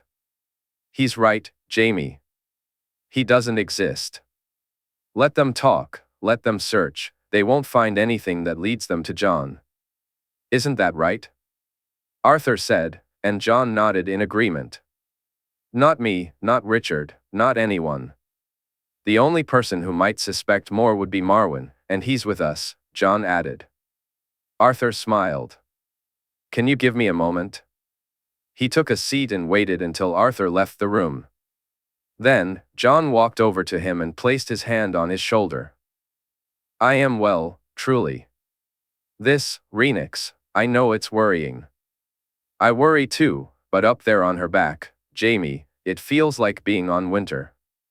I know you said it wasn't, but it is. This magic, it's like practicing with a sword. I know it's dangerous, but the more I do it, the better and easier it becomes. I know.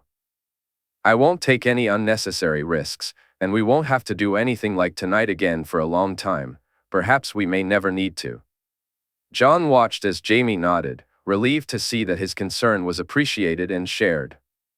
Over the next few days, reports came in. Ravens arrived with tales of missing maesters and bodies being discovered. But when the note from Richard arrived, Jon breathed a little easier. No one suspected a conspiracy, the deaths were being accepted as mere coincidences. He found himself wondering if the gods were truly on their side. Daisy seemed to think so when she saw Jon flying on Rhaenix's back. Only the gods could bless someone so, she said with a smile. Which gods? He replied, chuckling.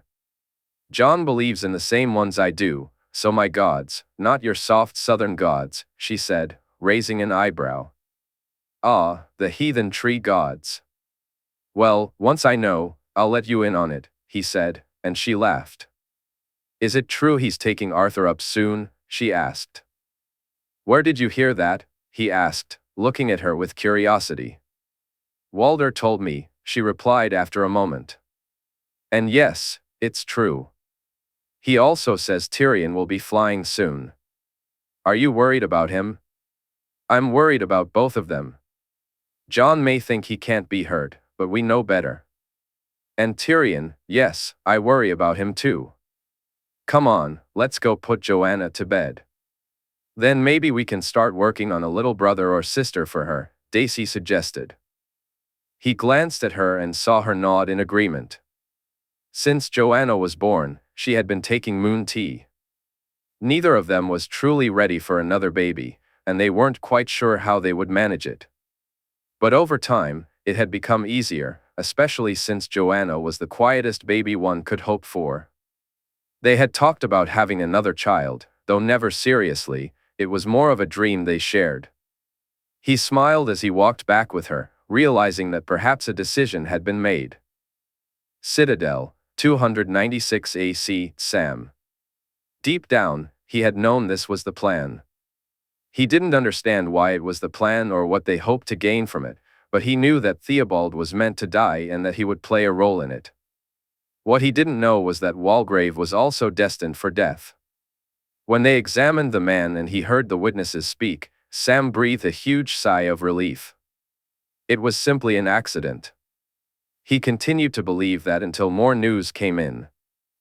If he had heard nothing else, he would have been certain it was just an accident. But when Vaelin and Gallard never returned, and their bodies were found with their throats slit, concern began to creep in. As news of others surfaced, his anxiety grew. What had happened? Maesters disappeared, bodies were discovered, the Grandmaster was dead, and Sam felt as if he had played a part in something terrible. He tried to think, to piece it all together, and he kept coming back to the Ravens, to the witnesses of the Maester's death. As Walgrave made his way to the hall for breakfast, he spotted Pate sitting with Molander and Armin. He approached them with curiosity. "I'd say it'll be Gorman," Armin declared confidently. "Not Eric?"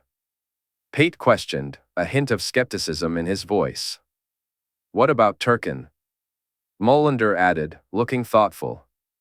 "Sam, you're closest to a bros. Who's it going to be?" Pate asked, directing the question to Sam. "Who's what going to be?" Sam replied, clearly confused. "The new Grand Maester." "Who will it be?" Armin clarified. "Oh, Gorman," Sam answered, and Armin nodded, a smirk playing on his lips. "Pate, what did you see when Maester Walgrave died?" Sam inquired, his interest piqued. "Oh gods, not this story again," Molander groaned, getting up from his seat and walking away. "I like this story," Armin chimed in, eager to hear more. Pate began recounting his experience. He described walking through the corridors and seeing the Maester at the top of the stairs, observing the birds flying toward him, and then witnessing the Maester fall just moments later. He shared how he had rushed to Abro's room, but by the time they returned, Maester Walgrave had already passed. Sam listened intently, finding the mention of the birds particularly intriguing. Questions began to swirl in his mind. Could there be a connection?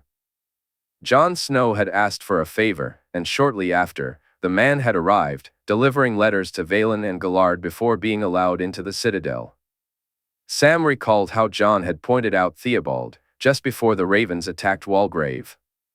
He knew the Starks were wargs, and considering Jon had his wolf, was he a warg too? Was he somehow involved in these deaths? Why would a bastard from the north be interested in dead maesters? Nothing seemed to add up, and Sam doubted anyone would believe him. The maesters had convinced themselves that, despite the evidence, these were merely coincidences. But for Sam, the idea of so many men dying and disappearing simultaneously, with Jon Snow and Marwyn at the center of it all, felt too significant to ignore. That night, as he lay in bed, worry crept in.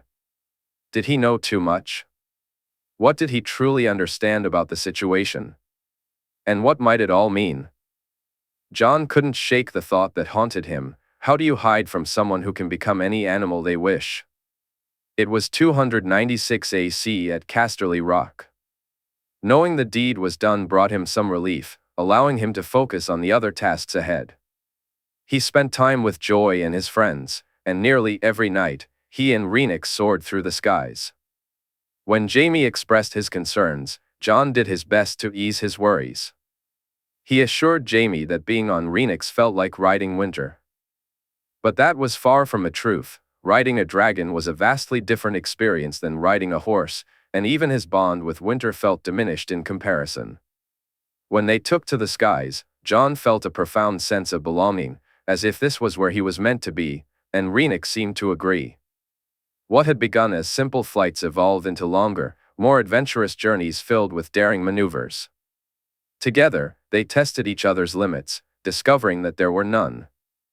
Rhaenix often reminded him that they were bonded, that they were one, and up in the air, Jon felt that connection more intensely than anywhere else. The first time he took Sarilla up with him, her delight was infectious. She laughed behind him as they flew out to sea. "I can't believe this. I've never experienced anything like it." "Thank you, cousin, thank you both," she exclaimed, hugging him and then patting Rhaenix when they landed. Knowing he could easily carry someone only fueled the excitement for what lay ahead. Both he and Rhaenix were eager for the adventures to come. Sarella longed to fly properly, to visit the places they had seen in their visions. But first, he needed to take Arthur up, so he arranged for it later that night. The famed knight appeared nervous, though he masked it well as the moment approached. "Hold on tight, Arthur," Jon said, leaning forward. "Suvgan Rhaenix." They took off, Arthur's arms gripping tightly around Jon's waist. He soon noticed the difference. Sarella was small and slight, while Arthur was anything but. He felt the weight of Arthur as they soared through the sky, forcing him to readjust several times mid-air. But Rhaenix sensed it, instinctively knowing when to slow down or pick up speed, almost without any verbal direction from him.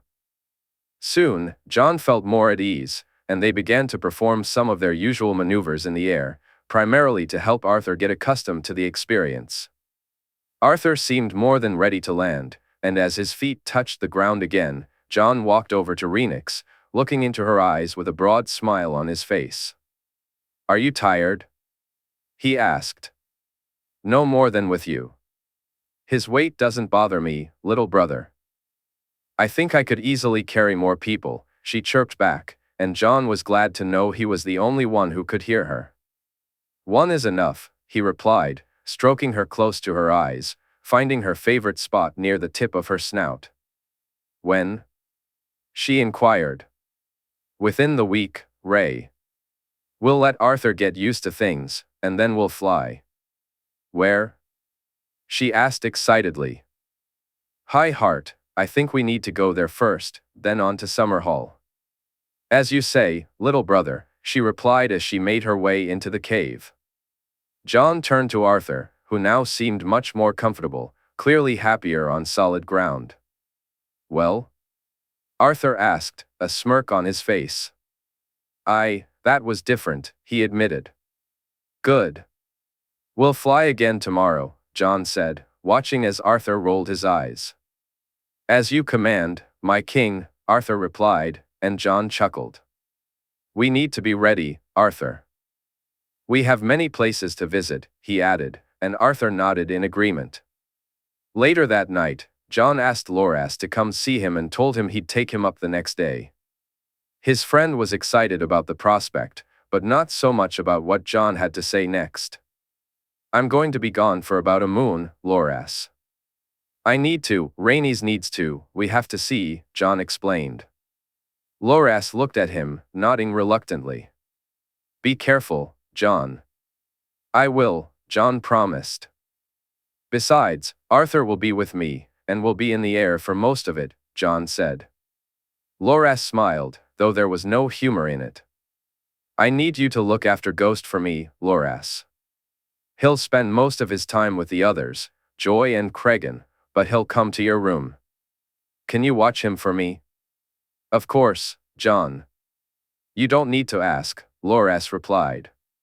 He spent more time with Joy and was glad when Cregan, Ashera, and Jaehaerys returned from Castamere. Joy hadn't been ready to travel with them after they came back from Highgarden. The girl missed the Rock, her friends, and Balerion. So when they left, she stayed behind, and he was more than happy for the chance to be with her, knowing he would be leaving soon. "I need to go away for a little while, Joy." "I need to fly," he said softly as they sat in her room. "Can I come?" she asked excitedly. "Not this time, but soon, Joy.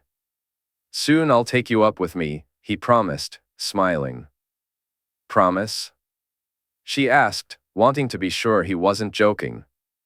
"I promise, princess," he said, kissing her forehead. Speaking to Jaehaerys, he could see how happy he was. He and Ashera were truly together now, and Jon wondered if there would be a wedding in the future. Ashera seemed far happier too, and Jon felt his heart swell for her. She had loved and lost once, and he was glad she had found it again, knowing how difficult it must have been for her. He spent the night before their departure writing letters, one for Richard and one for Margaery. He went over plans with Jaime and spoke to Arianne before inviting Tyrion to the caves for a conversation. As they walked slowly across the sand, Jon could feel Tyrion's desire to be both here and elsewhere, the two sides of his heart calling out to him. "You love her, don't you?" Jon asked, watching Tyrion. The smile and small nod he received were enough for now. "I wish you nothing but the best, uncle." "You know that," Tyrion replied. "I know, Jon. I. Tyrion stuttered, struggling to find the right words. "Tell her, uncle." "Tell her everything," Jon urged, placing a reassuring hand on his shoulder. "What if?" Tyrion began, but Jon interrupted him. "She won't. But I understand how hard it is to keep things from someone you care about, someone you love. It eats you up inside, uncle, it tears you apart. And this is not something you can hide. It's almost time." As they reached the cave, he continued, "I can feel him, Jon. When I close my eyes, I sense him in my mind. He longs for it so badly, to fly with me." Tyrion's excitement was palpable. "I know, uncle. When I get back, we can practice, and then you can take Lygaron up yourself." Both of them stood in the cave, and for anyone looking in from the outside, the only difference they would notice was their size. How they stood with the dragons, how they leaned into them, and the expressions on their faces told a story of kinship. They shared no physical features, but in that moment, in that place, it was clear they were connected, the first and soon-to-be second Dragon Lord in over 100 years. The next day, Jon sparred with his friends and spoke to Walder and Jors. He visited Daisy and Joanna, even holding the little girl who was growing so quickly. He took Joy for a ride, just the two of them, racing and playing in the stream before heading back to the rock. That evening, dinner was filled with laughter and stories as he entertained Joy and her friends.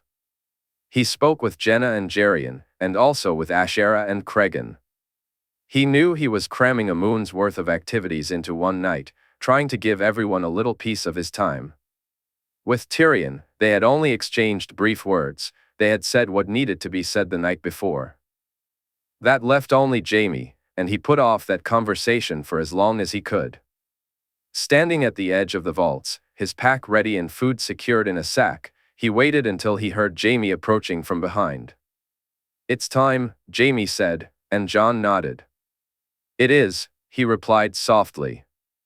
"I wish I were going with you," Jaime added, and Jon smiled. "I need you here. They need you. Be safe, my king. Take no risks and hurry home," Jaime said. Jon found himself at a loss for words, unable to articulate the swirl of emotions within him. He turned and embraced his mentor, his hand, the man who had done so much for him. He would be gone for just a moon, but it felt far more difficult than any other time he had left. As he and Arthur climbed onto Rhaenix's back, Jon glanced back to see Jaime standing on the beach, watching them.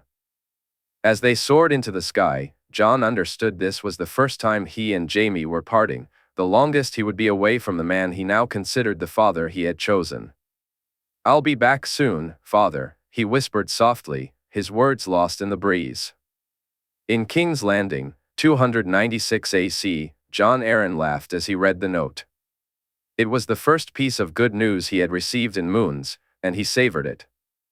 Pouring himself a glass of wine, he sent the messenger back to Illyrio's manse, where the Magister had purchased a large property for his visits to the capital.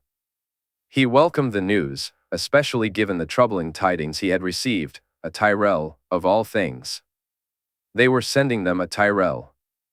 When they found the old fool dead, he had felt a strange relief, glad that he would no longer have to endure the man's mummery. They had buried the body with all the respect the office, if not the man himself, deserved, and he had thought nothing more of it. The acolytes had taken over the ravens and sent for a replacement. He had even sent a raven asking for Coleman to come, but that's when things took an unexpected turn. "Lord Hand, some ravens for you," the young man announced. Jon opened them, shocked at their contents. "My love, I find your request most strange. Maester Coleman left almost a moon ago to join you in King's Landing at your request." I would have thought he'd arrived by now. Lisa. He shook his head in disbelief before opening the next scroll.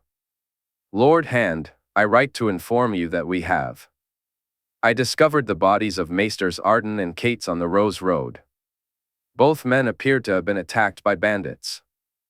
I've ordered my own men to scour the surrounding lands, and you can be assured that I'll see the perpetrators brought to justice. Ranley Tarly, Lord of Hornhill, continued, on and on the ravens have come. Maesters found dead, others disappeared. There's still no sign of Coleman, and the Waynwood's Maester has also been found dead. This one, at least, made sense to me. Whatever possessed the man to ride alone through the mountains is beyond me. He turned to Lomas, saying, look into it. The new Master of Whisperers is far more competent than Rosby was, and thankfully, he doesn't cough all the time either. I had hoped for Lomas's brother, Ser Eamon, but even being kin to Robert doesn't forgive him for being named after a dragon spawn. So I settled for his brother and was surprised to find Ser Lomas Estermount quite capable. Not that he knew anything about the situation with the Maesters. The Citadel itself seemed to think it was all coincidental rather than suspicious. So he left it at that, asking Ser Lomas to keep investigating and to bring anything he found to him. Then he thought no more of it, until he received a raven informing him he was getting a Tyrell as Pycelle's replacement. Has Lord Baelish returned yet? He asked his steward. No, my lord, came the reply. Very well. When he does, inform him that I wish to speak with him. The steward nodded. It was after his meal that night when Peter finally arrived. Where he had been, he didn't know, but knowing his friend, he would have wagered he was busy with something important.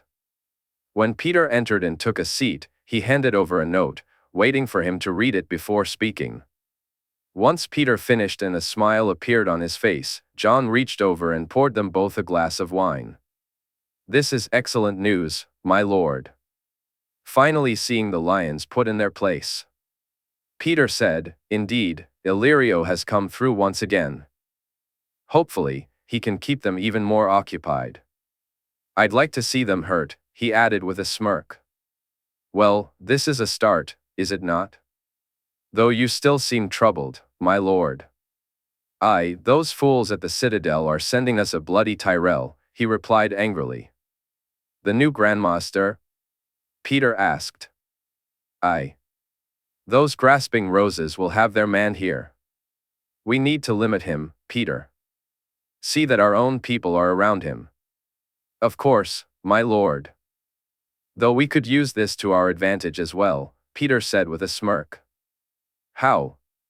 Let Olenna know that it was our influence that saw it done. John shook his head. She won't buy that. How fares your talks with them? He inquired. Not good, my lord. After what the prince did in Highgarden, and what he said, I doubt even with Stannis's help we'll be able to rehabilitate his image, Peter replied. We must. Skipping a crown prince is a tricky subject, Peter. It sets a precedent and can cause issues. Joffrey would have no support, my lord.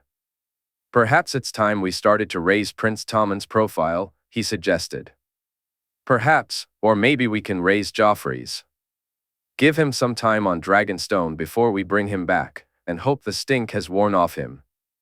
If so, we can then present him in a new light. As you say, my lord, Peter responded, taking a sip of wine.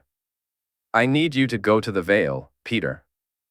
I wish I could go myself, but I'm needed here, as are you, of course, he said, nodding to his friend. But with Coleman's disappearance and Jaspa's death, there is work to be done. Lisa could use your help as well, and she'll be happy to see you, no doubt. Very well, my lord. I'll finish up my duties here and leave the day after next, if that's acceptable. It is, Peter. Thank you. My lord, Peter said as he rose and bowed his head slightly. He was more than happy with that. Peter had no desire to return to the Vale and deal with his wife's incessant nagging. Just reading the Raven's scroll had brought her voice echoing in his mind. As he settled into bed, he found himself looking forward to Illyrio's next visit. The man had come through once again, the lions would bleed, and Jon felt he deserved a reward. In Volantis, in the year 296 AC, Daenerys listened as Rhaenyra, Sandor, and Kinvara spoke of the boy who had come to find her. For a brief moment, excitement surged through her. Her nephew had found her, and she would finally get to meet him. However, it soon became clear that this boy was not her nephew. Rhaenyra referred to him as a mummer's dragon, while Kinvara called him a false one. Sandor explained more about how the boy had come into her service. Rhaegar's former squire had paid him to find her. He was one of her brother's closest friends, and the thought stirred her heart. The loyalty her brother had inspired in this man made her miss him even more. When Kinvara mentioned that it was at her nephew's behest, her feelings deepened. Yet, the three of them were left frustrated when the priestess revealed nothing more about her nephew. Should you know of him too soon, then you risk us all. Not just his life or your own, but everyone's, Kinvara warned. How? How does knowing where he is, or going to him, put everyone at risk? Daenerys asked with a sigh. Your path is not meant to cross with his, not yet, princess. That is all I can tell you. I've seen you stand beside your nephew, seen the dragons fly together, but not just yet, Kinvara replied. You said Jon Cunnington was with this boy. Wasn't he also my brother's friend? Daenerys asked, and Sandor nodded. I believe so. He served as hand to your father for some time until he lost the Battle of the Bells. Why he is with this boy, if he's not your kin, I don't know, Sandor explained. And you're sure he's not my kin? Daenerys asked Kinvara. He's a false dragon, princess, of that I'm certain, Kinvara said. I need to meet him and judge for myself, Daenerys replied, but Kinvara shook her head. That would be a bad idea. Trust me on this, princess, that path only leads to pain and heartache. How? How can you know this? Daenerys asked, her frustration evident. I just know. Some things are shown to us in the flames, but not all. I know that if you meet this false dragon, it will end in tears and blood, Kinvara warned, shaking her head. We can meet him here.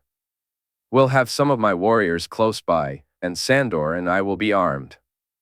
If he is a false dragon, then we need to know what he's up to and what his plans are, Daenerys insisted. Rhaenyra nodded, while Sandor shook his head. But when Daenerys looked at him, he nodded too. I am at your service, princess. I can only give you the warning, what you do with it is up to you, Kinvara said as she stood up. If it's your wish, I'll send an acolyte to bring them here. It is, Daenerys confirmed, and Kinvara walked from the room. The meeting was set for the next day, and Daenerys felt eager to uncover whatever truths lay ahead, hoping to help her nephew if she could.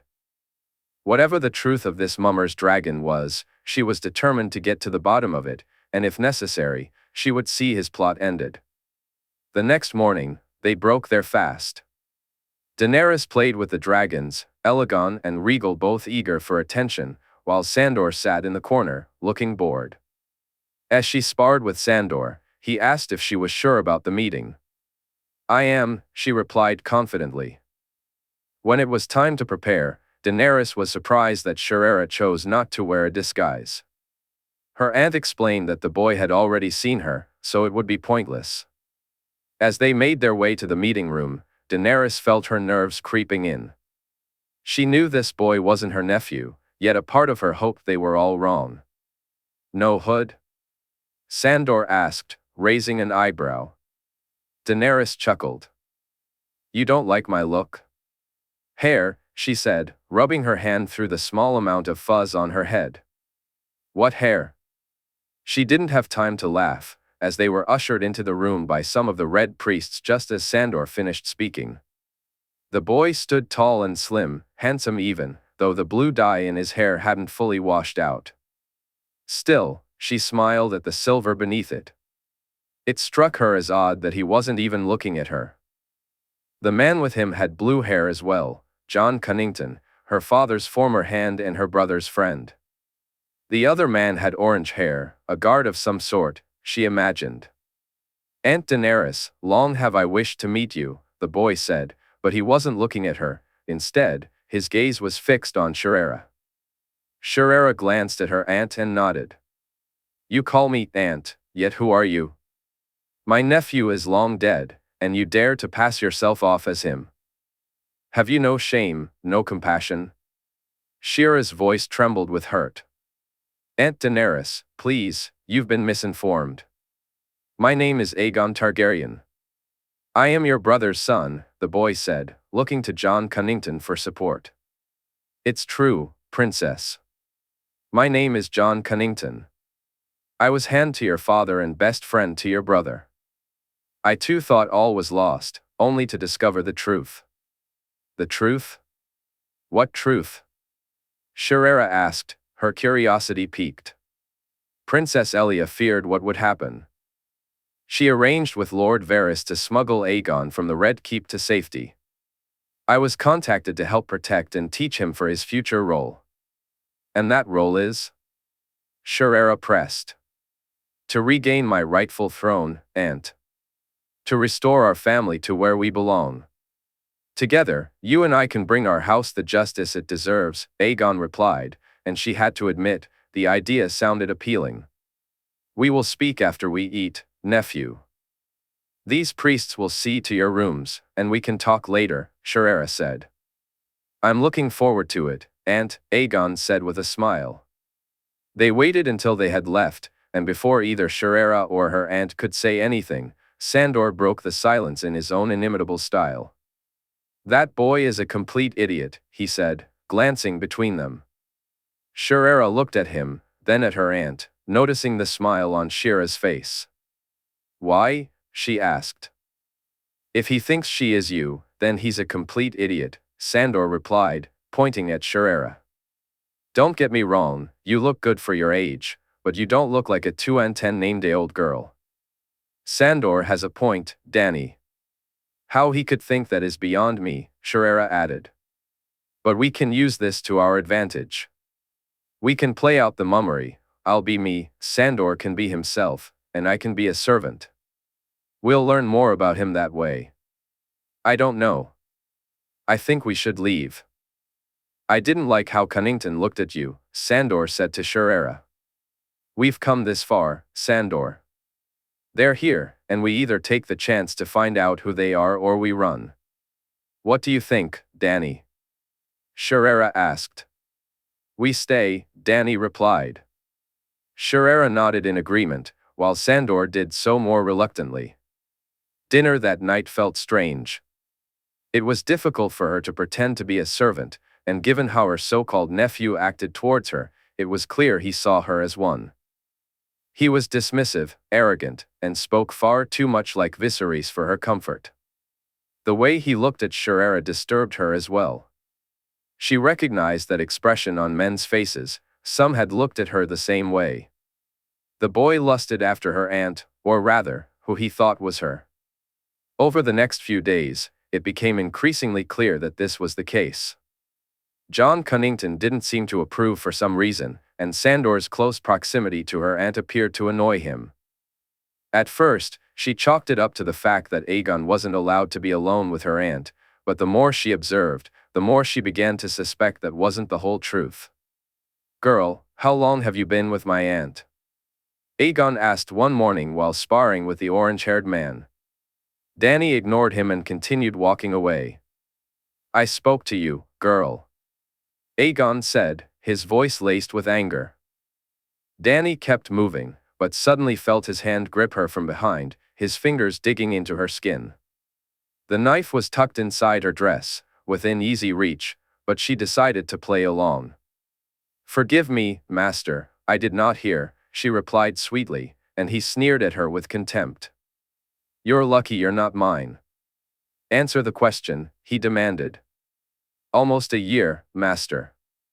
She saved me from my last master, he was a cruel man, she said softly. Did you hear that, duck? My aunt saved her, he said, and Dany felt her anger threaten to boil over. The look on his face and the way he spoke to her were infuriating. She tried to walk away, but he grabbed her again, smirking as he released her. Dany rushed off toward where Sandor and Shirera were waiting. "Women, they're too soft, duck," she heard him say as she left, and she couldn't help but laugh at the absurdity. If he touched her like that again, she'd show him just how hard a woman could be. As she approached Sandor and Shirera, she noticed Jon Cunnington sneaking around their rooms, trying doors. That night, when she spoke to the others, she had to tell Sandor to let it go. Her loyal protector was ready to threaten the boy and his friends. Over the next week, they learned little. Aegon grew louder and more annoying, making it clear they were wasting their time. They thought nothing of it when Duck started making trips back and forth to the boat. In fact, they were glad. It meant one less person to watch. While Jon Cunnington had stopped trying to sneak into their rooms, he had begun to look at her way too much, his gaze causing her some concern. Why and how things escalated, she wasn't sure. Aegon had been as irritating as ever and had even tried to touch her aunt, although Dany had reached her limit. She called for them to join her. "Aunt, you called for me?" Aegon said, standing next to Jon Cunnington. "You really are a fool," Dany replied, and Aegon glared at her, anger flashing in his eyes. "Aunt, I know this girl is your servant, but I won't be spoken to by a slave like this," he said, stepping forward, only for Sandor to mirror his movement. "What a foolish boy," Dany retorted. "What's your excuse, Lord Cunnington?" "A boy may not know better, but someone who claims to have been my brother's best friend should. Or are you as blind as this false dragon beside you?" She noticed Aegon shoot a confused look at Jon Cunnington. "No, I'm well aware of your games, Princess," Jon said. "I was wondering when you'd reveal your true self and why you would play them when we came to you as friends." "Jon?" Aegon asked, his voice trembling. "That's right, Aegon, if that's even your true name. Mine, however, is true. I am Princess Daenerys Stormborn of House Targaryen, and you, boy, are no nephew of mine." She smiled at Aegon, shaking her head as she saw the anger on his face. "A false dragon, a mummer's dragon, and this is who you serve, Jon? This is how you honor Rhaegar?" Shirera added. "I am true. I'm a dragon, the last dragon." Aegon shouted, spittle flying from his mouth. "You are no dragon, and you are no longer welcome here. Begone, and be grateful I let you leave with your lives. Next time we meet, you won't be so lucky," Dany declared as she turned away. The sound of the slap echoed through the room, followed by the sharp clatter of spears as the fiery hand aimed them at the man and boy. She glanced back to see Sandor standing protectively in front of her, while Aegon lay on the floor, blood trickling from his lip where he had been struck. Jon Cunnington glared at them with fury in his eyes, but he was outnumbered and outmatched. He helped Aegon to his feet and practically dragged him away. In the room, Dany asked, "Was that too much?" She caught Sandor's smirk and Shira's subtle nod, though her aunt looked a bit concerned as well. A few minutes later, Kinvara arrived, and Dany watched as she carefully wiped the blood from the floor. It was no more than a few drops, but it seemed significant for what she wanted to demonstrate. Kinvara gestured for them to follow her. Standing in front of the brazier, she held the cloth in her hand and turned to face them. "There is power in king's blood," she said, dropping the cloth into the flames. At first, nothing happened. The cloth burned just like any other, without any extraordinary flames or light. Dany nodded, welcoming this proof. Then she felt it, the anger, the sorrow, the call. Overwhelmed, she dashed from the room, with Sandor and Shirera trailing behind her.